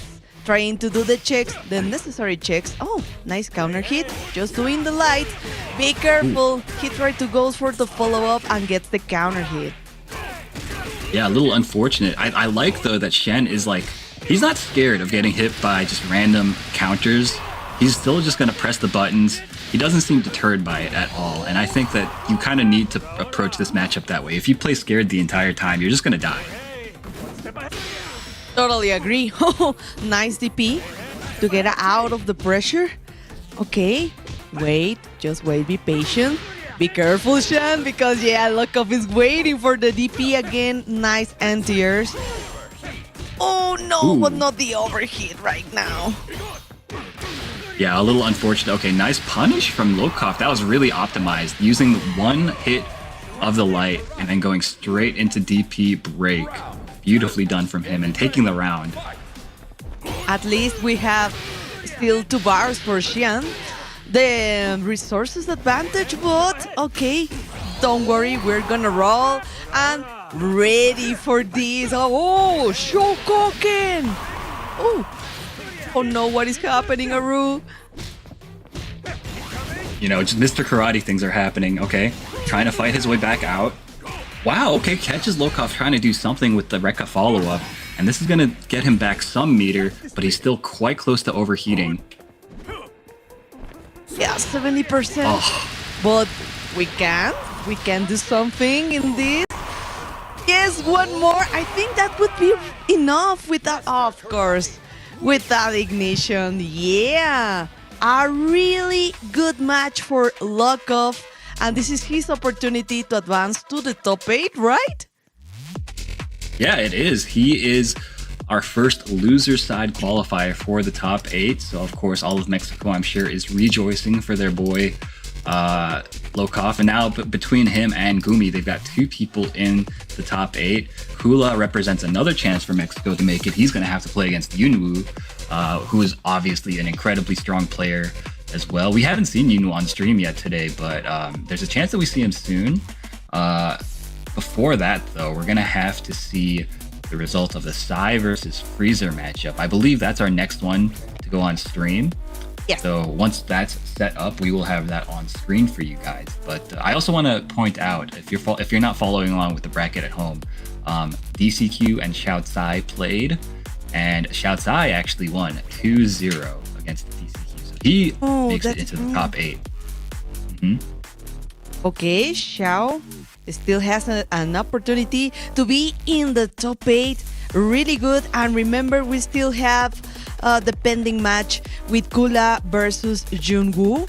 So, okay, this is gonna be really interesting. But I don't remember, Aru, which character does Sai play?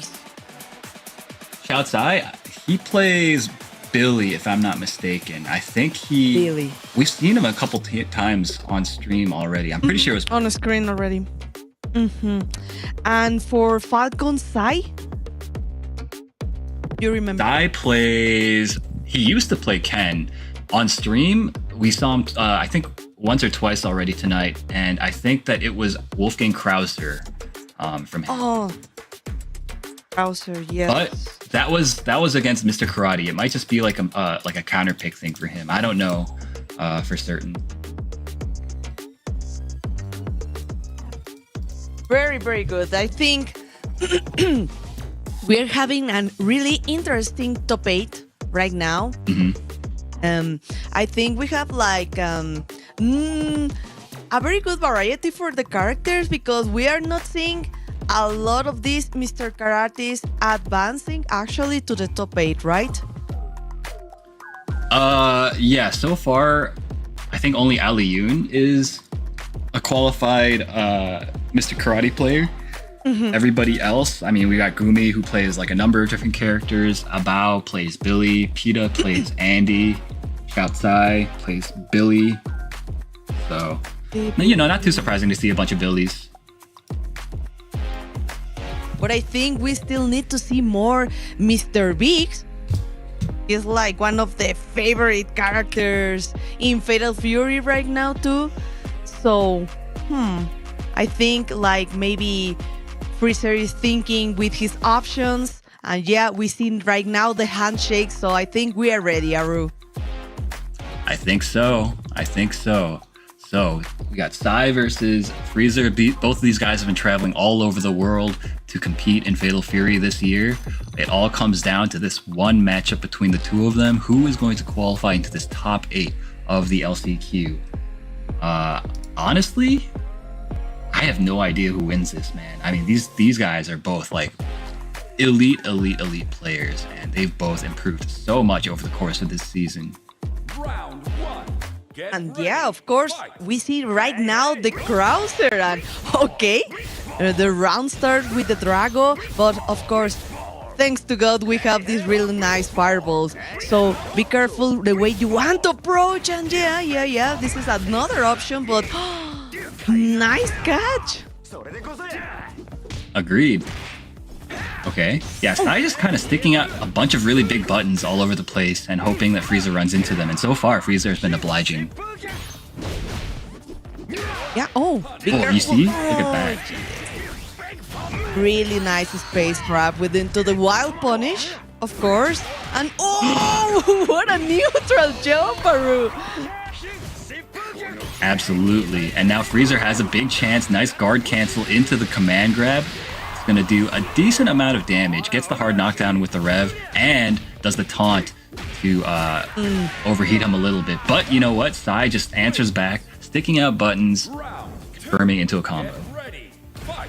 Oh yeah, I think this was like a little too risky because of the charge of the DP, so be careful.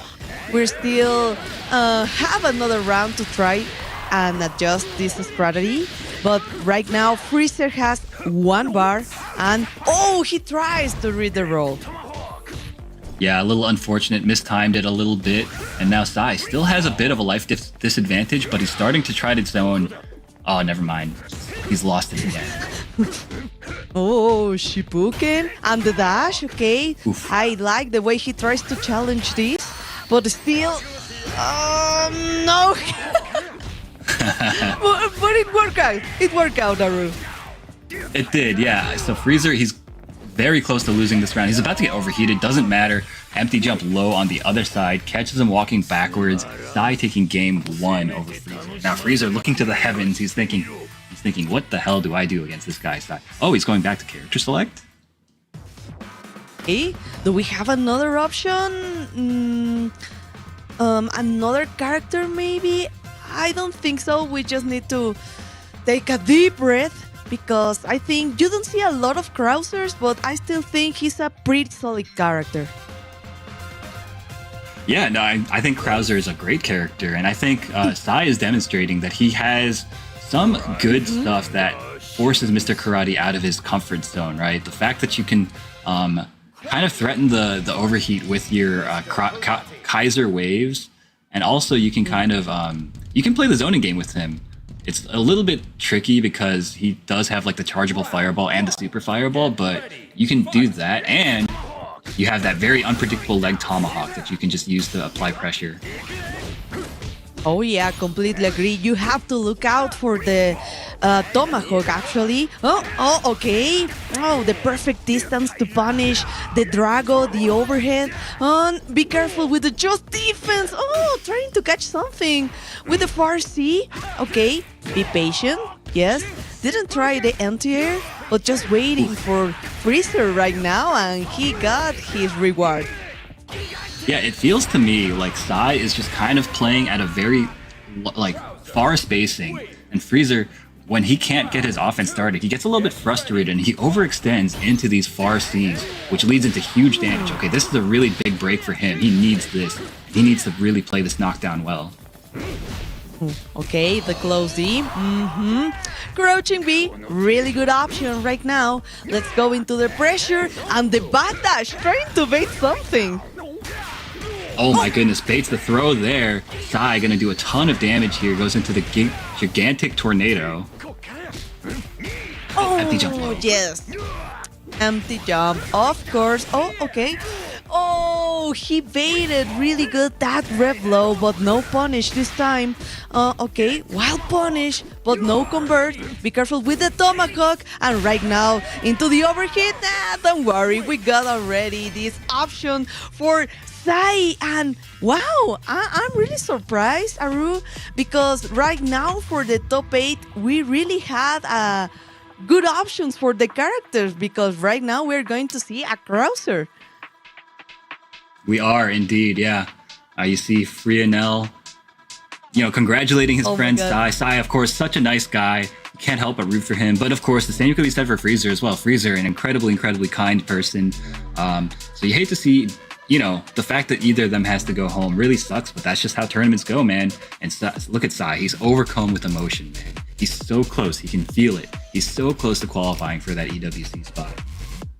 Oh my God. He deserved it. He deserves it, honestly, because I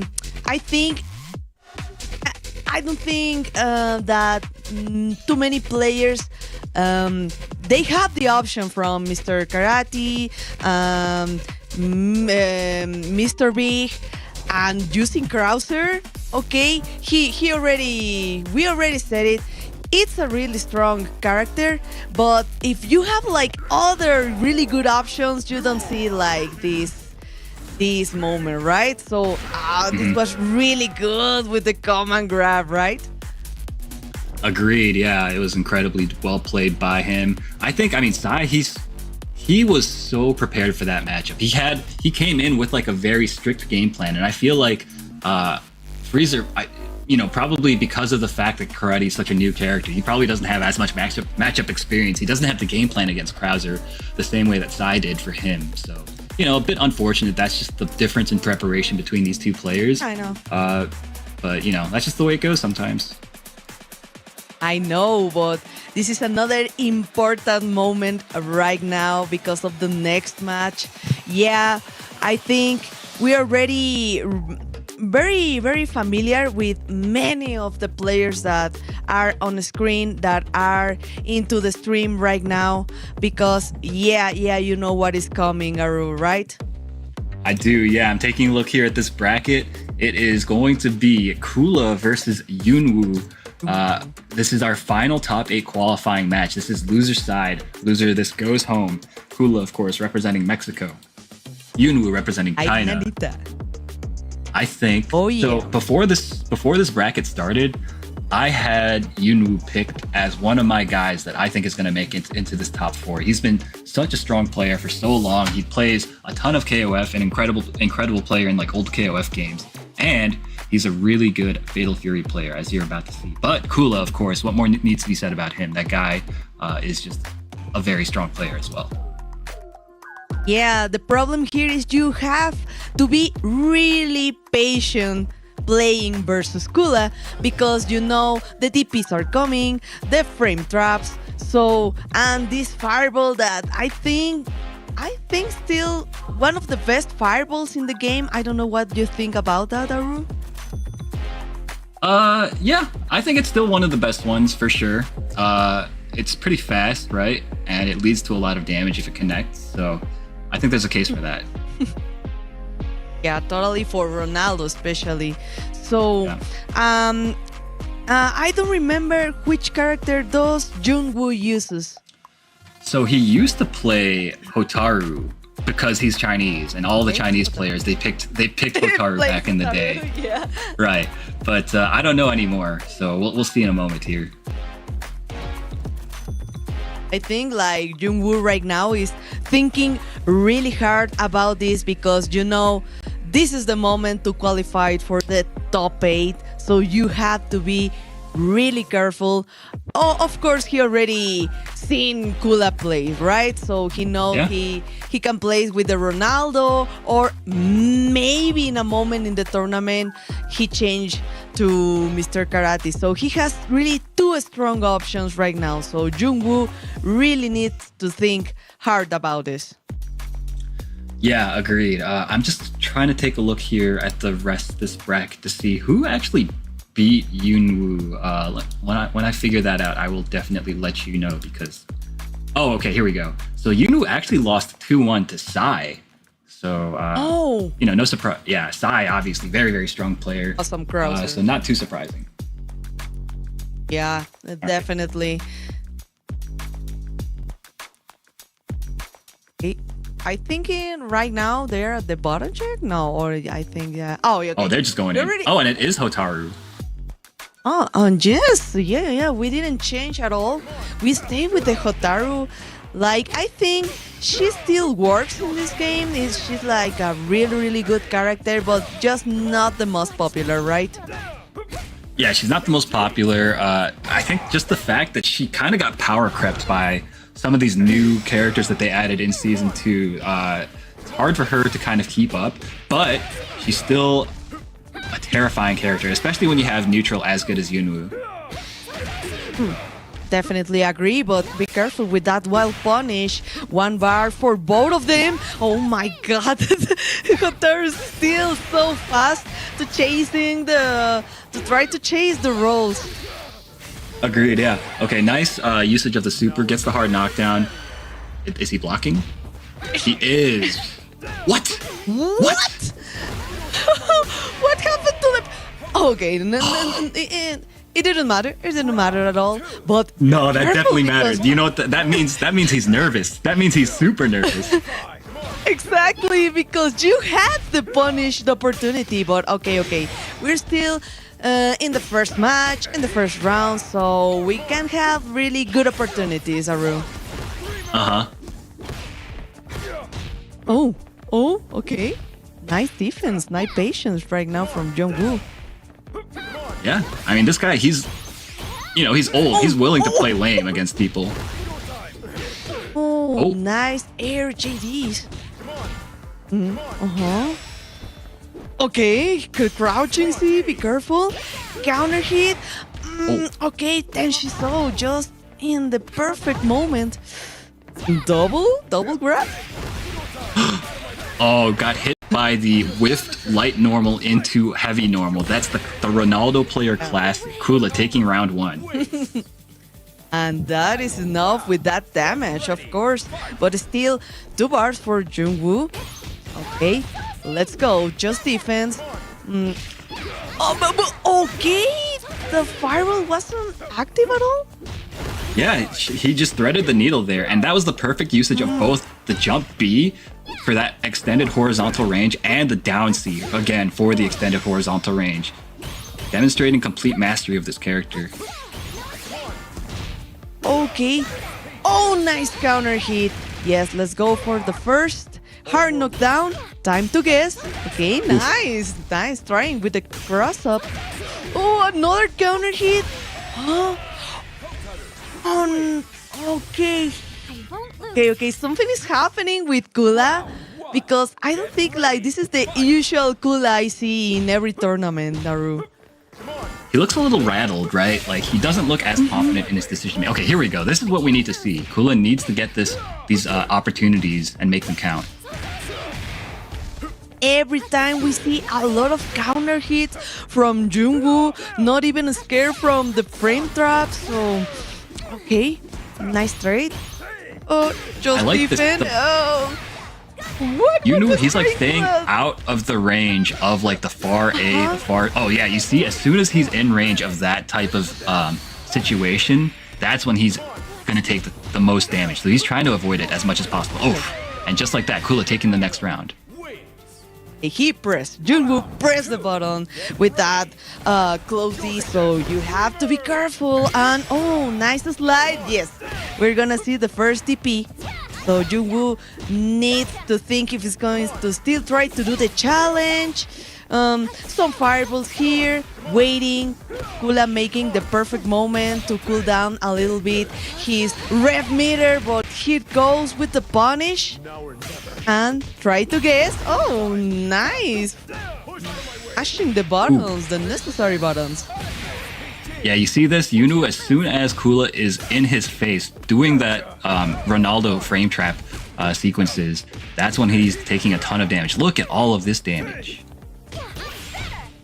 Okay, I think right now, if he's not careful with the rev, with the rev guard, what? Okay, we can use a hidden. Command grab? Command grab? No super, no hidden. He tried to go for the crouching beat. What a read, Aru. What a read. He was so ready. was incredible. Yunwoo, he's demonstrating some young man reactions in that old man body. That was insane. Just knew exactly what Kula wanted. He wanted that chip. He was so thirsty for it. And Yunwoo was like, no, I'm not going to give it to you. Ay, Kula. This is the round. Final round. The moment. So let's go because we still has 2 bars for Kula right now. So, looking for a counter hit without a standing C. Going for a fireball. Just make the perfect entrance. Patient. And yes, maybe trying to look for a DP. Oh, nice, JD in the air. But no, not that DP, Aru. No, not like this. Kula fans everywhere, I'm sure, are furious. Oh my god. Okay, no high dodge. Oh, no, okay, be careful with the counter hit. Still in the SPG zone. In any moment with the hidden gear, right? That's right. Okay, No. goes for the level 1. Oh, okay, the setup. Oh, Jesus. Overheat? Overheat. Oh my god! And just like that, Yunwoo finding the proper moment to bust out, sticking out those light normals and confirming into the hidden gear. Gonna be advancing into the loser side top 8 and eliminating the people's champion, Kula himself. Oh, the happy, Aru. But yeah, he had like really good opportunities, but I don't know what happened this time. I think Kula was playing safer. Like he usually plays so aggressive, but something happened. Maybe he was really nervous because he knows he was the perfect moment to qualify for the top 8. But okay, when you respect, this happens, Aru. Yeah, I think that, yes, I think nerves are certainly a big part of it, but also just the fact that Yunwoo plays such solid fundamental neutral made it so that Kula felt a little bit uncomfortable going for the same stuff that he usually does and gets away with against players that he's usually playing against, So that might have had something to do with it. I don't know. Who am I to say? Definitely, I think Jungwoo was really nervous on the first match, but he made it. He was like, okay, I'm ready. I'm gonna take the risk, and now we have another qualifier for the top 8, and we can see right now the winners quarterfinals were the ones who advanced to the top 8: Aliun, Gumi, Avao, Pira, and with the losers side, Xiaokai, Lokov, Sai, and Jungwoo, Aru. Yeah, incredible cast of players here for this top 8. And just as a reminder, now that we're in top 8 territory, every single match is a first to 3. Yes. So from here on out, it's going to be, longer sets, more adaptation going back and forth between these players. So it should be a pretty good time. Oh yeah, and this is a pretty big opportunity too for Gumi, because I know he's been chasing this way to qualify. So I think maybe we can see the Pira versus Gumi. I don't know. This is gonna be pretty exciting, Aru. Yeah. So remember, since the top 4 qualify to EWC, that means that the people in this upper bracket semifinal, Aliun, Gumi, Abao, Pira, if they win one set, they have qualified for God. EWC. So there is a lot on the line here, guys. I know, right? Oh my God. I know why they get so nervous in this situation, right? They're pretty close, Aru. Yeah, you can't help but get nervous in situations like this, So that's what they're all here for, though. They knew what they were signing up for when they, bought the plane ticket all the way out to France to compete here on the grandest of stages. So if you're not up for the moment now, then you will not be able to hang with the big dogs next week, during the main event. So it's now or never, really. No, and thank you so much to everyone who are still here with us, because we know not everyone is from Paris, so we have really different time zones, and maybe some of them are oh my God, I'm kind of tired, but I still want to watch this, right? Yeah, that's right. Speaking of wanting to watch this, though, we have got to run some ads. Don't go anywhere. We will be right back really quickly, I promise. And we will get the top 8 started for you guys in just a minute here. Thank you guys for tuning in. We'll be right back.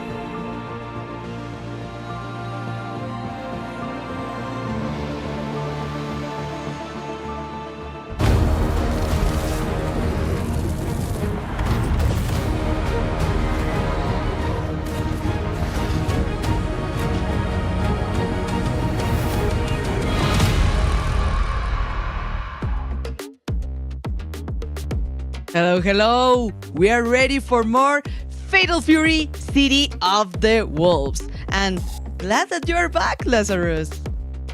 I know, I'm happy to be back as well, of course. Going to be kicking off this top 8 for the last chance qualifier for Fatal Fury for, of course, the Esports World Cup. And man, what a position it is to be on that winner's side, because, as I said, it's the top 4 who get qualified. So a win here for either of the players on the winner's semi-final side will get you qualified for the Esports World Cup. So a lot on the line on the first game of the top 8, which is first to 3 as well. So you're going to have some extra games, extra time to settle into the matchups. And, I'm sure the way the rest of the tournament's been going on, we're going to see lots of Game 5 tense games.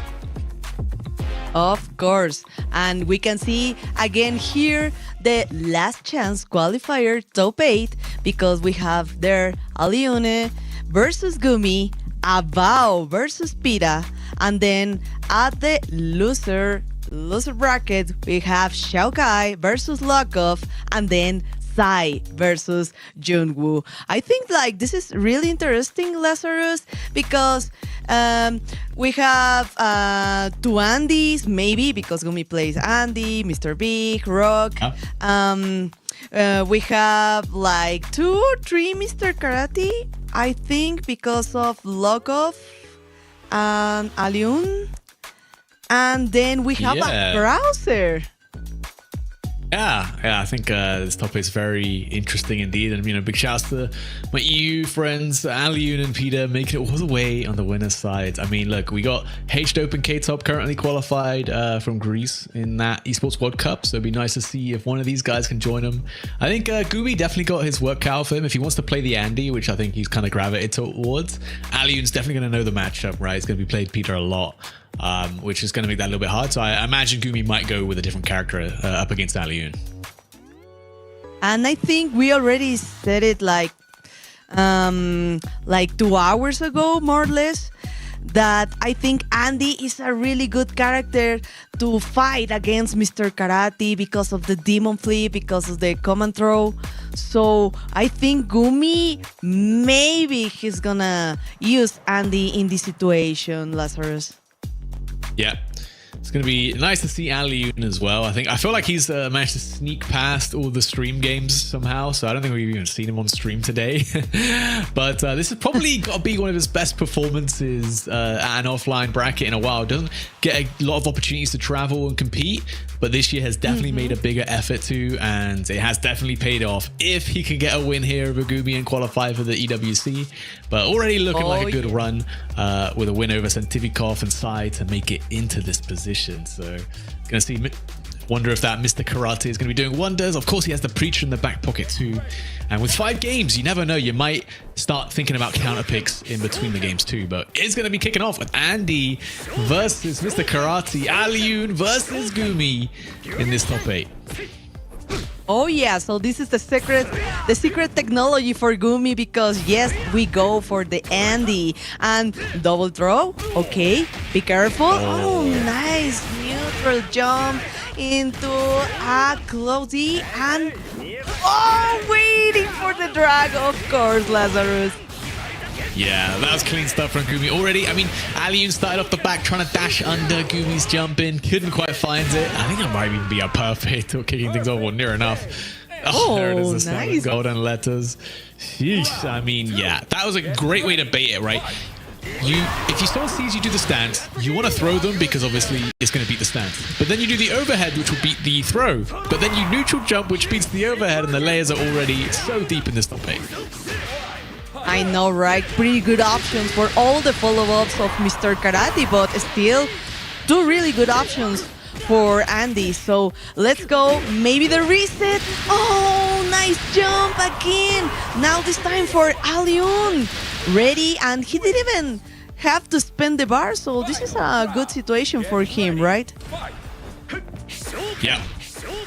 Round a piece, pretty much even on the bars as well. Slow it down a little bit more than the past 2 rounds. Trying to approach slowly. You gotta be worried about, big whip on the DP break. Sure, you Dan not doing Gumi any favors, going way wide, and Aliun gonna take full advantage of that with this big combination. Lots of damage here. Not even over. Oh my God, a hard commitment, and okay, you have to pay. Oh, nice. Okay, let's go for the Sanaken and spend 1 bar. Let's chase him down. Yes. Nice. Oh, what a DP. Okay, Yeah. really good answer from Aliun, and waiting for this patiently to punish his ignition, Lazarus. Damn, the reactions from Aliun with the Shokoken is clutch. And then I love the offense. Really delayed 2C there. 2C, 6 frames very fast. Caught whatever Gumi was trying to mash right at the last second there. That is the first game to Aliun, but no longer the first of 2. Gonna have to win 2 more games if Aliun wants to qualify for EWC. And there we see the first character change. Gumi going over to the Mr. Big. Knows the Andy isn't going to work out in this matchup the way he wants it to. I think at this point, the only 2 options right now are Mr. Big or Andy. So let's give it a try. We're gonna see if this works out. Oh, the Mr. Karate. Let's go. Let's start this time. Okay. Okay, trying to make the entrance. Just the lights. Be careful. Oh, okay, nice jump. And nice JD. Farsi. Okay, trying to look something with that parry. Oh, nice. Yep. Okay, Gonna find a pretty big 55% hit. right now for the rev meter, Lazarus. Yeah, but this is one of the things that makes Mr. Karate so good, is that his combos let him cool down his rev gauge so much. Like the way he can extend it with the breaks. Oh, nice bait on the stance overhead. Gonna be cashing out tons of damage from Mr. Big. Definitely no short of that. Scary situation just outside of SPG. Gets hit on the backwards tech, and then does get opened up by the lights again. The blaster wave, not enough, but very close. Okay. Gooey. This time the DP didn't work.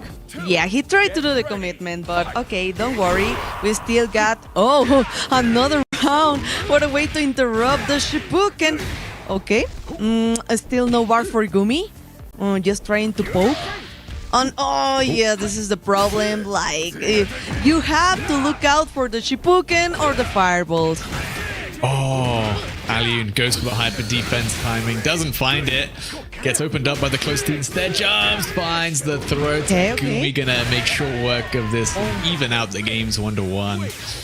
Now Aliun has a decision to make. Is he sticking with the karate? Is he gonna go to the breacher? Are we gonna go back and forth, or are we just gonna play it out? I think Aliun probably gonna play it out, just taking a moment, drink some water, get back in it.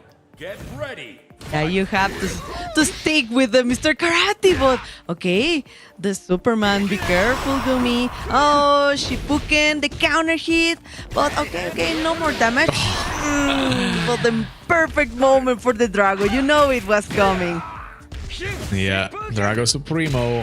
You know, thing is, I hate it. It sounds so cool. It's a move name that sounds so cool. It sounds cool. And man, it's powerful. Aliun won too many reversal Yugas right now. Not paying off. Losing so much health for this, and the hard knockdown too. Now you gotta be worried about this overhead that might be coming. Never mind. Just gonna go for the safe on block ender for cranking up that rev gauge. Bit away from the fasty, but no hit confirmed from Aliun there. Missed potential to take the round. Oh my god, he almost got the jump in! Oh my god, these jumps for Gumi are on point right now, because this is the perfect moment to finish this round. Almost got the next bar Gumi, and 2 bars for Aliun. So be careful. Nice jump again there for Aliun. Just waiting patiently, and this is the moment because Gumi is not looking too much for the far C. Big tech, big fast. right now. Just saying. I said, there it is. Just waiting for the right moment. Finds a spacing. Doesn't want to press it into that Drago Supremo, right? So just trying to keep it light. Nothing too whiff long recovery. Gumi with the corner pressure and the throw loops coming in. Trying to get Aliun to crack. Drago Supremo goes wide. There's a whiff punish with the 2C. And I think that's going to be the round for Gumi. If he can just finish off this combo, no drops. Even builds to level 2 to make sure. Blast the wave, and Gumi taking the lead in the set. 1 game away from Esports World Cup qualification. I know, Gumi's so close right now because he's been traveling too, just chasing for this opportunity. So maybe it's gonna be for Mr. Big, but okay, the round start with a hey, just like baiting something, but I don't know, both of them at 60-70% of the rev meter, Nice. and there goes with the DP.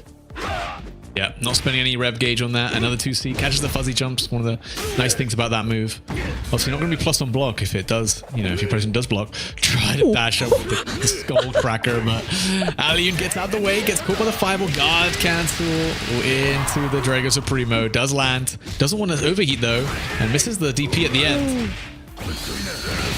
Oh, the counter poke. Hard knockdown. Try to get. Nah, I have a DP. Be careful. Yes, the cancel. Oh my god, the 4C. Catches him. Oh. Oh, another one. more. Oh, what a guard cancel from Alioun. Can you kill? Gonna try and go for it. You will get the head in gear. I don't know if this is gonna be enough. Straight into it. Oh, he misses it. No, Alioun. No. Oh, the Drago Supremo in with the clutch. One more hit. Oh my god. What a reversal. Oh, this was the answer from Gumi. He was waiting for this. So, let's go. This could be it, but let's see for Alioun waiting patiently with those DP. Oh, no punish to the grab. Nice back dashes from Gumi. Oh, Alioun, man. That drop's going to haunt him in his dreams for sure. That could have been the last chance you have for that Esports World Cup qualification. Big opportunity for Gumi. Oh, he just finds the close. God. That's going to be so much damage once again. Alioun has to guess right here. Oh, SPD right now. Maybe a red blow. Yes, this is the damage for Mr. B. The opportunity. Gumi, he's been chasing so hard for this, Lazarus. Oh my god, everyone is congratulating Gumi because, you know, like almost one complete year just for this, Lazarus. Yep. Everyone give him a mean neck massage there, man. That was tough, Gumi. Congratulations, you qualified to the Esports World Cup, and Alioun still has a job to do, right? You made it. Knocked into the loser's side from the winner's side. Still has a chance for qualification, but still needs to win one more game against the winner of one of the losers brackets below. But man, I mean, it started off looking good for Alioun, right? And then Gumi with the character change, not with the Andy that he's been working so hard with, went to the Mr. Big, and boy did it pay off. What a way to pay off, exactly, because I know he's been training a lot with Andy and Mr. Big, so this was the reward. And still we can see maybe if Pita advances here, we can maybe see an Andy mirror match, or maybe we're gonna stick with the Mr. Big. But right now, this is a really special moment for the Mexican community because Gumi is a really popular player in our Mexican community. So really, he deserved this, Lazarus. That's awesome. Yeah, like you said, been traveling all year round for a chance to qualify. Hasn't quite gotten lucky. Probably gotten very close a couple times. Finally made it. Finally made it at the last chance qualifier. I didn't call it a last chance for nothing. This was it. And yeah, obviously still plenty to play for here. Still plenty to play for. But all the weight's off your shoulders, right? You're not really too worried about how the rest of the tournament goes. You qualify for EWC, and that's what mattered. You will be up against the winner of the next set we got coming up, Abao and Peter, though. And this is another big opportunity for both these players to qualify in a first of three here. Will be interesting. I couldn't even tell you who the favorite is here. And we were talking about a lot about Mr. Karate, but I still think like maybe Mr. B, he's like the best character right now in the game. I think it's close. It's close, maybe at least in the top 3, right? Yeah, I think it's like Mr. Big, and then you got the stick characters, as people like to call them, like Billy Kane and of course Mr. Big himself. And I think as well, Mr. Big is that he is really good, and he's not like Mr. Karate where you kind of have to gamble on the stances a little bit. Mr. Big, you can play as like slow and as solid as you want. You don't have to go for anything too crazy. You're going to have the advantage in neutral most of the time because you've got a great FARC and you have great damage knockdown. You have that, you know, like 20 frame overhead you can cheese out wins with. You have an EX command grab, you can do the same. He's just all around like a character for people who want to play with like full control, right? Definitely agree, but let's see right now on the screen, Abao is ready to fight Pita and of course Billy versus the Andy. So I don't know, this is kind of hard for Billy maybe because he doesn't have a DP besides using a bar, right? So right now we can try to go for the Demon Fleet for Andy, right? Yeah, they can be quite good in this matchup for sure. I think Pita does know this matchup pretty well, but you know, when it missed, oh, what a punish, by the way. Definitely gonna have to take some time to adapt to it though, because you know, you might be used to working on other characters, might not work on Billy because he has great tools to punish you from far away. Sliding in, tries to bait a throw tech attempt there. Doesn't come. Abao just trying to find that Leica first, and another jump. Back-to-back jumps for Abao to find an opening here, and with the level 2, the red line gear in the back, should be able to finish this one off, taking out the first round. And again, just off the back of these 2 jumps, Pita has to be a lot more careful about throwing these fireballs. Really good jump-ins right now from Abao. So be careful. You have to take note of this. Still, Pita with an opportunity in this round with 1 bar. So, the round start with the wild punish, air-to-air. Oh, nice just defense. But okay, no follow-ups. No, but yeah, of course, the jumping C and the come here. Oh, nice challenge. Wow, no whiff recovery right there with the 6B. EX teleport going in, demon flip going out too. And not much, no big hits yet. Just using those fireballs, but again, we know that Abao's been looking for the jumps. Oh, big FARC wild punish, that's gonna hurt. A lot, yeah. And right into the corner and the hard knockdown. Time to guess. Okay, bait. Try to bait. There's the reversal for Billy. Close D. The cancel. Yes, crouching C. Another Sanaken. And yes, the jump even. He got a counter hit. Just in time. Hey, Shuriken, is this enough? No. Oh my god. Not enough, but there we go. Very, very close. Scary situation when your opponent's on 1 pixel like that, but Pita closes it out. 1 round apiece in this first game here. A lot slower pace than the last set for sure. But where is he going? Okay. Oh, be careful. Last round. 2 bars for Abao. Okay, we got the resources.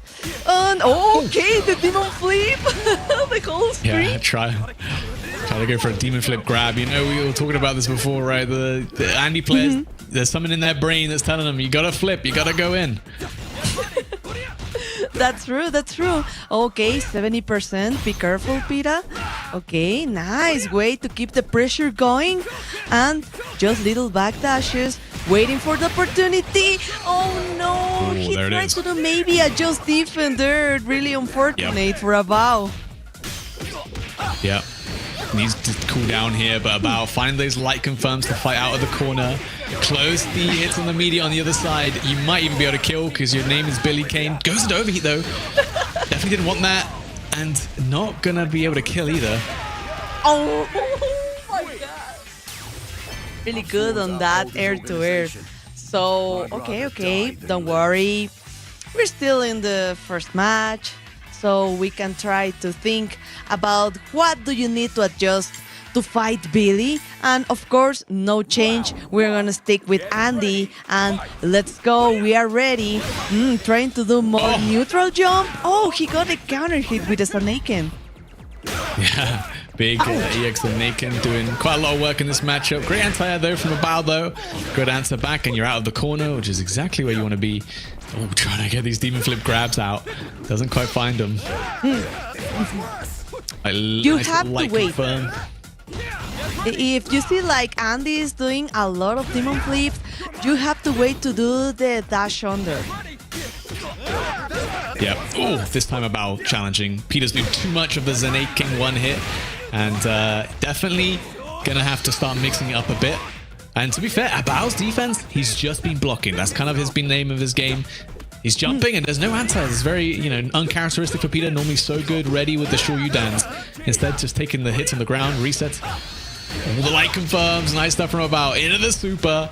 Knockdown. Peter gets hit by the empty low. Oh no, another round to About there.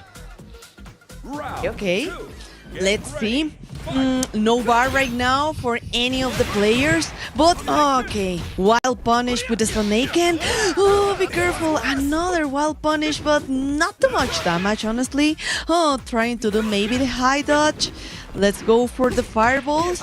And again, just waiting for the Pita jumps. Yeah, and Billy's lights are just very, very, very strong. Some of the best in the game to be able to challenge things like that. And obviously the reward is so high once you got that super meter cranked up. There's a throw. Peter with the offensive opportunity here, just trying to find the timing for Abao and his defensive habits. But Abao's done a great job of mixing it up, making it really difficult for Peter. Oh, nice counter hit. Oh, what a way to confirm with the rev low. Again, the aerial rev low. Yes.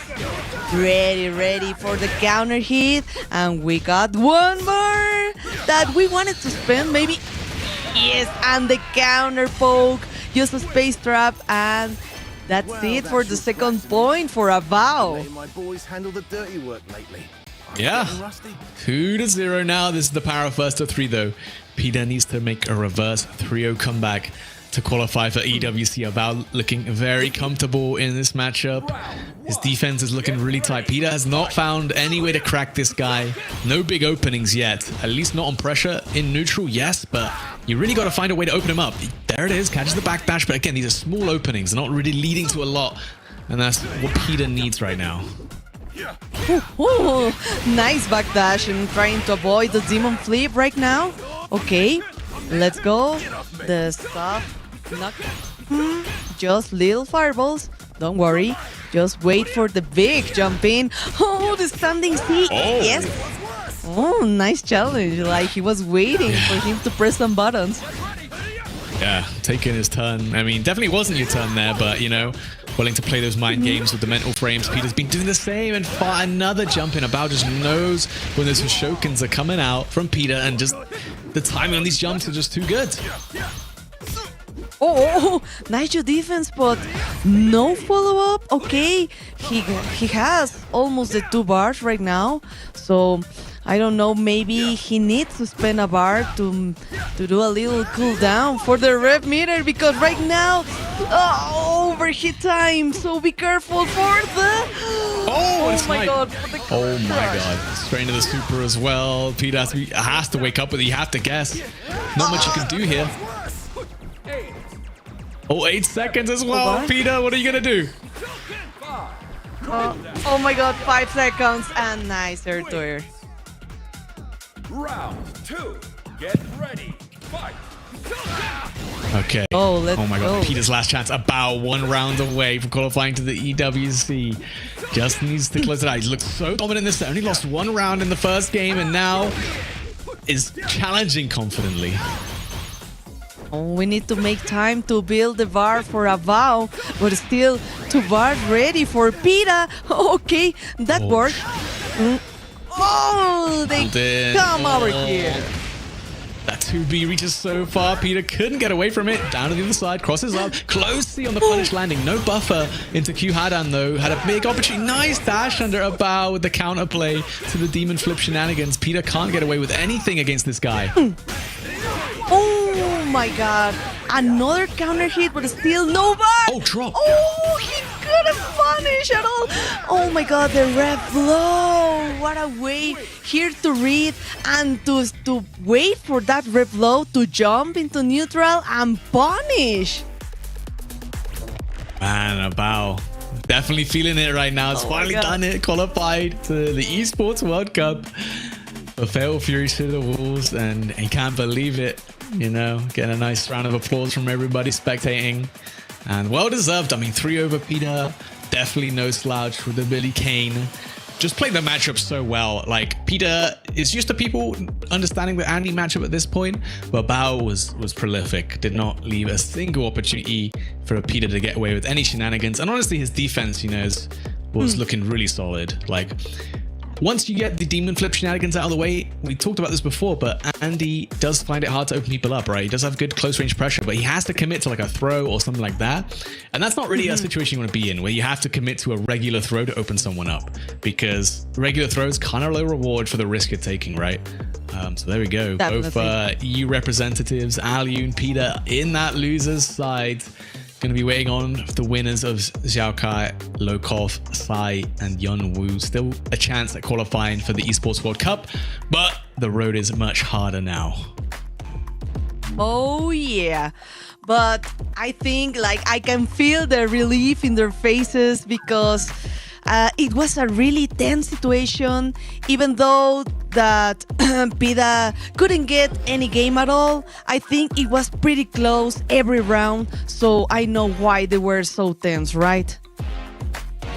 Yeah, definitely. Maybe the nerves getting to Aliun and Peter there a little bit.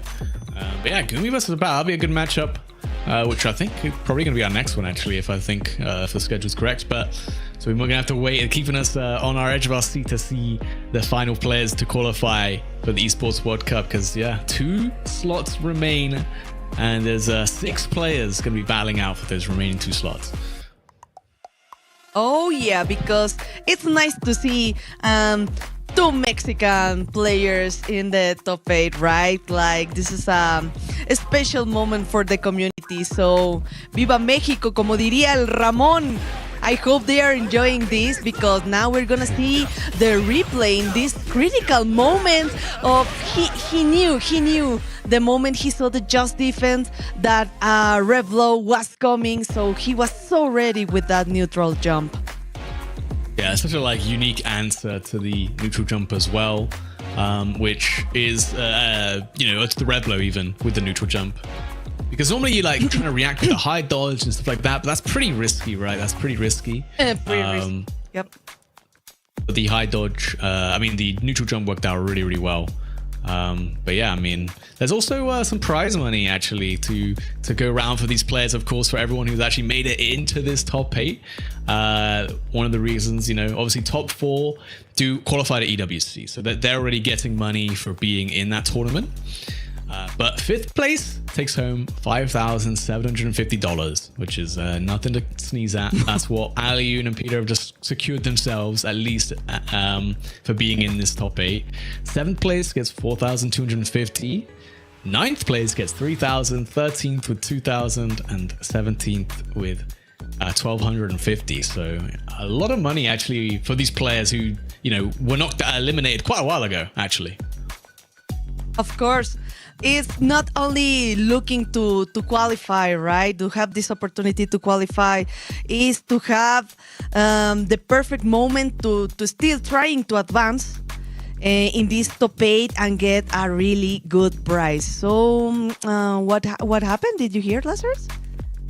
Yeah, so we're just waiting for the players to set up, but of course the STC Contenders Arena. Again, I think we're going to the winners side, the winners finals, because this is where the tension's off a little bit. But of course, it'd be nice to say you won the EWC last chance qualifier. So Gumi and Abao are going to be fighting out in this winners finals, so you can get to that grand finals, get some extra training in these high intensity environments before you got to show up on game day on the Wednesday for Fatal Fury, of course, the main event at the Esports World Cup.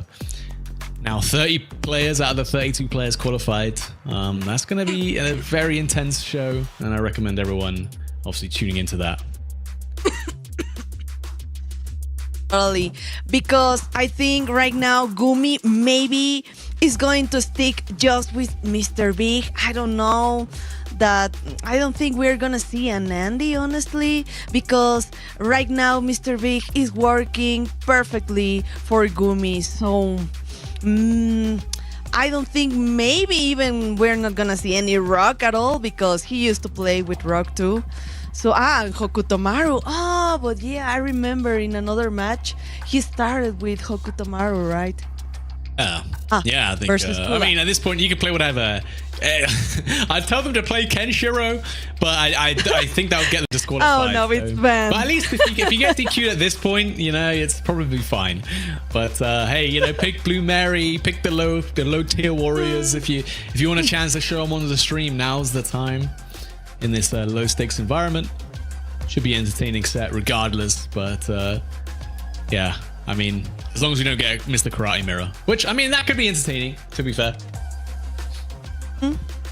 Okay. Oh, Mr. It could have been a really interesting option, maybe for either of them. But I think Gumi didn't like at all. That's why he's not an option for Gumi at all.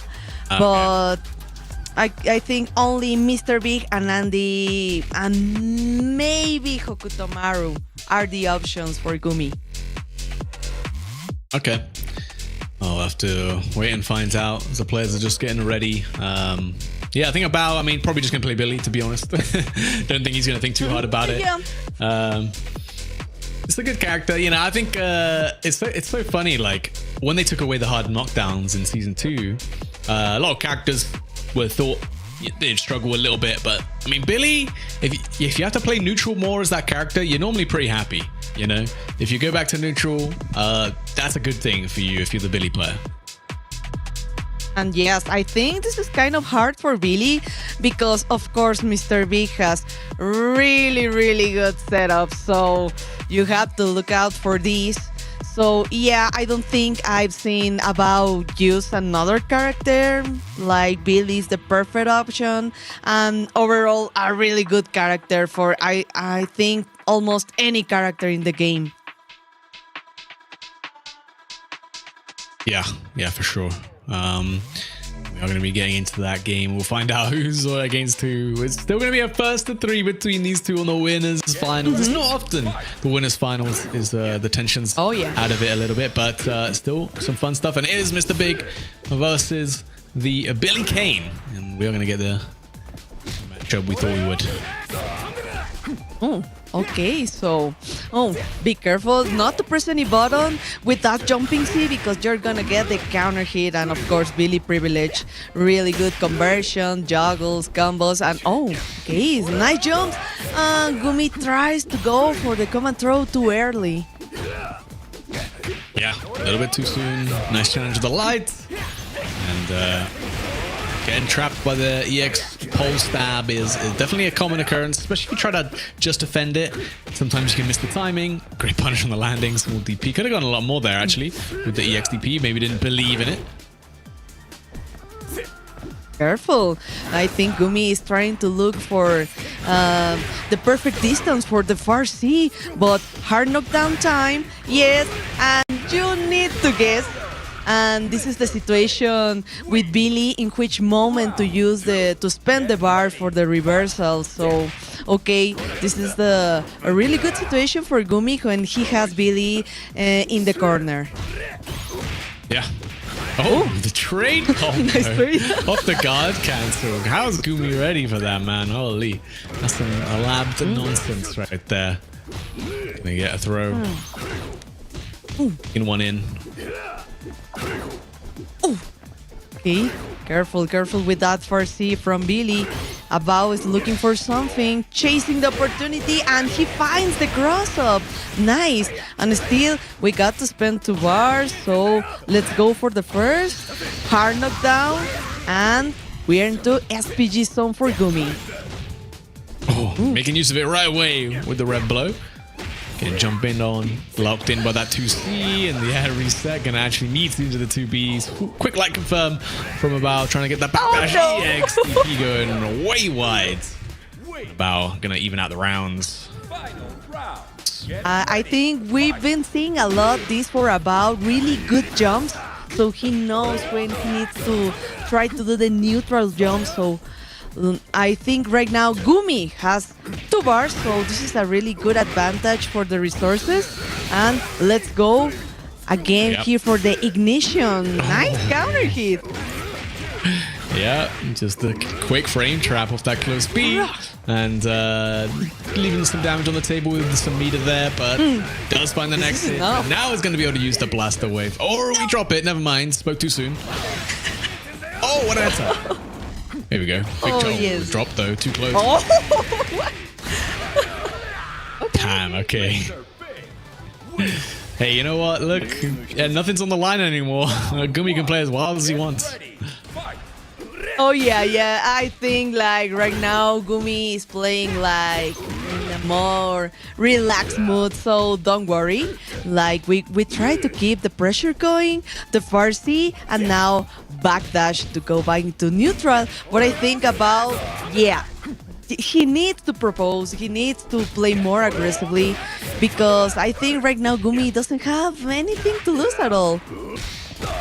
Nope. Oh my god. Nice jumping angle though from a bow. And you know, Billy's damage, bro. Every time I see a Billy player, they're coming up with new combos that do more damage, and I'm thinking, what were they thinking, huh? With this character. Probably. Here we go though. Okay. Oh, the neutral jump. The amount of times I see people get air reset and then try to mash on fast C, because you know it's quite unusual for a character to be able to meet you from that far out, right? So you're not used to it. Oh my Wake God. up, hidden gear. Did it land? Oh, it does. Oh, wow. Big plays paying off. Should be enough. There we go. First, another round to a bow. Okay. It was a really good idea to keep his resources just in case of a hidden gear, so it worked out really pretty well for Abao. Oh, nice, well punished. Okay, this is gonna be like almost 50% and not even one bar spent, so here goes. The close D into cancel, close D. Oh, nice, just different from Gumi. Yeah, very nice stuff. Bless the wave there for the hard knockdown, sliding in, as all Mr. Bigs do. Okay. It's really good to have that distance with that red blow from Mr. Big. Oh, okay. Let's go, trying to guess. Oh, the lights. And yes, looking for a counter hit, maybe that Abao was thinking using the bar, but okay. Oh, it worked out. Oh, again. The ear to ear. Really good for Mr. B. Yep. All right. Coming in, trading up. Nice. Gets dashed in for the throw. It's annoying, right? You see fast C, faint. It's definitely not plus, but you got to respect all the follow-ups out of it. So, oh, we're dropping. And this is really dangerous for Abao. Oh, okay. 85%. Never mind. Yes. Don't worry. We got you. Counter hit. Again. Trying to keep that bar maybe just to finish this match, this round for Abao. But be careful because right now we have hidden gear just in case.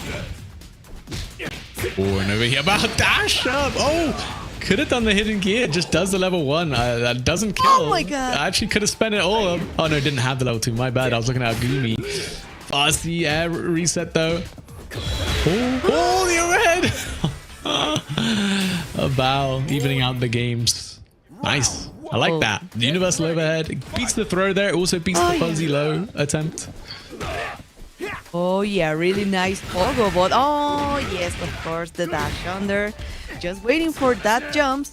Gumi is like making really good reads right now for these really good jumps from Abao. But lights into in any moment a grab, a common grab. Oh, and he tried to enter. Oh, but let's go for the wild punish. Running up into that crouch speed. Nice guard cancel into the drumming beats. Can't get anything off it though. In the light one. Normally if you get a counter, you get a follow up, but see, keeping that pressure on. Plus tech on the throw. About just trying to find his way out of this corner. Just one light confirm it as super, and you know, generally that's enough. Oh, nice guard cancel. Yes. Straight into the ignition. One more. Let him guess. Oh my God. Oh, nice defense from Abao. With that, the guard cancel. Oh, and counter. yes, of course. Oh. Yes, Mr. Big has the option if you want to do the JD into the rev low. Yeah, I love that. One thing, as much as we've been bragging on Mr. Karate, he is super fun to play. I've been playing him a lot, and one thing that's super nice is having a counter to deal with red blows on reaction. Right, you cancel your normals into the counter, get a big counter hit starter. It's super nice. It's definitely one of the selling points of Mr. Big. Totally, but oh, be careful with that far C. Let's go into the corner again. Nice, just defend the counter hit for Billy this time. Oh, the Superman. Oh, what a high dodge. Okay, he's ready. And remember, still into the SPG zone. Maybe a hidden gear, a double ignition. Oh, he tries the come here, and he finds the well punished Lazarus. Yeah, very rare situation. Mr. Big's Farsi whiffing, but About takes full advantage. Nice wild punish, and there you go. Clean stuff. Gumi just needs to find that one hit right. The hidden gear would have been enough to kill. Could have bet it all on that ES command grab, but, you know, not willing to take that risk. Oh no, that wave really unfortunate for Gumi right now. Okay, tries to jump into a graph. So maybe we still got the resources. 2 bars ready and a well punish. Yep. You had to press the button right there. And the Farsi comes right now. Counter hit. Let's go for a grab and into the corner. That should be enough, right, to close out this game number 3. Clean stuff. Doesn't even need the super. And yeah, I mean, this is good practice for the Billy matchup. Definitely going to be a few of them at the Esports World Cup. So, I mean, Mr. Big matchup. Better get used to it. We've seen a lot of Farsi right now with a bow, but okay, great punish. The soft and the roll. Okay, no chasing, not trying to go like a lot of pressure, not trying to play aggressively right now. Safer for a bow. Yeah, definitely. I think that's definitely the way to go about it in this matchup. You can't be too predictable though, right? Of course, if you're trying to just play defensively, your opponent's gonna find those gaps in your defense. So you gotta approach sometimes. Luckily, Billy has great options to approach with. Not in the corner though. You're not gonna be able to make use of that. Nice, a dasher, crouch beat. Interrupts the start with a fast C, man. Jeez. Critical situation for Gumi, but nice throw take. Still not in the point of conditioning. But yeah, waiting maybe what he's gonna do when he jumps and he tries to go for a red blow. That, of course, Mr. Big has the damage to finish this round. Yep, that's Mr. Big, man. He's big in a lot of ways. He's got big range, big damage. Totally agree. But right now, the trade, okay. He stopped that pressure at least. Okay, be careful with that just defense. Not getting into the perfect distance.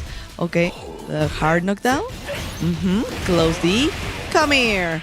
And one more because Gumi right now, 60% of the rev meter.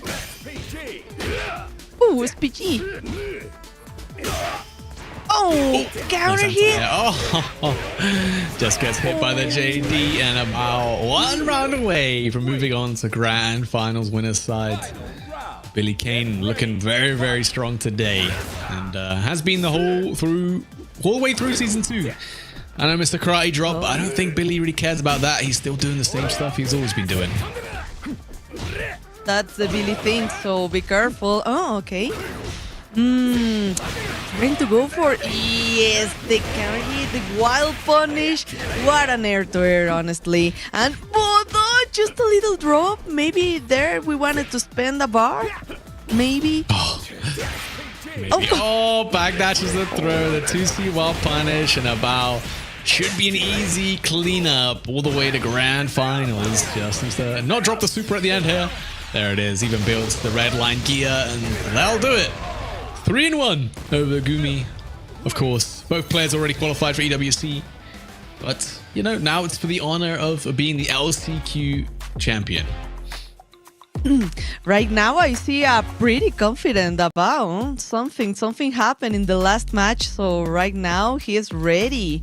Of course, Gumi, he can be a little relaxed right now, still chasing a good reward with the prize.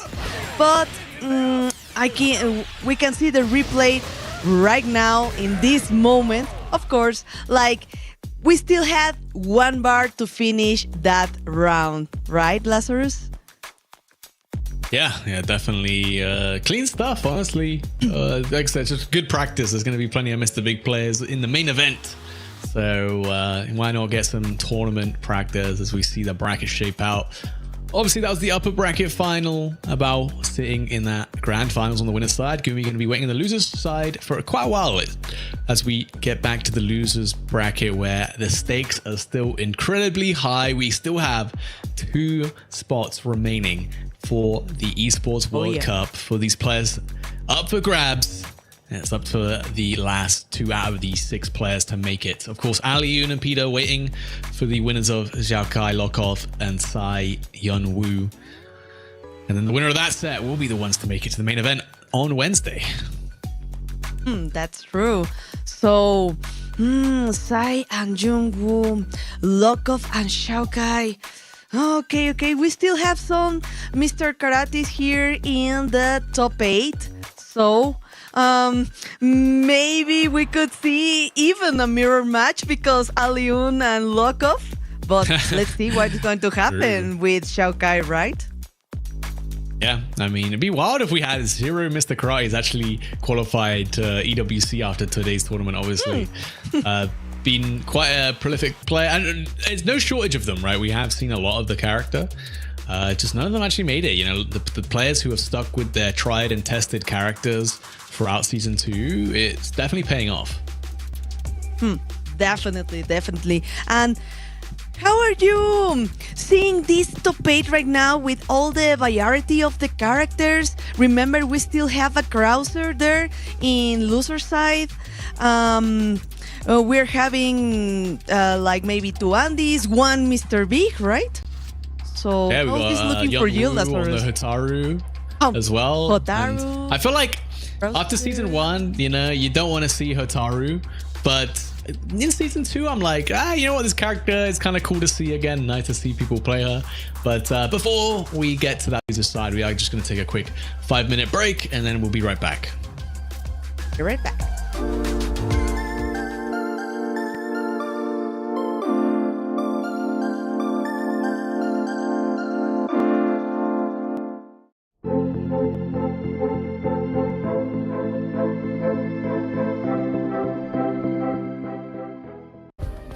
Play is in our DNA. Whenever we let it out, it becomes our superpower. Now imagine an entire city being built to supercharge it. Kadir City, powered by play.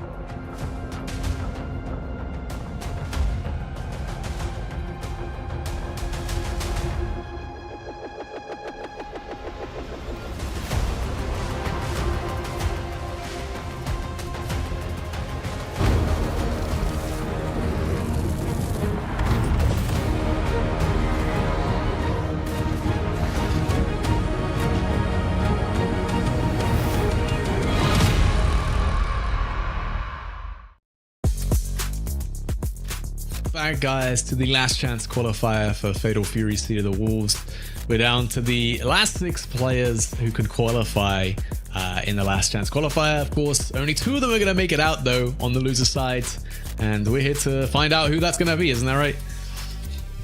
Yeah. It's going to be a really exciting time of the bracket. Obviously, this is the end, basically the end of the LCQ here. Our last 2 will be determined. Everybody knows this is their last chance. Any more losses and they are out. And yeah, obviously there is a bit of a prize pool that they are fighting for. I say a bit, but it is a pretty significant amount. So 7th place, if you lose here, you get $4,250. If you make it to the losers quarterfinal round, that's 5th place. That'll get you $5,750. And then, if you qualify any further than that, then that gets you qualified to EWC, which is the prize in and of itself. So that's where we're at right now. Of course, yeah. Yeah. You guys can see here on the bracket. You want to take us through it? Yeah, of course. Yeah, we just had Alioun and Peter get knocked down to the losers side, which very much hurt my European heart to see them lose and not qualify. EWC still got a chance, though. Of course, they are sitting in the second round where they have to wait for the winner between the sets of Xiao Kai, Lokov, Sai, and Yun Wu. And honestly, any 6 of these players are definitely skilled enough and deserve the chance for the Esports World Cup qualification. Going to be kicking it off with Sai against Yun Wu. So Hotaru versus Krauser, I believe. No Mr. Karate, actually. You know what? There's only like 2 Karates left in the bracket. None have qualified yet. We've had a great day. We've had a great day, Aru.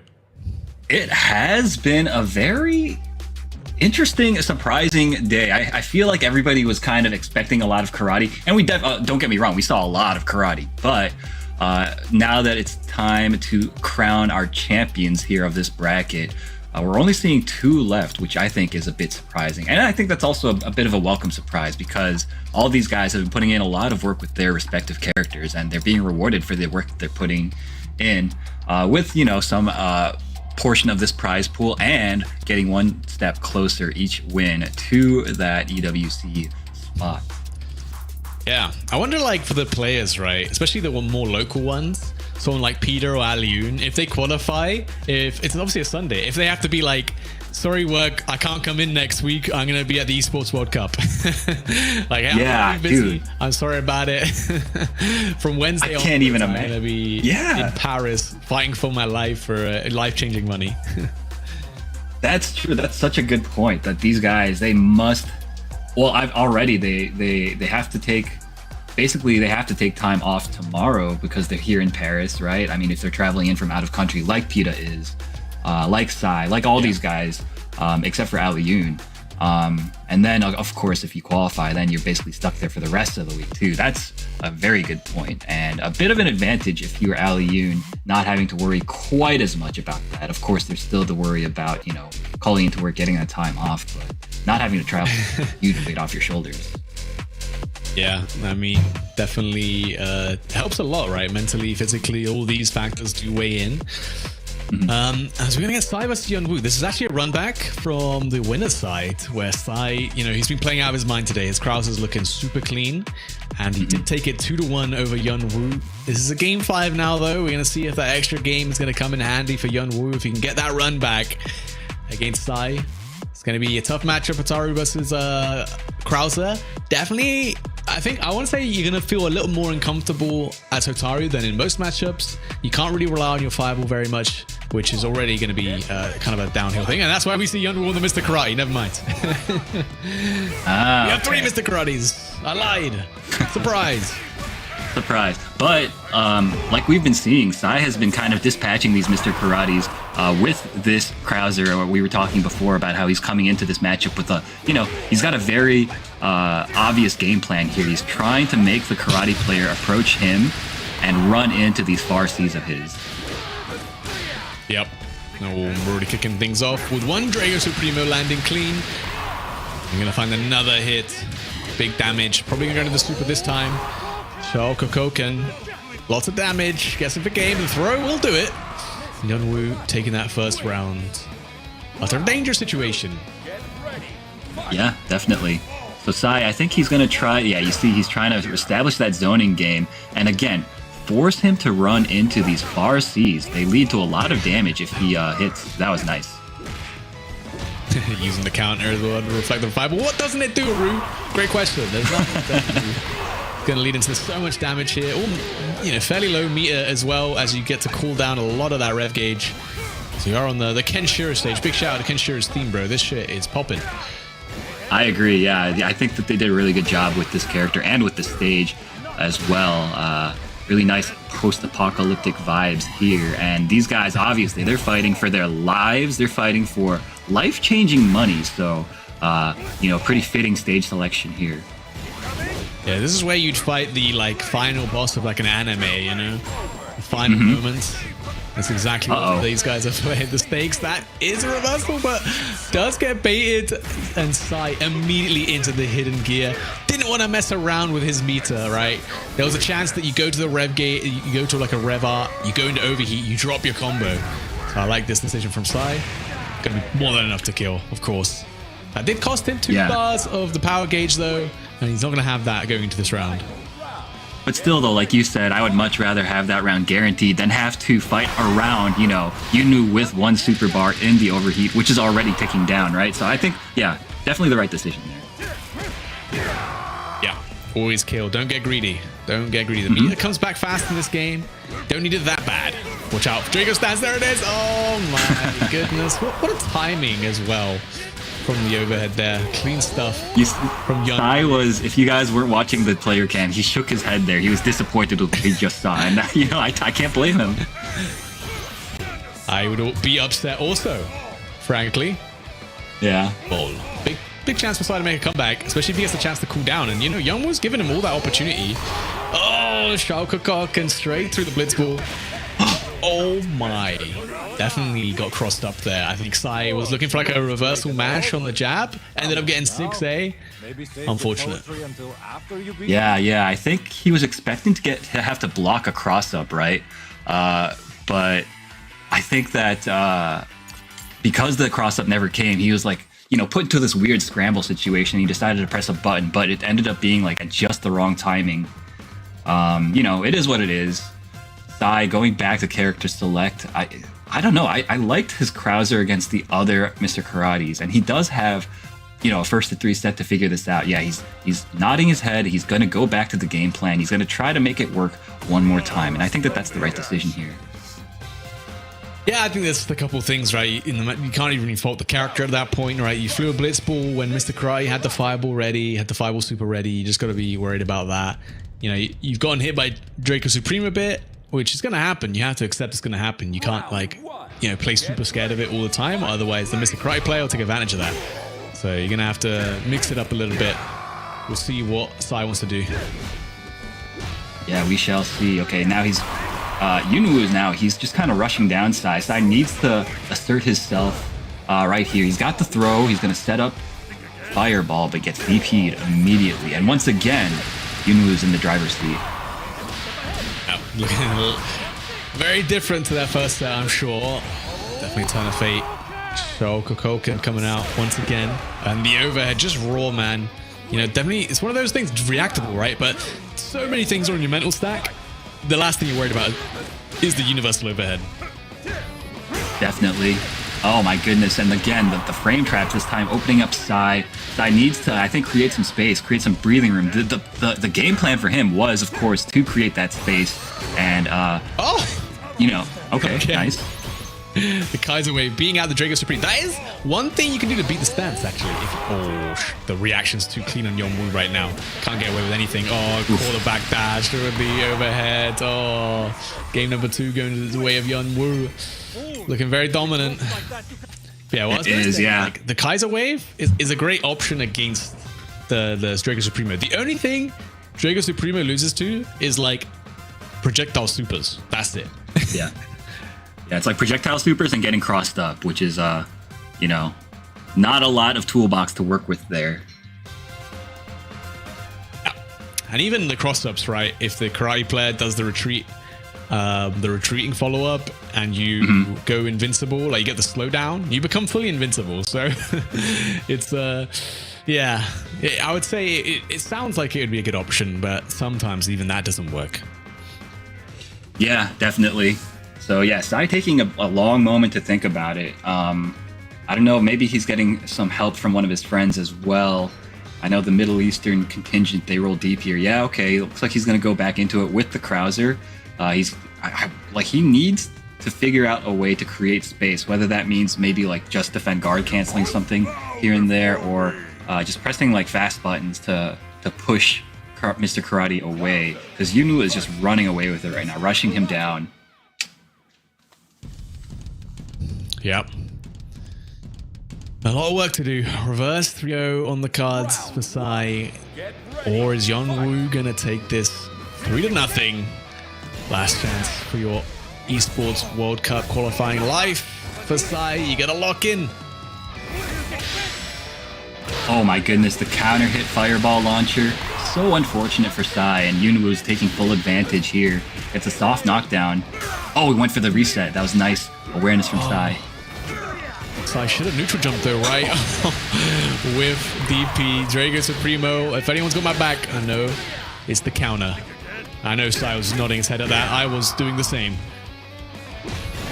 Yeah, I mean, what can you do? You know, it's in the game. You know it's going to be there. And if he's got the wherewithal to press it at the right moments, then all you can do is tip your cap. Bang.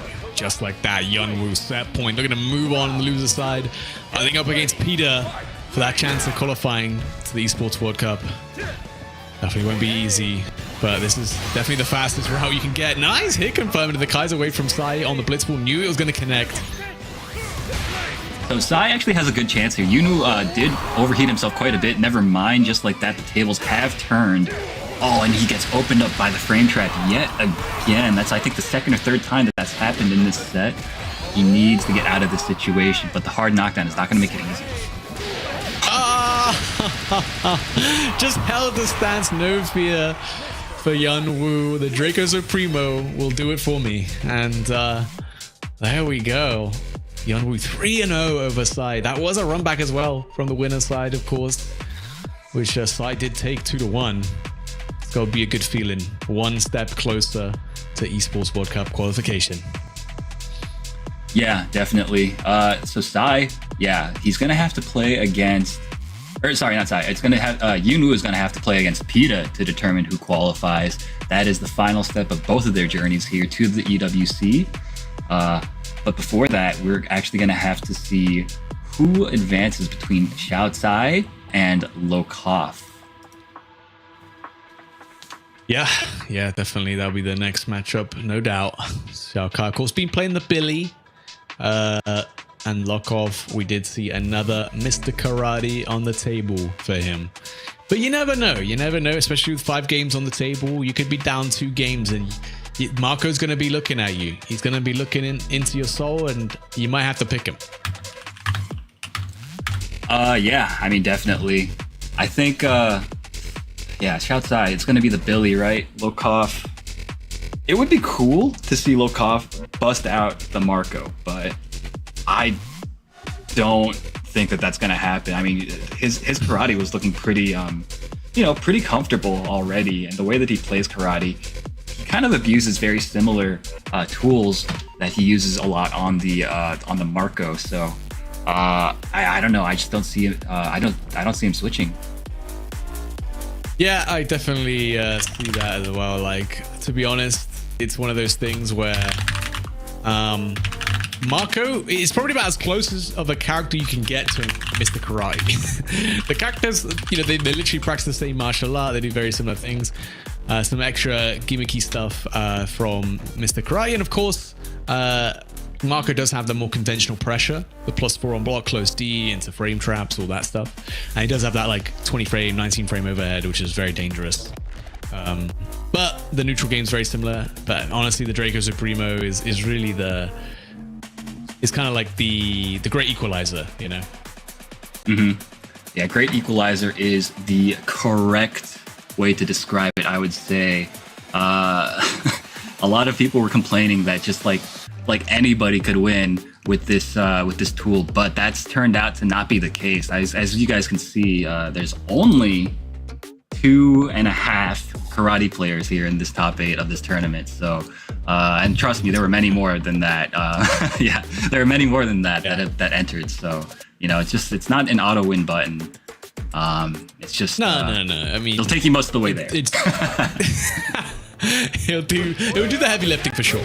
I mean, it really helps defense, right? Defense being like the hardest part of the game. Having one option that's able to cover multiple instantly makes it a very powerful option, because if you can get the defense down in this game, you're going to do pretty well. And if you got a character that can make that easy, well, even better.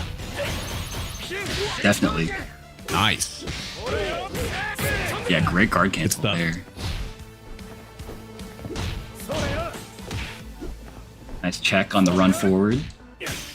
Lokov, though, we saw this before in the last set he played on stream. The first round, he looked a little lost at first, and then he like got a read on the other guy's habits and game plan, and he adapted very quickly and very effectively. So you see right now, they're both just gathering data on each other. Yeah, very slow first round, but like you said, that's pretty common actually in Fatal Fury, right? The damage potential on big hits is quite high, so it's quite easy for you to make a...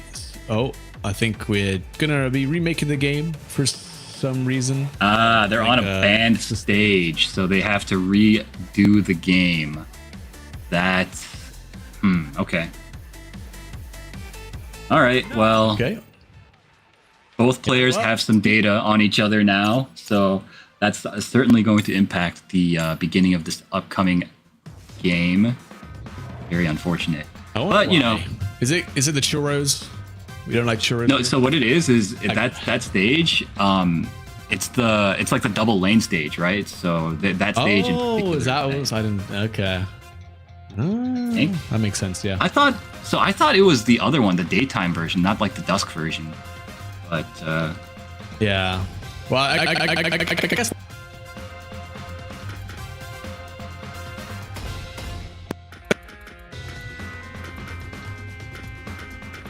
Man, it looks like the players are a little bit upset about it. I understand. These guys, you know, it's pretty disruptive to your flow when something like this happens. By the way, Lazarus, it sounds like we might have lost you. Something happened with your microphone. So yeah, try to figure that out. Meanwhile, we still have Shaotsai and Lokov figuring out what just happened. I think Shaotsai might not understand.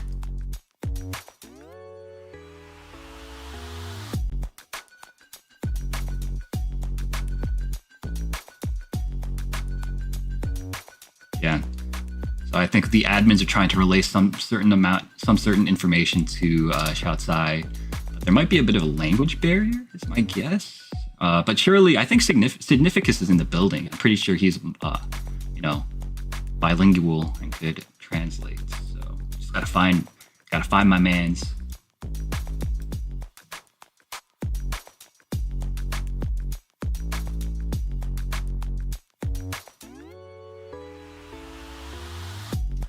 Ugh, yeah, I mean, situations like this suck, but you have to be ready for them as a competitor. You can't let it get you out of your, you know, your focused state. So hopefully we figure that out pretty quickly here.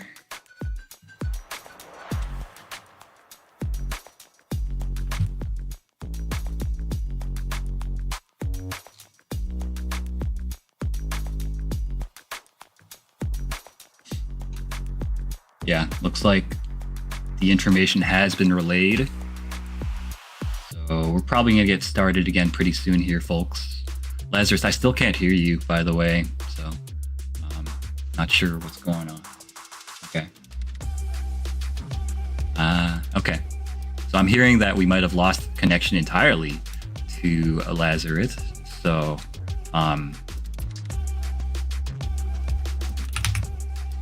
yeah. You know, just give us a moment while we figure that out.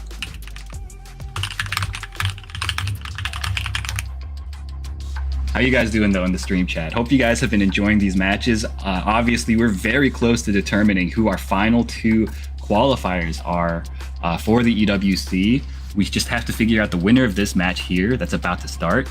And then after that, we have 2 more matches. And the winner of those 2 matches are auto-qualified to the EWC.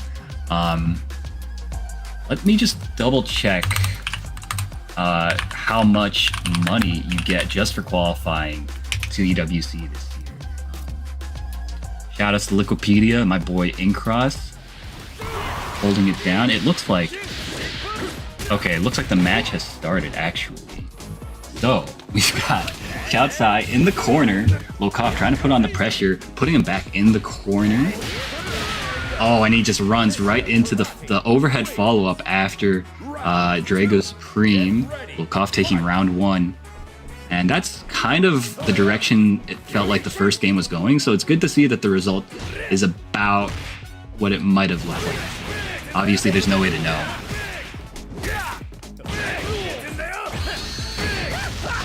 All right, hard knockdown here goes into that combo. Oh, nice big jump over the throw attempt, and now Lokov has the corner positioning for himself. Let's see if he spends some bar here. He doesn't go for the bar. He actually goes for the reset, and Shoutsai was so ready for it. That's kind of, you know, that's like some day 1 stuff. Uh-oh. And now one more guess. Tries to bait out with the shimmy. Now Lokov far away, needs to work his way back in. Not gonna happen though. Shoutsai evening up the round count here in this very pivotal game 1. All right, finds the confirm here.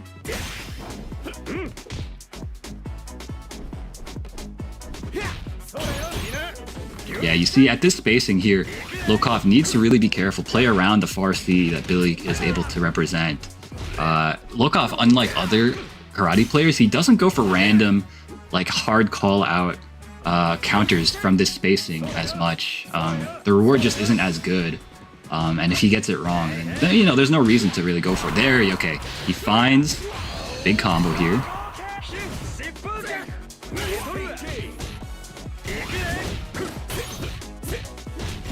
Good check though from Shoutsai. Not getting caught asleep at the wheel against Lokov.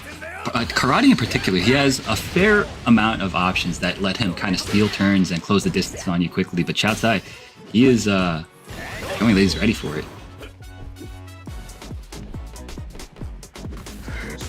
Disengaging. Both players have 1 bar of super. 1 touch wins for either of them. Oh my goodness, and that'll do it. Finds the counter hit crumple with the rev blow. Goes into the super, and Shoutsai taking game 1.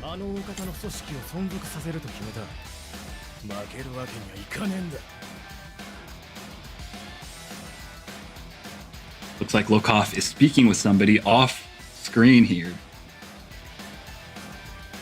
Getting some coaching.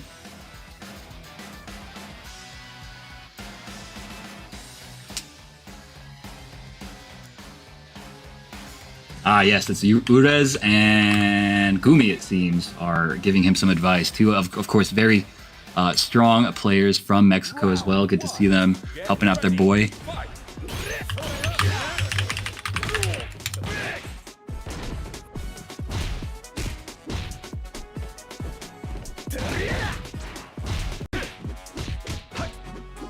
I got confused for a second. They buffed that move, the move where Billy spins around his pole. They buffed that in KOF, but this is a different game. This is City of the Wolves. Nice anti-air from Lokov, keeping him in the corner.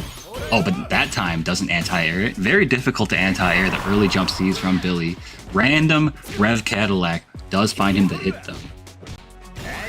Yeah, this round has just been full control to Lokov. Goes into the super, gets the hard knockdown. What do we got? Goes for the throw, nice tech. Oh, and Shoutsai poking at just the right time. This is going to do a good bit of damage, but more importantly, gets the hard knockdown.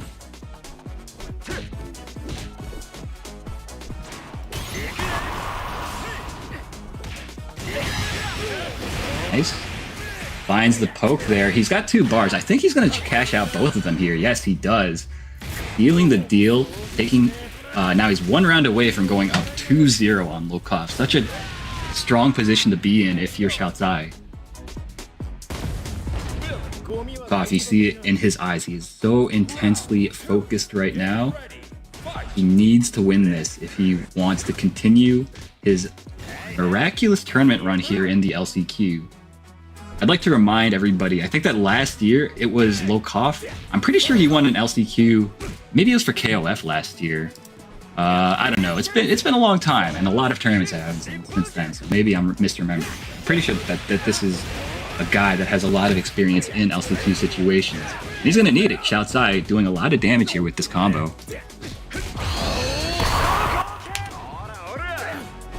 Yeah, you see, he's using the taunt to crank up Xiaozai's rev meter there. Very important to use that very liberally, as you know, any opportunity that you have. Oof. It's very, very nice.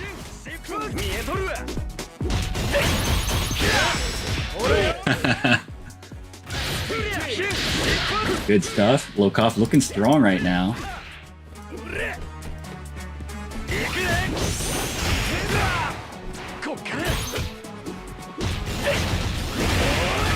Oh my goodness. The frame trap catches him. Lokov I think he tried to start JDing the follow-up, the Revixtel follow-up.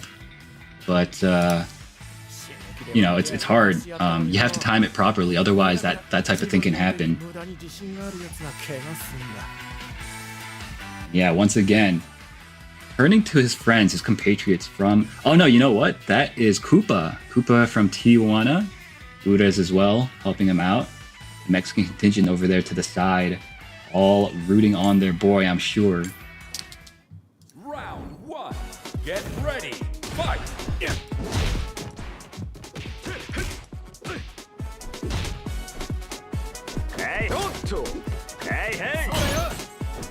Using the taunt. Oh my goodness, not the taunt, the parry stance. Finds the hit though.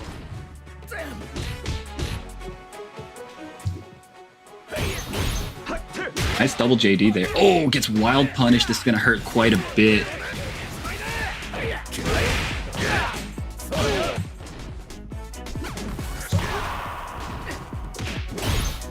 Okay, nice check on the run there with the down A. Great block on the EX Cadillac. Hey, you're back. Sorry. We missed you, bro. Don't worry about it. My sound engine exploded, man. Okay, what did I miss? What did I miss? Oh, you know, just Xiaozai going up 2-0.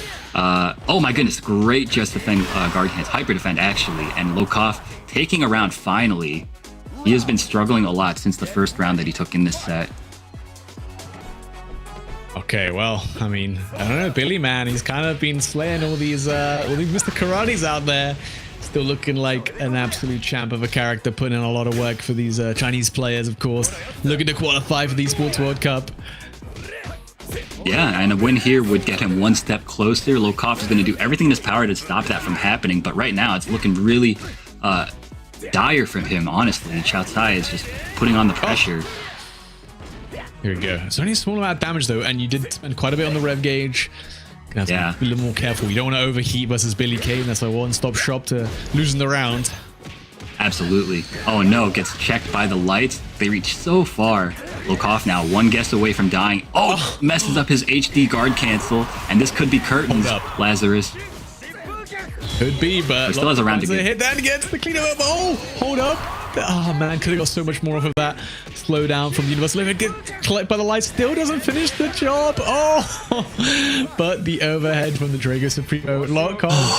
I'd never seen a man breathe such a big sigh of relief. Dude, yeah, I saw it in the player camera, and it made me want to sigh too. I was holding my breath just like he was. I heard it.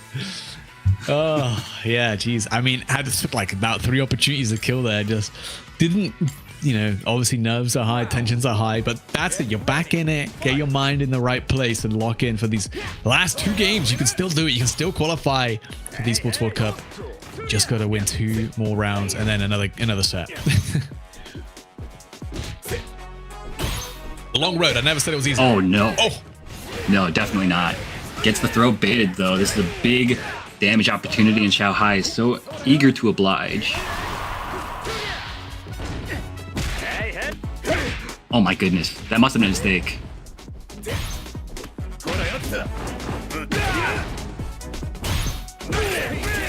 Oh my goodness. He's just getting opened up.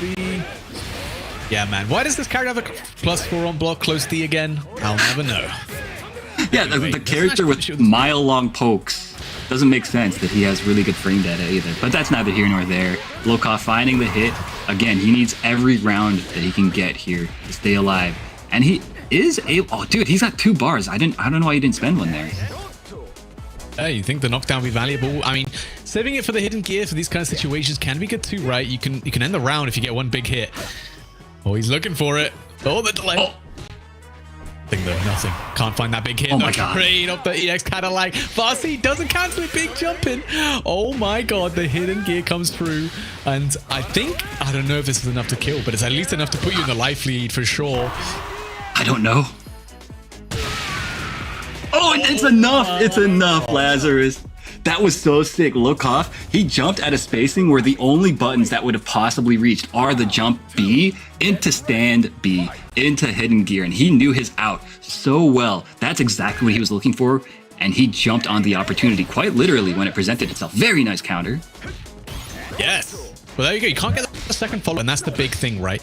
The first follow-up's actually 0 on hit, so it's not really that good to be able to take your turn back. But yeah, Zhao definitely missed out on an opportunity to close out the round. Just needed to hit, one of these fast Cs to be cancelled into a special move. But no, instead, he was opting for the feints to keep the pressure up. Yes, sir. All right, Lokov. It seems like he's kind of found his footing in this matchup. Xiao Sai now seems to be on the back foot, and he needs to stop this aggression. And that's a great way to do it, by sticking out those gigantic light normals and converting into a super. But you see, Lokov so eager to get the momentum back. Yeah, and man, he's definitely done a good job of it, though. Back to the corner now with the throw. Has to be very careful in this situation. Oh my god. And a wild punish from Xiao Kai. Clean stuff, and is able to put himself back onto set point to move on the loser side to get one step closer for that Esports World Cup qualifier. Oh. Big Ruger start things off from Lokov. Yes, indeed.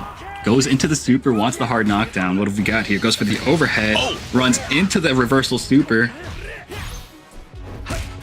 Both these players now are playing a lot looser with the reversals. So I think the first player to notice that and bait one out at a crucial moment is going to run away with the set. Yeah, Lokov though, he really wants to do an EX Tatsu right now. I feel like I can feel it in him. There it is, coming through, busting out. That's going to put Xiao Kai in SPG though. That's a dangerous place to be. A big counter hit.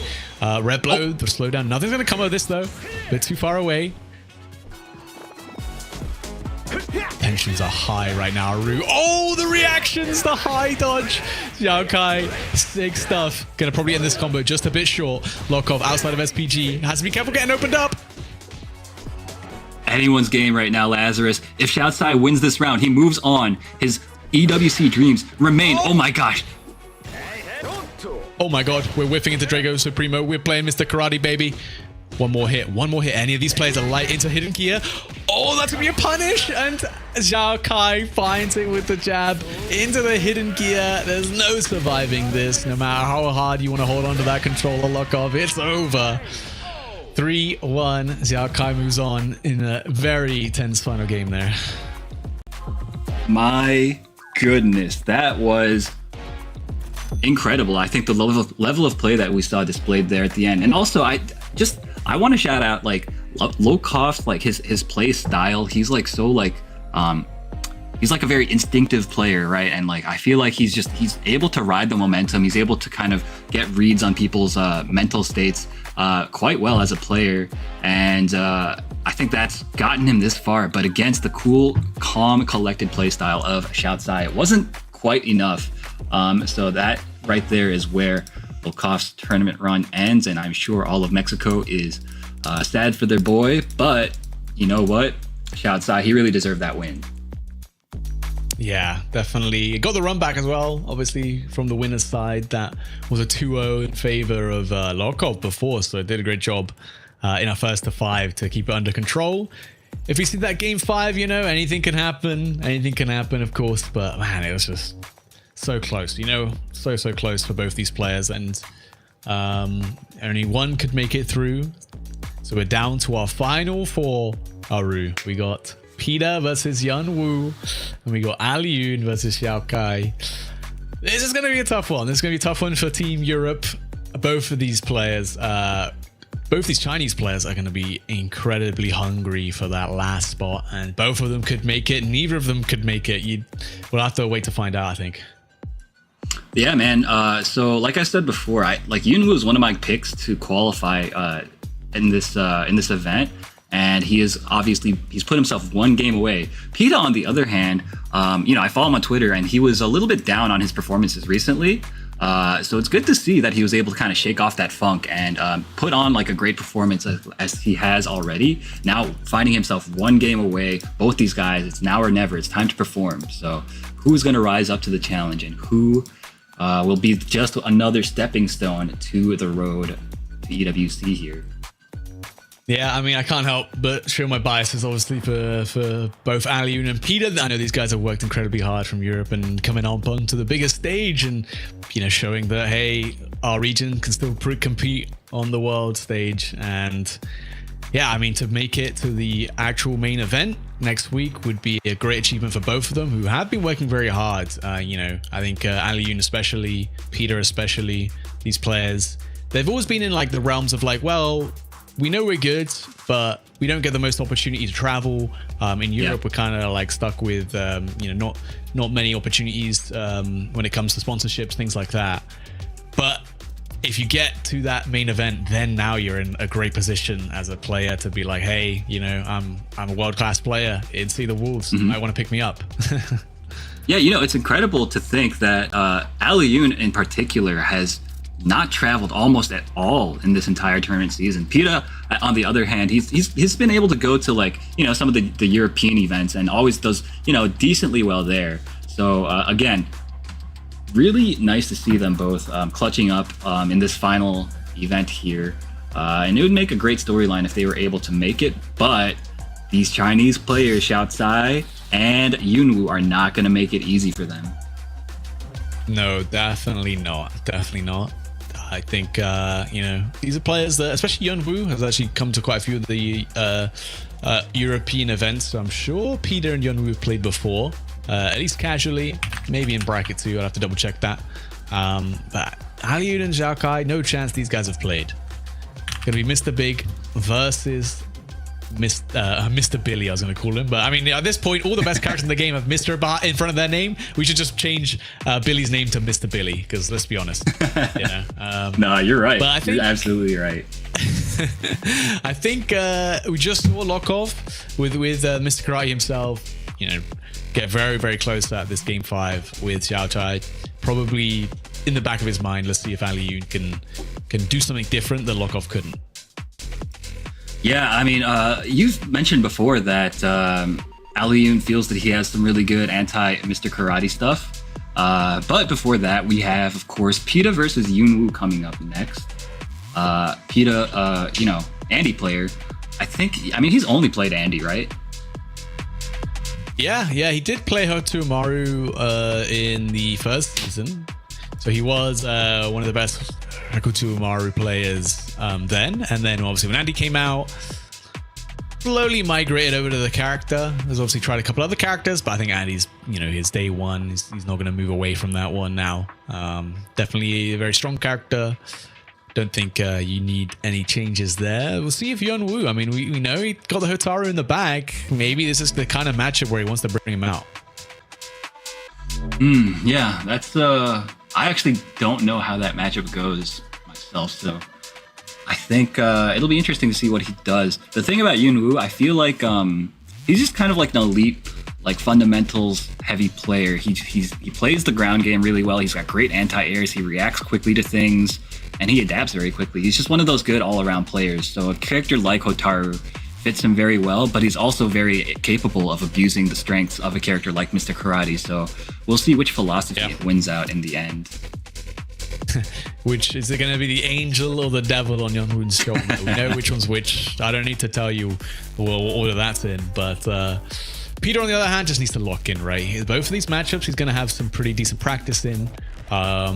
So either way, he's going to feel comfortable. As comfortable as you can get versus Mr. Karate. Let's go. Last chance for Peter and Yeonwoo to qualify to the Esports World Cup right here in this one first to three where everything is on the line. That's right. Both these. Oh, you know what? Oh, it's the stage again, right? Man, okay. We will. Oh, Yeonwoo, stop blocking. Okay, we can't random select the stages. I feel like I'm pretty sure it's only the daytime version of that stage that's that has the double lanes. But you know what? Whatever. Right. Yeah. Best not to worry about better it. safe than sorry. Yeah, imagine you game 5, someone just jumps into the background. You're like, what the hell? Get back. But they do a crazy lane switch combo on you, right? Like, yeah, you're like, oh nah, he's labbed the stage matchup. It's over. Okay, we're gonna go to Suzuku Castle. Yeah, who's that gonna favor? I wonder. Oh my goodness! Early call out with the Drago Supreme. Yunwoo cashing out. Nice double guard cancel on the close D. Peter's come here ready. Yeah, I like though that he didn't. Maybe, but yeah, I think actually he dropped it on purpose to go for a setup, but Yunwoo didn't give him a quick roll to kind of chase down. Big damage coming out from Peter. Just build a meter cross up. Does land. Doesn't get the close C though. Doesn't get the reaction to the red blow. Hey. Jumps across. No hey-heys. Just jumps out the corner. I like that. You know, play safe. Don't overcommit. Gets hit by the heavy Tatsu. Risky stuff. 2C. Oh, into the counters. Drago Supreme. Peter feeling himself. Oh, the double guard cancel from Yeonwoo though. Also playing fast and loose. Oh my god, these guys. Oh my goodness. Connect is too far away. I've not seen that whiff. Oh, that round was crazy. That was, yeah, Peter spacing himself immaculately. Yunwoo, on the other hand, letting his brain melt and just sending it on that EX Cadillac at the end there, getting himself killed. Rare time I've seen that whiff. Oh, EXQ Hadan for the counter hit. Gets a nice little pickup into the Hishoken.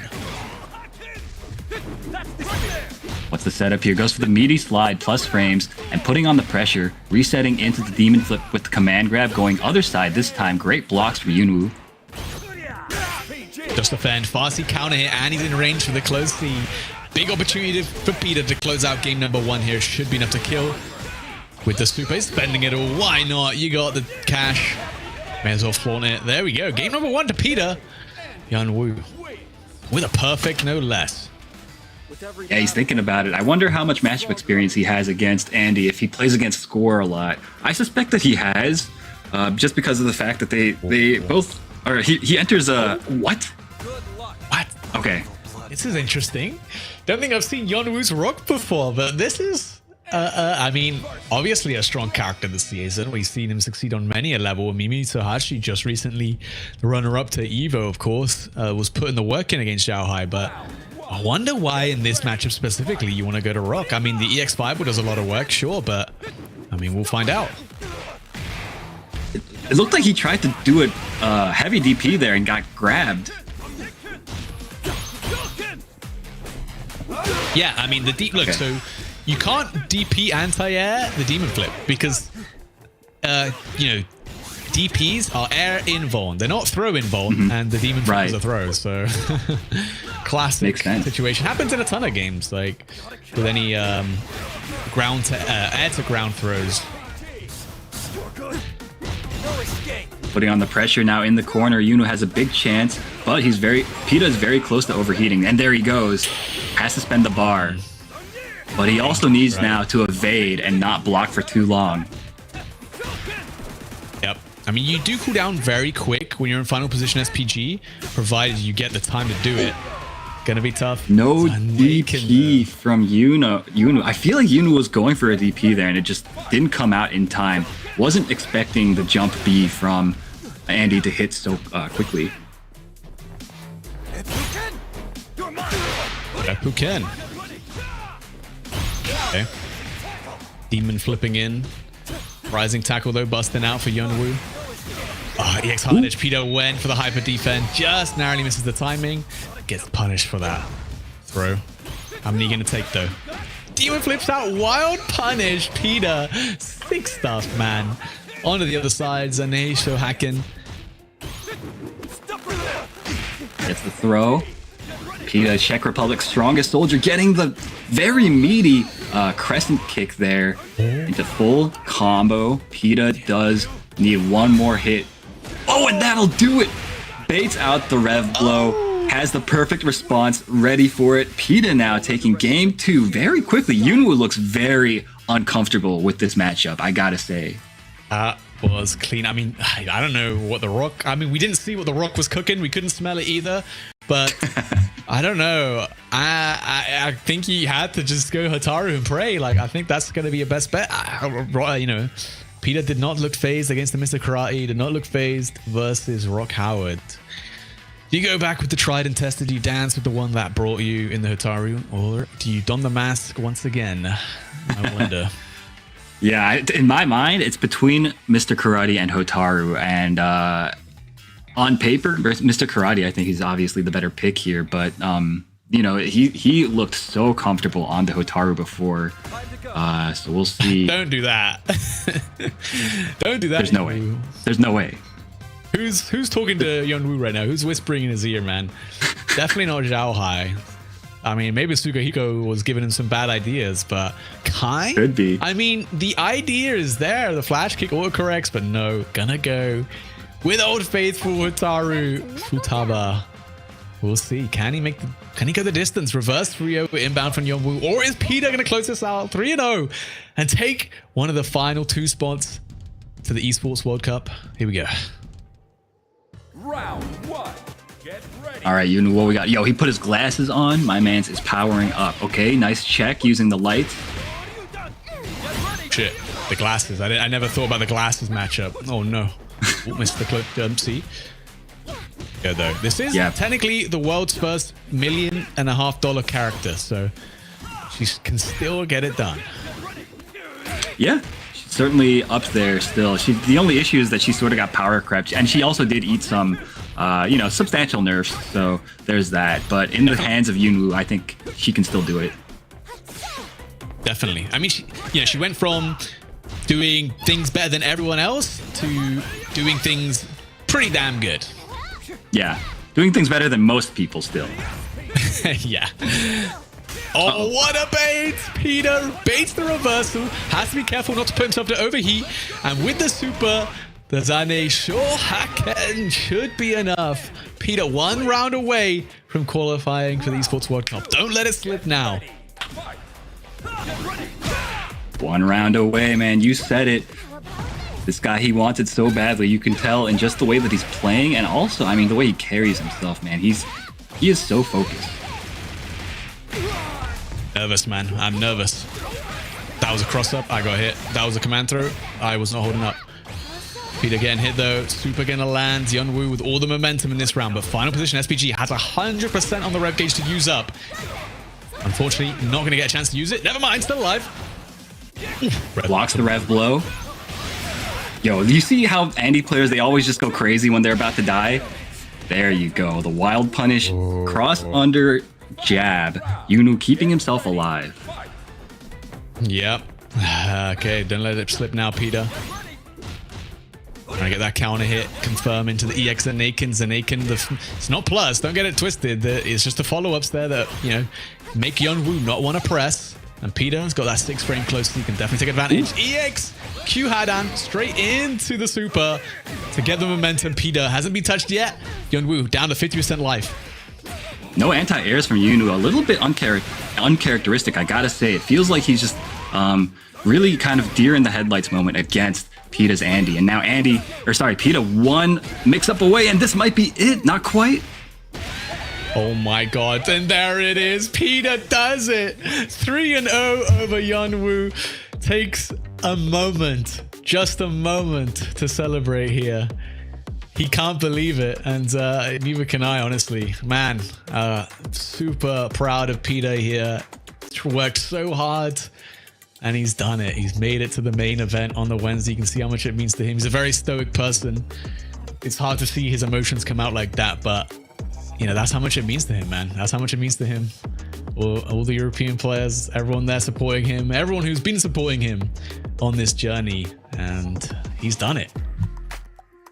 Yeah, big congratulations, of course, are in order for Peta, our second to last qualifier to the EWC. And now that leaves just one remaining spot, and it is between Ali Yoon and Xiao Tsai. Who will get that final coveted path to EWC? It all comes down to this one last set. Yeah, I mean, already got one European through. Are we gonna get a double Europeans in Ali Yoon in his home country from France, fighting for a chance at that last remaining spot? Xiao Tsai, of course, traveling all the way from China to be here to compete for also a chance to join all the other Chinese players in the main event right now. Can he be another? Will it be Ali Yoon? Yeah, honestly, I mean, Ali Yoon, he's a guy that if you've been around the FGC for a while, particularly the Western FGC, I can't speak on, you know, Xiao Tsai's story. Yeah. I'm not as familiar, but Ali Yoon is a guy that is legendary in the Western, you know, fighting game sphere. So it's really cool to see him still actively competing here in this new game, and of course doing very, very well. Just one final roadblock lies ahead of him between him and UWC. Yeah, I mean, especially if you played Street Fighter 4 back in the day, you knew this guy's name, man. You knew this guy's name. One of the most dangerous individuals from Europe in Street Fighter 4. And hey, you know, at the start of the stream, we said there's a lot of players here from a lot of different backgrounds, all to showcase their skill in just fighting games. And I think there's no better place to do that than in Fatal Fury, City of the Wolves right now. And what a place to show it off than the Esports World Cup. Yeah, I think versus. No, go ahead. Sorry, I was just gonna say, I think that this game, the way that like kind of the system like works, it suits his skill set pretty well, in that he's able to like find very like layered like OSs and stuff like that. He's able to break down interactions really well. And this game is a game that really allows for that type of knowledge to really come through and shine. So let's see how relevant that is against this guy Xiao Tsai and his Billy. Ooh. Oh, we got the Preacher. Ali Yoon with the Preacher. I think I get it. This matchup's kind of nice. You got tools like the EX Tatsu to bust through the neutral, and your fireball is hella annoying for Billy to deal with.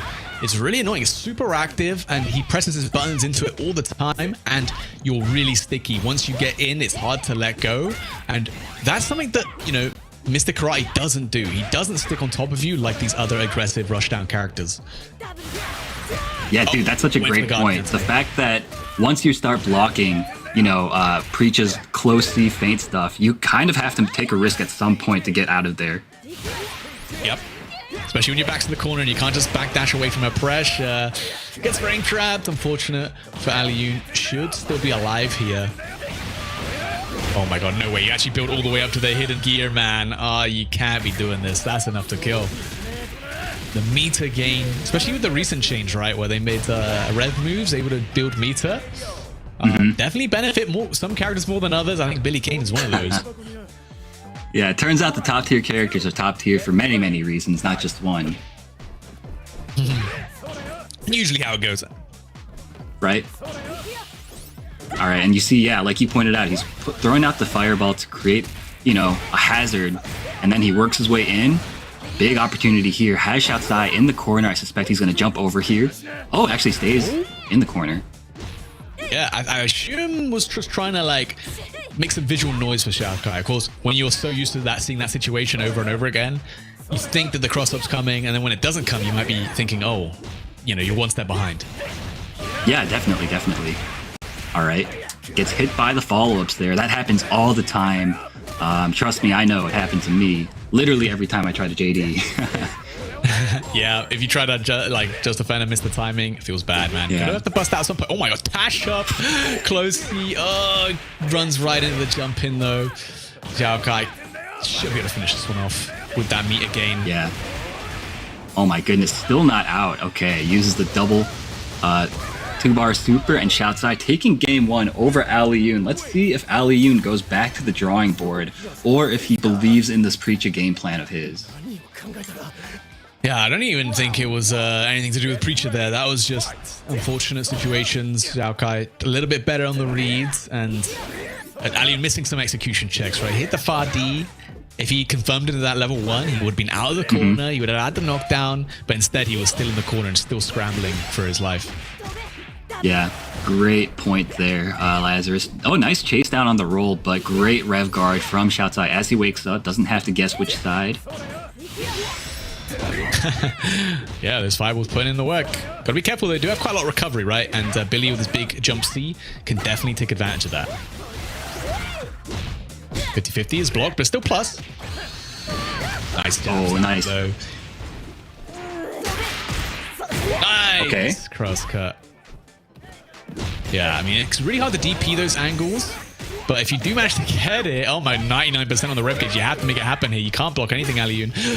He's getting hit, but he can't afford to block either. Ooh. Okay, what?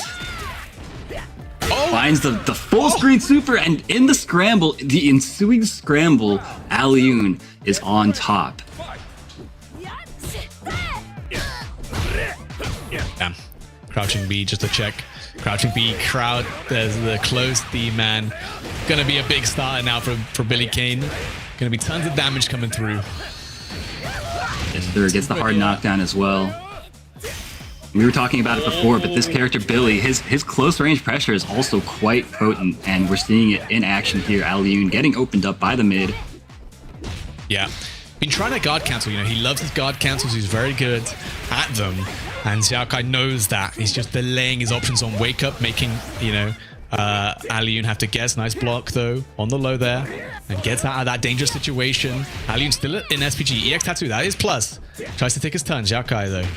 Doesn't take too much damage for it. Finds some fast Cs. One more will do it. Ah, nice. Oh. Using the double, poking 2 times in a row. Aliyun thought he had an opening there to throw out a fireball and maybe get something started, but man, that special move is pretty good, man. Yeah, it's damn good, man. Big damage coming out from Aliyun here. Yes, sir. And the knockdown is this the most time important part.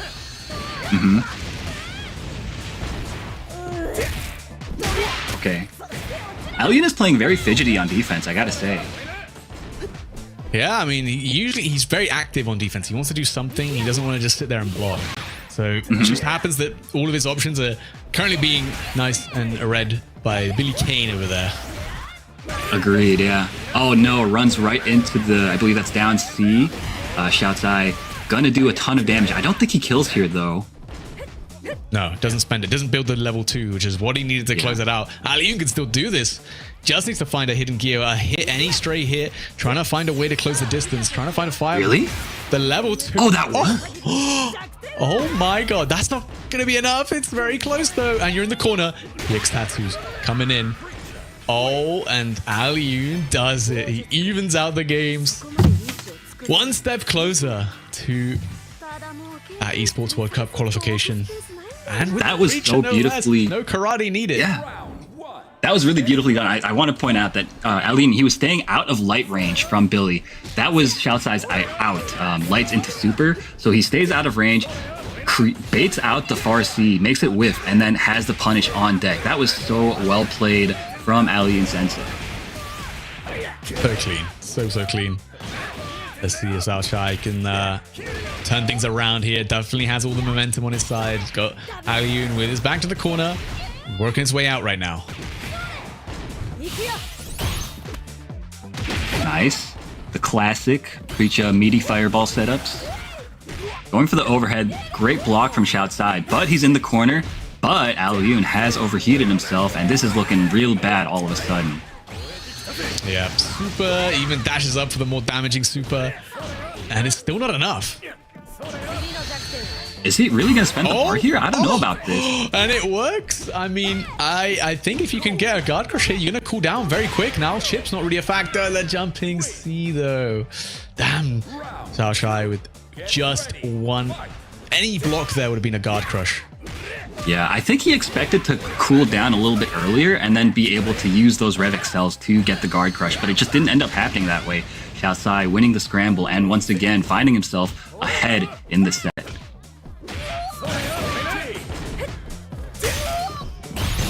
Great containment here. Oh my goodness, lucky break for Xiaosai getting the counter hit, and this is going to do... Actually, he might be dead.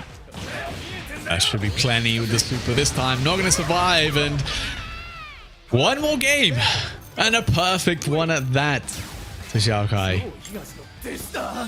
Alioun, I wonder if now's the time to swap? No. Oh, really? Okay, he's going with the Preacher. He believes in the game plan. I respect it so much. If I trust anybody's game planning, it is this guy, Alioun. Xiaosai, though, has been playing immaculately with this Billy Kane. Definitely. And it's definitely been paying off, man. So many names he's taken on his way here. Finally gets caught teching Alioun, exposing the defense from Xiaoshai. And what's the setup here? Just a meaty close D. It's very, very meaty. And that's going to be tons of damage. I mean, Preacher definitely has a lot of it, but not enough to kill. Oh, the short roll into buttons. Everyone's favorite wake-up option. Trying to bait something there. Looking for, I think, a counter hit crumple. Alioun, though, staying patient. Oh, no! Maybe too patient. Alioun in overheat now. Oh, this is not a good situation. Gonna be opened up here. Probably the super. Now you kind of have to guess right. There's gonna be a safe jump here. Actually, you might... Okay, never mind. Back to the other side. You have no rev guard to guess. And Xiaoshai, one more round to qualify for the Esports World Cup. One more round away from moving on. Alioun needs 2 rounds in a row. And that is not going to be easy. Xiaosai has been playing immaculate with this Billy Kane. Oh my gosh, great check with the lights. Oh, wild punish though with that close C. Gonna be a lot of damage coming through. Straight into the hard knockdown, saving all that rev gauge. Alioun's lost in overheat many a time now. Knows how valuable that rev gauge is. Sets up for the low. Xiaoshai somehow defending. Clean stuff gets opened up though. Nice. No rev art required. Alioun not going to be able to kill with this, but leaves himself in a great situation. Gets thrown into the corner. This is really bad, Lazarus. Oh, the jump. Nearly gets caught by the close D. Luckily, one downside of the Billy close D is that it doesn't anti-air for you too. A lot of other people's do, but not Billy's. No, indeed. And once again, Xiaosai taking an early lead in this round. Alioun needs to find a good hit that leads into knockdown and apply that Preacher. Oh, there you go. That was a beautiful dash under. He needs it so badly. And he's gonna get it, Aru. The hard knockdowns here. You have to make it count. You can't let Xiaoshai get out of it. The reversal super does land, though. Just needs that one big hit. Yeah, and he's looking for it right now. Oh, finds it. Gets the overhead. It's a little bit scaled, but he gets a knockdown. Oh, the close knee, but it hits him out of the air. This is good stuff. Xiaoshai, the throw is there. Alioun needs to... Super's on deck. One hit. Oh, no! He gets hit. He tries to hyper defend, misses it. Not going to be enough, though. Still has a chance. 88%. Oh, and the DP gets blocked. Xiaosai. He's going to be moving on. He is our final EWC qualifier, ending Alioun's run here in France. Man, sheesh, China definitely came out to play in this last chance qualifier, and at least one of them was gonna make it in Zhao Shai. And man, what a set. One last decision is what it's often come down to in this season 2, right? Again, we talked about the differences between season 1 and season 2. Season 1 was very snowbally, but in season 2, it's definitely a lot more. You gotta be worried about these comebacks, the final position SPG. A lot of these games are coming down to that one last decision. Yeah, I mean, how many times do we see, final game, final round situations, so many clutch moments, players rising up to the occasion, and, sets that could have gone either way, depending on just one tiny decision at the very end. So, that's kind of what you want to see. You want to see that the level of play, these guys are pushing each other to the very limit, at all stages of this tournament. Yeah, as much as people might not love the final position SPG meta, it does make it very entertaining to watch. I have to say, it's a very entertaining watch when both players are in that last touch situation. But there we go. There we have it. We have our last 4 spots for the Esports World Cup with Gumi, Avao, Peter, and Zhao Shai making it all the way through after this 9-man bracket with some of the highest level players who just fell short of qualification at a couple of other events. This was their last chance, and these guys made it count. They sure did. Yeah, that was, incredible play. Don't go anywhere, though. These guys they are going to finish up this bracket for bragging rights. Who doesn't like a nice top 4 for bragging rights, right? So obviously we've got Abao waiting in the grand finals on the winner's side, Gumi waiting in the losers finals, and now they are waiting for the victor between Xiaosai and Pita to see kind of who gets to continue their tournament run. But of course, I'm sure that these players are going to need a moment to collect themselves after playing such a high stakes match. So we're probably going to need a short break for these guys. So don't go anywhere. We are going to be going on a short break, but we will be back with some more Fatal Fury action after these short messages.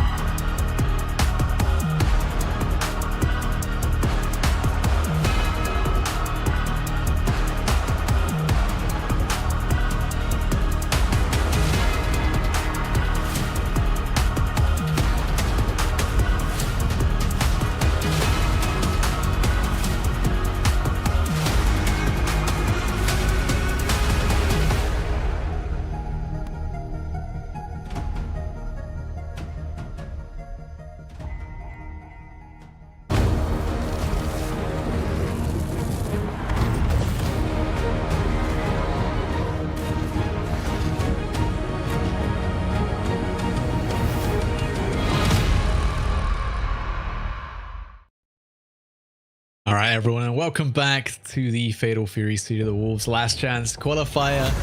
We have already achieved all 4 of our players who will be making it to the main event on Wednesday. So it's time for a little victory lap, I think. Don't you think so, Haseo? Oh yeah, because we have Avao, Gumi, Pita, and Xiao Kai, right? Yeah, both. All 4 of these players will make it to the main event on Wednesday. All the emotions are now have definitely been expunged from all these players, right? I think they gave it their all made it in. And like I said, now's the chance for some more entertaining games, a chance to practice with your, fellow competitors who you will be meeting on Wednesday. So I think right now, these 4 players can relax, definitely. But we're still chasing for a really good prize, right? So and still the glory, of course. So don't worry, Yeah. we got now that here Xiao Kai versus Pita. And of course, waiting here patiently Gumi to see if he's gonna fight against Xiao or Pita. Yeah, we've got 3 sets left, or 4, if the grand final ends up being a reset. The way Abao's playing, that would definitely be a tough job for everyone. But yeah, basically the players are playing for the bragging rights, which, I think in the fighting game community, we love bragging rights. We love to say that we, won a very stacked bracket. I think people will remember that. So why not give it your best shot and see if you can, be the person who won the last chance qualifier. That's true. And finally, thanks to Aliune, I've seen a preacher in the top 8, in this whole I know. tournament. I was waiting for that. And I love the idea behind it, right? We saw how well it can work into Billy, but ultimately, Xiao Shai was just a little bit too strong, a little bit too prepared. And yeah, I mean, Yes. well deserved Really for good all set. these players, of course. My heart goes out to Peter, who made it from Czechia, who's the, a pretty underrepresented region. Definitely going to be the only one at the Esports World Cup repping that nation, and well deserved. Like I said, he's been grinding for that opportunity, and I think his Andy came to play today, and especially recently, he's had some pretty tough results, some pretty tough losses. So to be able to get back on the horse and give it everything you got to qualify today was a big accomplishment. Definitely. And I still think that Andy is going to be a really good matchup, even versus Billy, because of this reversal, because we need to spend the bar to try to have a better answer to all the Andy's pressure. But I think, like we saw it in another match, that Xiao Kai is ready, right? Yeah, exactly. We'll see though. I doubt these guys would have played before. Definitely no runbacks from the winner's side or anything. Be a nice chance for Peter to get some practice in the Billy matchup. Definitely a character that at the time in Europe, Nivek was playing a lot of Billy, but now there's a lot less Billies around in Europe. So good practice already going in with a demon flip throw. It's very tough to deal with, even if you see it coming. Exactly. We're going to see the demon flip at any moment, but not so early. But let's go. Be careful with all these counter hits. Don't worry. Still not a threat, honestly. We need more damage. Oh, nice. All this just defense. But exactly. I was waiting for the follow-up, but here it goes. Oh, nice throw take and the wild punish. Nice. Yeah, very clean stuff, and guard cancel with the flip out. Peter does love that, and it's a really good option, right? Because even if you see the guard cancel, it's very rare you're ready for the demon flip. You're normally looking for like the guard cancels, the naked, things like that. Oh my god, nice, confirm. And I'm happy to be honest, because we are fighting at one of the best stage in this game, of course, the Salvatore map. So yeah, I'm happy, I'm motivated. So 2 bars ready for each player, and yeah, waiting patiently for that roll. But okay, good defense until he gets the counter hit, but no way to anything at all. I can't stop looking at the stage now that you pointed it out. I find it so funny that it's like a DJ set and they got like someone's like mother or grandmother just sat in a chair, just like just watching. She's here for the rave. Oh, that's so good. Actually, that in a music video from Salvatore, I think that's his uncle. Oh, right, yes. I forget these are all references to his music videos. Oh, Everything in the actually. stage is a reference. Oh, Oh, Peter, nice. bang it all. Nothing on the line now, so Peter feels pretty comfortable sending out those reversals. Pretty much had to, right? Although he would have been guard broken if you actually blocked anything there. Oh, nice. That was a really good neutral jump. Waiting what was going to happen next after all these lights. So, good defense, patience. But let's go for the grab. You have to challenge that because now Andy's going into a snowball. Yeah, overhead. Still plus, by the way. Gets hit by the EX air fireball. Oh. Definitely Peter special. He loves that. Unfortunate. Close C whiffs and gets wild punished for it. And now on the back foot in the back at the corner. Reversal level 2. Does catch the backdash. And you think you can kill. Oh, maybe not. I think with the double jab, the scaling might be too much. Okay. Maybe with a red line, that would have been enough. But be careful because almost, yes, we're ready for the overheat. And now we have to do something because chip damage is on the table. And of course, the guard crush too. Peter actually had one chance to get out there, right? We saw the DP, I'm not sure what the special is called, but the DP motion special from Billy come out. And did run up close C, so definitely could have reversal supered there. Oh, EX and Aiken, big wild punish. Okay. Grab, demon, and yeah, right into the overhead. Okay, it was a good read, a good call from Pita. Oh, just deepening guard cancel again with a demon flip. It was a really good option to get out of the corner. Yeah, it's very evasive. You get the side swap. It's kind of hard to track. There's a lot of follow-ups out of it, obviously. Okay. And you're not really prepared to deal with them. Red blow lands. Here we go, though. Some couple just defending from Peter. Kind of need to do a bit more than that if you don't want to get overheated. Guard cancel's going to get you close. Demon flip grab. Won't be enough. The second one will, though. Goes for the cross-up. Gets hit meaty. Xiao Shai. Getting caught off guard there. Probably tried to red blow there. Oof, and just in the perfect moment for the overheat. So, okay, please be careful. I think Peter's like trying to jump out of that or pressing too much buttons because we are getting a lot of counter hits. So, okay, just light. But, oh my god, the shimmy. And no, Peter does not fall for that. Oh! Demon flip grab, though, coming in. Closing the distance real quick. And into the red blow, hard knockdown, 69%. Gonna need to do some work to cool yourself off though, Peter. Don't want to be put into overheat. Close the whiffs. Rare situation, but does happen occasionally. You have to do these checks. This is like all the Billy's tools. You have to use the lights to try to do the checks or to punish or steal the rounds. It's the perfect moment. Now we have 2 bars, so again the demon flip, the whole screen, close the cancel, and still 2 bars, but let's go for the first hard knockdown. Yep, just to make this count. Safe jump. Oh no, the red blow just has landing on the counter hit. Peter normally ready for those situations. Just wasn't thinking about it now. And that's a big opening for Xiao Shai. Should be able to turn things around off that back of that super close D lands.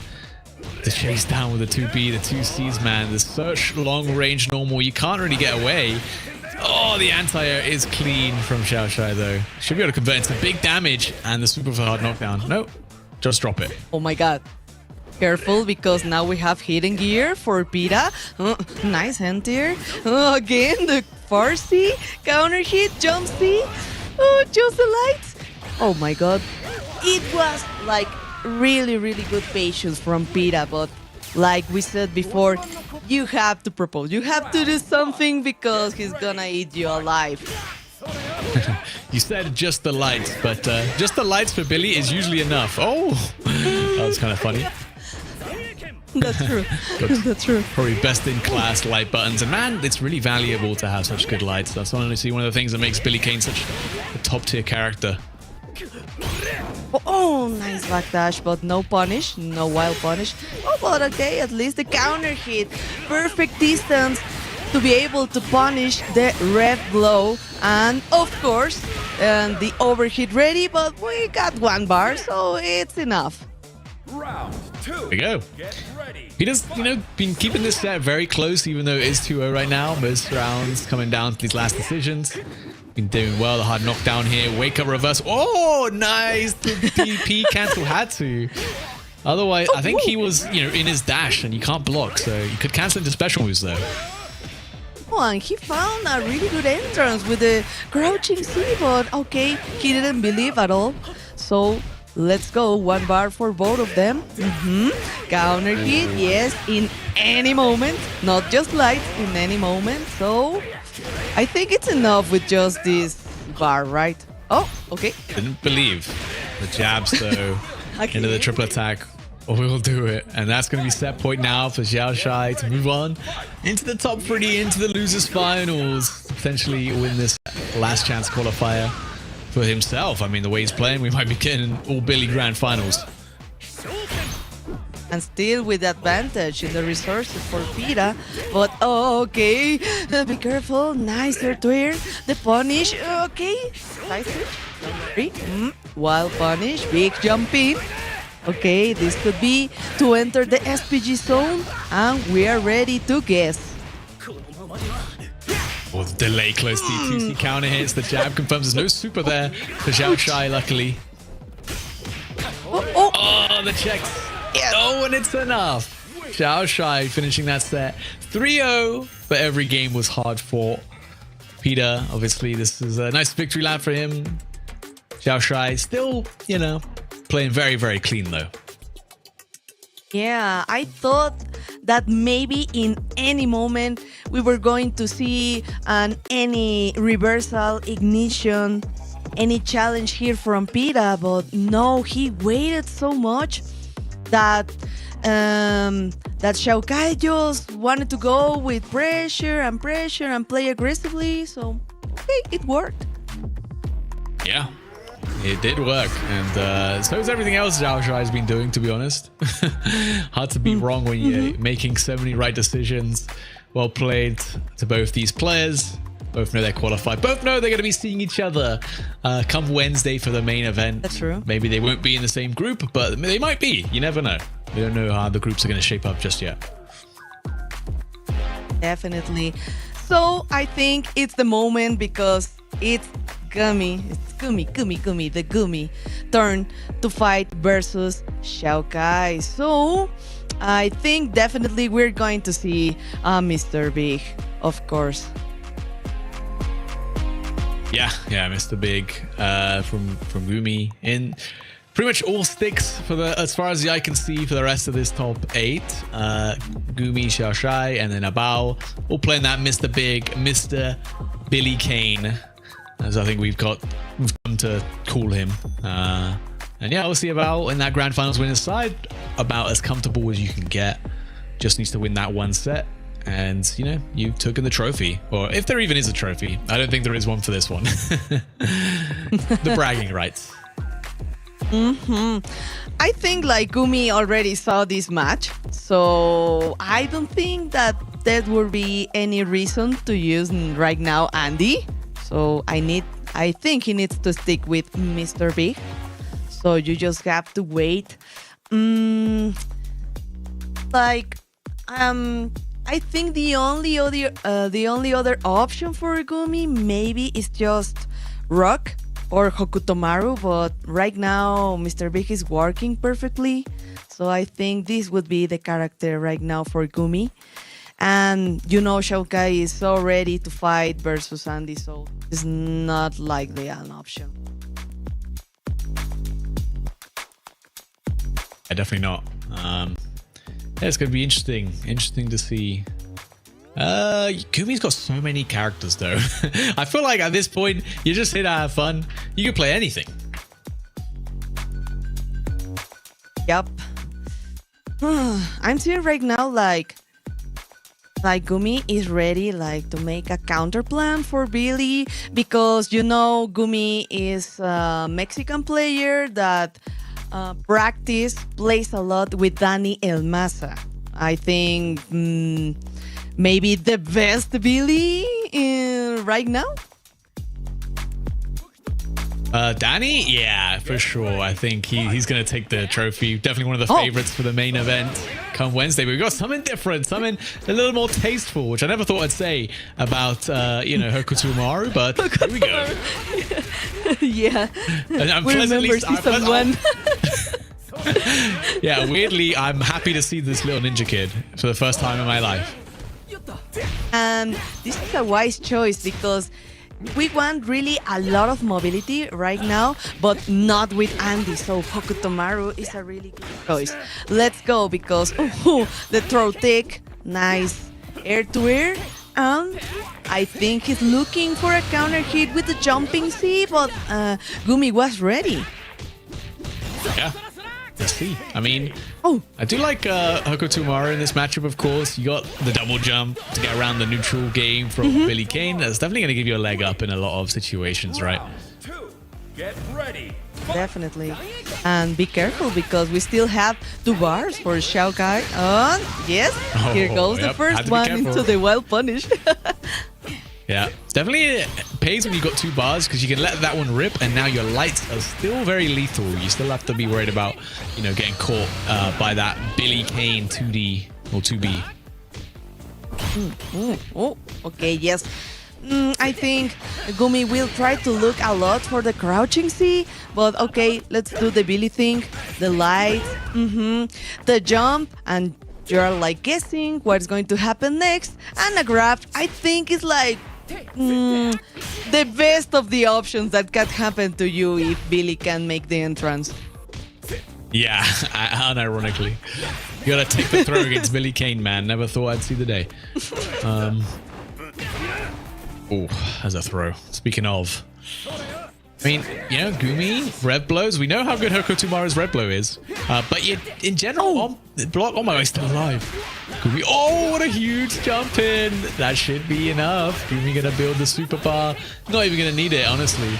And there we go. First game going away Gumi. I think that's the first game I feel like I've seen Xiao Shai lose in a while. Get ready. Fight. Yeah. Of course, that would have been an overkill with a hit and not a red line. So let's go, because Gumi has the first versus Xiao Sai.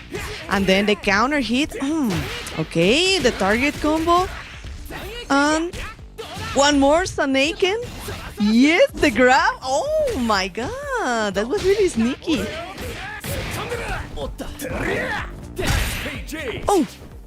Nice trade. The jumping D into a red blow. Okay, I like that. But still not in the SPG zone for Gumi. Jumps out of the SPG and gets a nice whiff punish conversion. Shoken, is that going to be enough? Not quite. The super does do good damage, but the throw will do it. Now Gumi, man, with the Hokuto Umaru actually making a good run here. It was a really good read. Trying to jump, and he's gonna go for a red blow. So really good on Gumi's side, and still 60% of the rev meter. But don't worry, we got to spend 1 bar. The ignition is ready. Close D, cancel.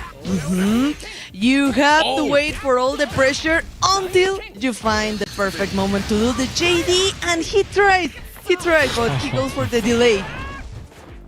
The red blows though, gonna land. I feel like I haven't seen that in a little while. Hokuto Umaru red blows coming through, some good damage. Hidden gear available for Gumi. Any light confirm into the hidden gear is gonna be enough. The Iver defend is so clean. Okay, the counter hit. Yes, the pixel critical situation. Try to guess. Counter hit. Okay. Final round. I can see that Gumi is like changing every time he's pressure because you think he's going for an overhead and then he goes for a EX fireball. So this is very interesting for Gumi.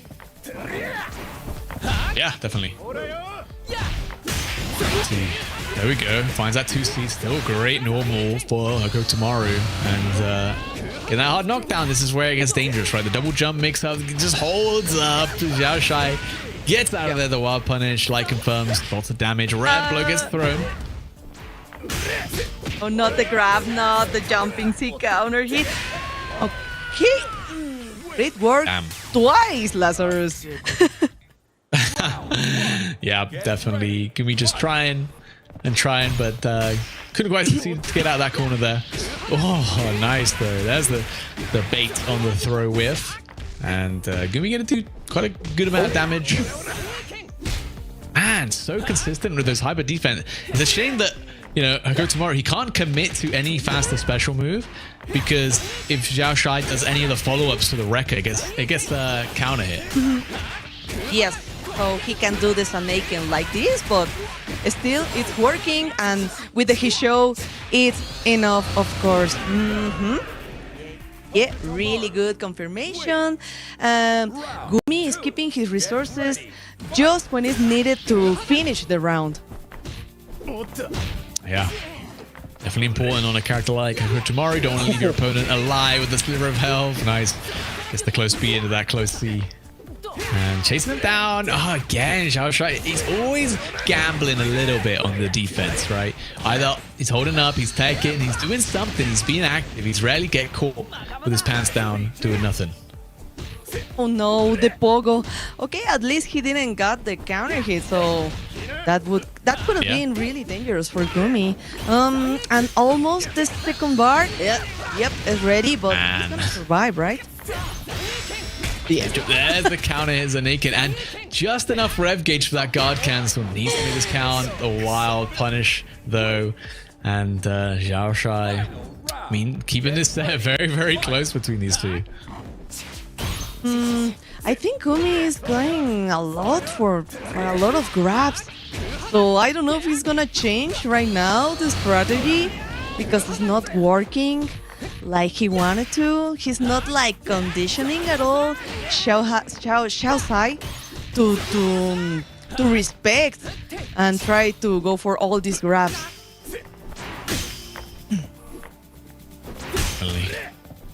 Jump in the air to air, the close D, locking them in. And yeah, nice pressure sequence from Xiaoshai. Got the corner. Attack comes out from Gumi, still fighting, trying to get out of this corner real bad, but doesn't quite find it. Gets opened up. Is that going to be enough? I think so. Yes. Yes. Oh! The pixel. Yeah, not quite. Oh, the chip damage though. Xiaoshai in these last hit situations, man, keeps coming out on top. Get ready. Fight. As you know, with versus Billy, to keep consistent with the rev guard, really hard, but okay. I think we are going right now for shimmies because right now we can try to do the conditioning correctly. Oh, the crouch and see, some high dodge and wild punish. Okay, he tries to go for the reset. Yeah, why not? I mean, gotta try something. Keeping Xiaoshai locked in this corner, can't get anywhere. Can't find a big hit either though. Gumi needs to find one, otherwise he's gonna be fighting. Oh, speaking of big hits, wild punish 2C, immediate hard knockdown with the red blow. Scary situation for Gumi. Needs to try and find a way out there. Gets locked down by the jabs. Now the throw will kill. You guess if for life goes for the overhead. Gumi with the neutral jump. Big reads pay off. Yeah, this is enough actually. Yep. I don't know. Round 2. Xiaoshai is like missing really great opportunities because I think the moment you gave the opportunity to Gumi, okay, nice. Just have to mash that just defense. Clean stuff, yeah, from Xiaoshai there. I mean, unnecessary, you still get the punish either way, right? But helps with that meter replenishment. Don't spend too much red blow. One of the best anti-airs, honestly, still very scary. Just hold it up. Honestly, that's something that I haven't seen Gumi use very much. He hasn't really used the double jump a lot in this matchup. He's not really left the ground very much either. No, he's just going a lot for the shimmies and maybe the grabs. So that was really unfortunate. Like, did he wake up with an overhead? Yeah, I guess so. Not sure what that was about. Hard read from Gumi right now. Xiaoshuai now though in on set point on the back foot in this round. But obviously, winner here will get a run back against a Bao. Still got I'm one kind of bar hoping for it's Gumi, though. Gumi though.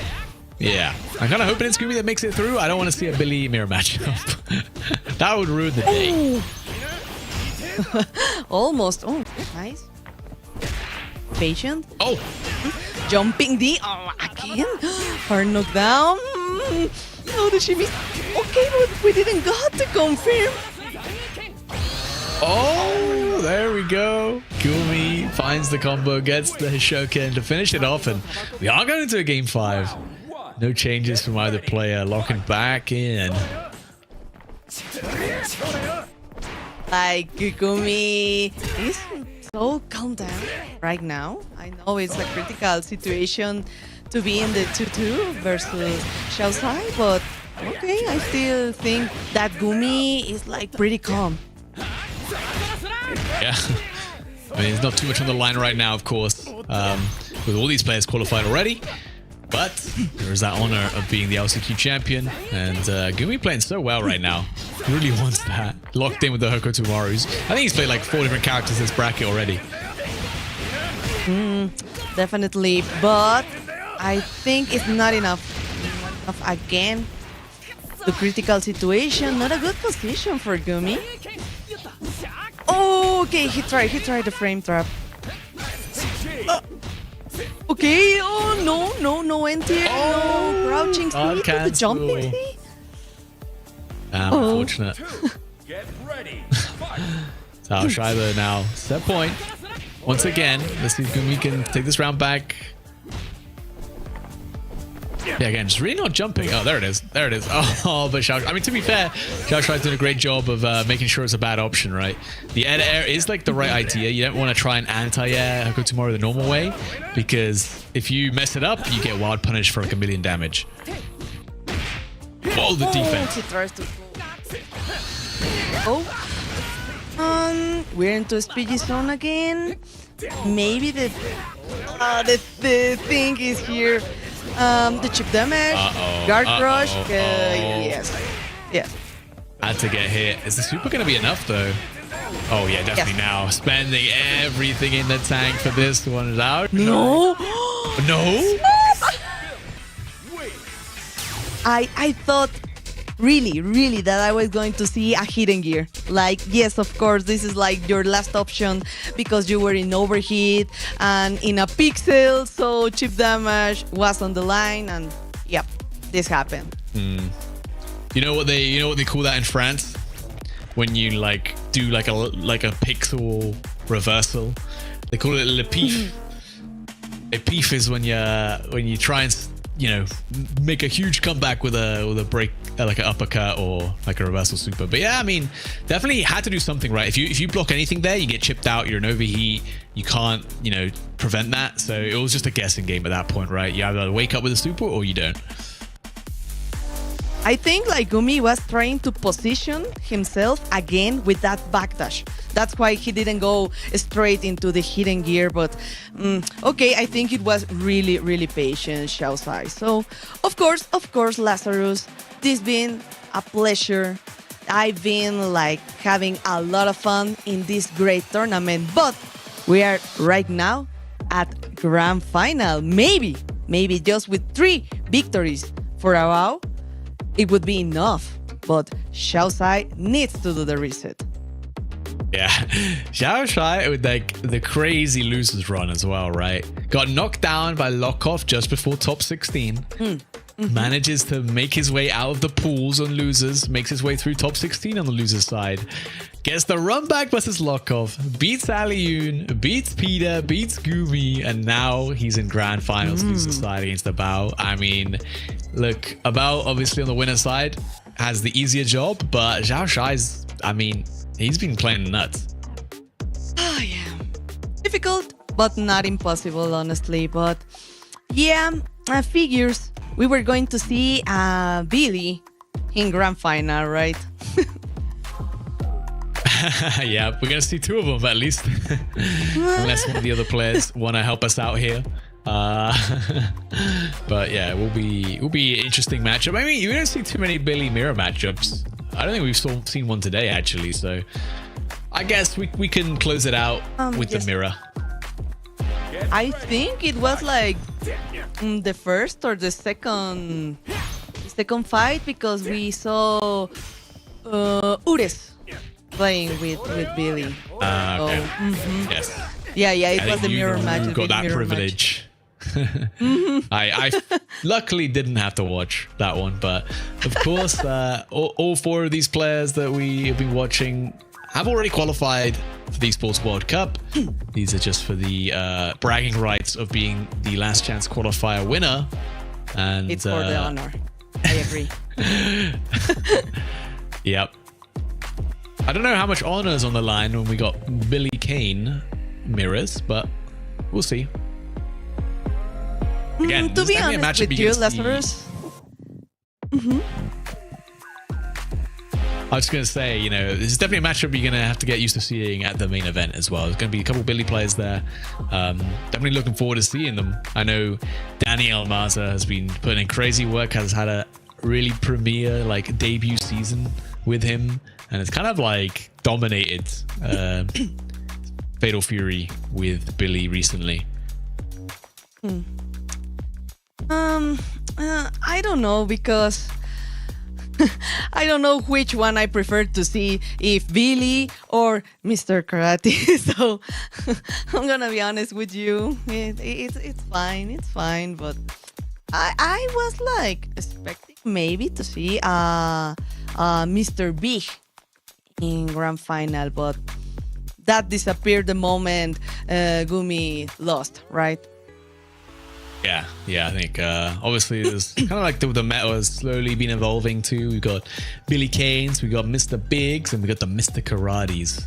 Definitely a couple of character specialists here and there, as we saw. Obviously Peter with the Andy doing in some work. We know Score's still playing the Andy. We know obviously Gumi can pick whoever he wants apparently.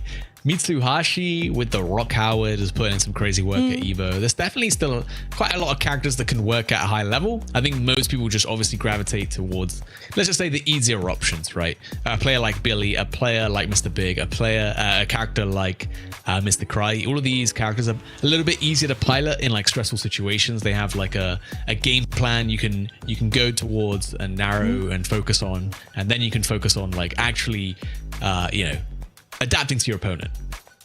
Oh yeah, and remember Sai with Krauser. So that is very interesting. And maybe later on we're going to see a lot of Kenshiros. I think he's a really cool character. Yeah, I think he is actually quite good as well. I think it's always going to be a tough act to follow when you come out just after Mr. Karate. But I think he is great in his own right. Obviously, he wasn't illegal in this tournament. Would have been brave for anyone to pick him up as well either way, because it's like a week before, a big event like this. You might not get enough practice on the character. And of course, in case you were missing Billy Kane, he's ready with the mirror match, of course, Bao versus Xiaosai. Remember, Xiaosai needs to do the reset, so at least this is gonna be a little difficult. But okay, I think Bao has been locked in since the last match. Yeah. I mean, has to be, right? Zhao Shai's made a hell of a loser's run, so he's already definitely in a flow state. Hasn't let up, hasn't taken his foot off the gas since he lost the Lokov. And here we go. Still, the resources are intact, so don't worry. We still have like the first match, the first round to adapt to the opponent. So let's go. Hard knockdown. Oh, the feint into the wild punish. Oh, okay. No problem. Nothing happened here. Nice, just defense. Yep. Nothing ever happens. Says, come over here. Fire! You know, I realized at some point. Oh, that just depends. We're playing in slow mo right now. Nice stuff. You can't match that one either. You have to time it. Clean stuff from a bow. But yeah, at some point we swapped to the Japanese voice acting. Actually, I just realized that. We were on English at the start of the stream. I don't know when that happened. Oh, that's true. Now that you mention it. Oh, wow. I think right now Avao is motivated, even that sometimes you feel it's really difficult to fight against the mirror match, but I think right now Avao is prepared. Oh, what an anti-air about hard reading that jump. I mean, that the upwards pole poke is quite good anyway. The recovery is extremely low, so even if you whiff it and the opponent doesn't jump, you generally can also check the ground approach. Oh, nice counter hit. Oh, he was trying to go for that bar, I know. But okay, punish with the guard cancel. Still not a really good position for Xiaosai until he finds the entrance. So close D to cancel. Yes, nice air to air. And this is the last chance to guess. Oh, okay, man, about. I mean, for all the power and strength that Xiao Shai has shown throughout all of his top 8, might have just run out of gas. I mean, we only saw him quite a while ago win the winners finals, and he's still showing up fully locked in. Still trying to go for a big read on the roll, but okay, it's working right now for Xiao. Let's see. Time to guess. Let's go for a grab. It's fine. Not too much damage, but close D. Oh, trying to go for the dash on there. Okay. Yeah, I mean, it works really well. Nice anti-air there, though. The high dodge coming out. Actually punishing the landing from Xiao Shai there. About SPG available. Xiao Shai just outside that. You have to be really careful because you have now access to the hidden. Oh, a guard cancel trades. Oh my god. Okay. Yeah, the scrambles about still getting the better end of it. And yeah, Xiao Shai just all of his luck's run out, it feels. Nothing going his way right now. 2-0 to a bow in this grand final. So maybe just one more, and this could be it, actually, Lazarus. So let's go, because we have a really good round start right now for Avao. 2 grabs. Is this like, it means like he's conditioning correctly, Xiaosai? Yeah. Oh, okay, guess the jump. I feel like Abao might have heard the fact that people were not happy about seeing a Billy Mirror matchup, and he's like, okay guys, I'll make it quick, don't worry. I'll clean it up as fast as possible. I mean, looking good right now. Xiao Shai in SPG can still make this comeback, just has to be very careful not to get hit by one of these light confirms. Just defends it clean. Also gives you a little bit of health back to work with. The jump on the fast C. Abao, man, everything working out for him. He can't be wrong. Final round, potential 3-0 for Abao here if he can close it out. Okay, he told him I can do the same thing, but be careful. Oh my god, I think that was like really too far to try to go for that, but okay. Let's spend the first bar. Yes. Close D to cancel. In any moment, we're gonna see light. Okay, I like the punish. Waiting patiently, Xiaosai, for the opportunity. And into the corner, Lazarus. The opportunity, Xiao Shai needs to make it count. Oh my god, the read on the throat, but doesn't get the punish. Oh, that could have been the game right there. Xiao Shai could have been the tournament right there. Xiao Shai gets the air to air. Abao needs to find this one hit. He's very close to the hidden gear. Does find the EX pole poke. Try to hyper defend. Doesn't work out. The hidden gear available. He does drop it though. Oh. No problem. Final round. Get ready. It is really, really close for this final round. Starting with a Parsi. Okay, one more. I think I am seeing a lot more neutral jump for Xiao Sai, so this is giving him a really good opportunity. Oh, hold up. Yeah, a little bit of a turnaround here. Xiao Shai might be looking to go the distance. The second win, perhaps, after all those losers games isn't done yet. Oh, wait, hold up. You're alive. About, can you do this pixel comeback? Careful, just defense. The follow-up. We need a guard cancel and any moment. Hyper defense, please. Oh, okay. That was scary for a second. SCL. But we keep going. We got more games, more Billy Mirror matches. But you know what? These have been fast and fun, man. I was expecting them to play super slow, but these guys are just trying to kill each other. Not gonna lie, that got me really nervous, but don't worry. I think now the jumps are helping a lot Xiao Sai, but like we need to convert. We need more damage right now because Xiao is making really good entrance, really good reads, just defense, guard cancels, but still we need more challenge. Here we go. Xiao Shai is actually turning things around. The momentum definitely side. Backdash the throw. Not ready with the buffer 2C. You see that a lot from Billy players. Here we go. Ooh. Okay. Not gonna spend the bar, sure. Oh, Pogo time. Just defense. Okay. He tries to go again for a just defense, so I think that was the gap. Yeah, absolutely. Yeah. Oh, and again. my god. Yes. Yeah. You're trying to wait for the follow-up, right? The follow-up poke into the EX cancel, but sometimes the Billy players will do that Rev Excel cancel on the first 3 hits and kind of bait out the timing for the hyper defend. Oh, again. He's been doing a lot of great air-to-air. But okay, this is the moment. Let's go, spin the bar, the close D. In any moment, you're gonna see it get closer to. Oh, wild punish. Okay, I think like Xiao Sai is trying everything to go for the final round. Oh, nice poke. Okay. Red blow, that's a counter here. I think that was just a punish actually. Xiao Shai gets the super. It's not enough. Oh, this time gets the shimmy, gets the big wild punish, has 2 bars, just drops it though. Oh my god, the air, the reversal hidden gear. Xiao Shai, he took his headset off already. He knew. He was like, I pressed, man. You got me. You earned it. 3-1, About takes the last chance qualifier over Xiao Shai on that winner's side.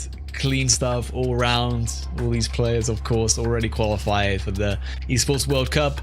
This was mostly a victory lap, but it was fun to watch nonetheless. That was a good Billy Mirror matchup, to be honest. It's true, but I don't know what happened to Abao in a moment in the top 8. That's something I think like clicked in his head, and he was like, you know, they don't even gonna reset me, so everything is fine. I'm gonna win, and yeah, congratulations, because he stayed like pretty solid in every game until he won. Yeah, and that was a very clean way to end it. Reversal hidden gears, you know. Look, you're on the winner's side of Grand Finals. You're 2 games up. Yeah, you can do whatever you want at that point. So, of course, yes, Abao. These guys are happy enough. Both qualified for EWC, as well as, of course, Peter and Gumi, who we saw earlier in this top 4 of the top 8. And right now, we're just getting the players ready to the 4 qualified players, of course, you know, at the Esports World Cup. Not only are you fighting for lots of money, but you also get a trophy to win. And as part of that trophy, you have like a key, and each of these players will have to sign their names onto the key. So we should be able to see that very shortly once we get the players situated in the right position in the STC Contenders Arena. But yeah, this has been a great tournament, Haseo. What do you think? Totally agree, Lazarus, because I'm especially happy for Gumi because sometimes we play, we practice, we talk. So I know that this is something he's been looking, like trying every time he tried for this opportunity. I know all the things that Gumi had to do enough to get this moment, Lazarus. So I'm really proud and I'm really happy for Gumi too. Yeah, I mean, I think I could say exactly the same about Peter, honestly, the way you put it. Of Great. course. And you could see how much it meant to the players every time they did win that game that had them qualified, right? Most of them taking a moment, head in hands, the emotion, the swell of emotion. That's how much it means to these players to be at the Esports World Cup for a chance, at being the Esports World Cup champion, which is a very big deal for these players, on top of the accolades, the potential sponsorships, the money. There's a lot. This could be the start of a lot of these players' careers, especially for someone like Peter, like Gumi, right, who have been working so hard to qualify for this world stage. As we see, Definitely. There's our first player, Zing. Zing Shai was one of the craziest losers runs I've seen in a while. Well deserved. All the way from pools in the loser side, winning I don't know how many games to get to the grand finals. I could count them right now, but we got more interesting things to talk about as we get the other players onto the stage. I guess not the stage, the backdrop. Not sure what to call it. Yep. But I'm gonna say this in Spanish because it's the moment for Go Gumi. for it. La verdad es Hey. que, chicos, sí ha sido tremendo el esfuerzo que ha sido para Gumi en este momento poder conseguir este punto donde él puede firmar la llave, porque como saben, la próxima semana efectivamente ya vamos a tener el evento. Así que justamente felicidades. ¡Viva México! Porque también excelente para Lokov, que también figuró en el top 8, pero pues este es el momento. So you can see it on Gumi's face, like, I don't know, he wants to like cry. Oh, yeah, it's a big moment for a lot of these players. I actually have to say I'm half Spanish, so that was all good. That was great. I love that. Thank you, now Lazarus. Peter. That's okay. Yeah, we got Peter coming up from Czechia Republic. I mean, it's not a nation represented very often in any sports, in any esports either. But not only is he ENC qualified, he is now EWC qualified with his key to the main event on Wednesday. You got 3 days to prepare, Peter. You better prepare well. Oh yeah, simply one of the best of the Andes across the world. So really congratulations to Pira. And of course, here it goes. This is the moment too for, of course, Xiaosai, Abao, Gumi. So they really deserve it, Lazarus. Yeah, definitely. And of course, Abao was the winner of the last chance qualifier. Nothing but bragging rights for him, of course. But that's, your EWC spot secured. And now you're a bit of more of a threat to everyone else in your pool. Everyone's going to be a little bit more worried about you in the main event, knowing that, hey, you managed to beat down 89 other competitors today to win the LCQ in a very dominant style with the Billy Kane, Mr. Kane. And yeah, we'll see him on Wednesday. Oh yeah, are you excited? Are you ready, Lazarus? I'm ready. Actually, I've got my flight tomorrow to Paris to help out. I'll be working in the shadows, doing some production stuff. But yeah, so I pretty much need to pack after this and get ready for my flight. Oh my God, I'm jealous because I wanted to go too, but it's kind of expensive. It's far for you, and yeah, for me it's luckily about an hour and a half flight, so it's a little bit more comfortable. A lot better than last year in Saudi. Of course, it's like a 6-hour flight, man. At least even more for a lot of other people. I think Paris is a great location for the Esports World Cup, very central, and they had the facilities for it. I can't wait to see what they've done with the stage. I think that's going to be really exciting as we see all 4 players who will make it to the main event to next week on Wednesday. Gumi, Pida, Abao, and Xiao Shai. Oh, I love it because Abao is like, congratulations to Pita. But I think like something really characteristically for Gumi is that he does a lot of poker face because you don't see like a lot of him smiling or like celebrating. But okay. We're almost off the end of the stream, Lazarus, because right now we are gonna see the standings, and of course, in the first place, Avao, then Xiaosai, Gumi, Pida, but be careful because Aliune, Jungwoo, Sai, Lokov, and of course, everyone, this is the moment to see their rank. And this is a big opportunity, good to see, I should say, because these are the players that got paid out, basically, right? From 17th place, you got, $1,250, nothing to sneeze at, right? If you got to 13th place, those players there, like Freza, Sugahiko, Arasu, ET, those players got $2,000. 9th place got $3,000. 7th place, $4,250, and then for the 5th place players Aliun and Yunwoo, they did actually win $5,750. So even though they didn't get their EWC place, they did get to walk home with some pretty decent cash. That's true. So it was worth, after all, going to this great tournament. I was like, I have some really good moments to remember, and I'm so proud of the Mexican players too, of course, because I know everyone is like trying to do the best they can to participate in these tournaments, to going all over to Paris, right?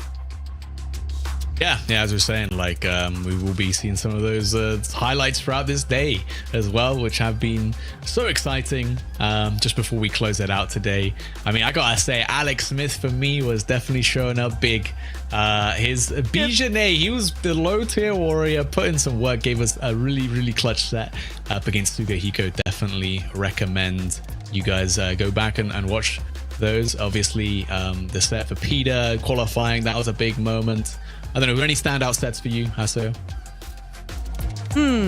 Like, I think so too for Alex Smith, because I like always find him on rank, so I know he's simply one of the best Genets in the world. So totally agree. But it was a big upset too for Kula, because I think almost everyone was like, he's going to make it to top 8. So it happens, Lazarus. So it was a really great tournament. Pretty much every set we've had has gone down to those final rounds. I think the only thing we can do now is hope that the main event on Wednesday will be, about as half as hype as the last chance qualifier has been. Obviously, big congratulations to the 4 players once again who have been qualified: Gumi, Pida, Bao, and finally Xiao Shai. But I think that's it for us, Haseo. It's been a pleasure working with you guys, of course, bringing you the action. We're going to take a small break while we recharge for the next few days, and we'll be back with the main event come Wednesday. So we'll see you guys then.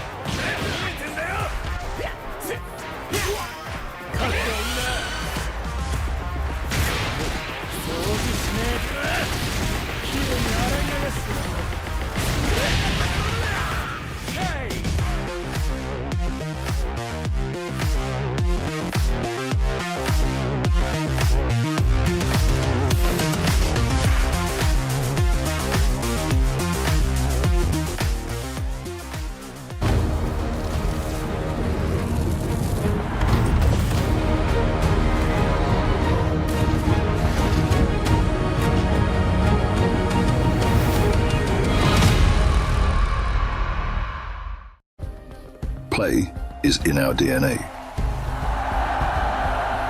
Whenever we let it out, it becomes our superpower.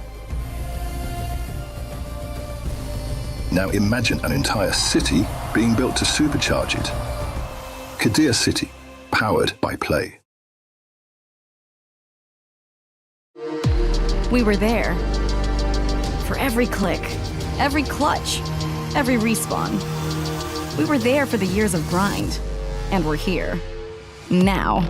The proud founding partner of EWC. Powering the biggest event in gaming. Shoulder to shoulder with the world's best. Making history. Greatness deserves a stage. Lenovo Legion. Reach your impossible.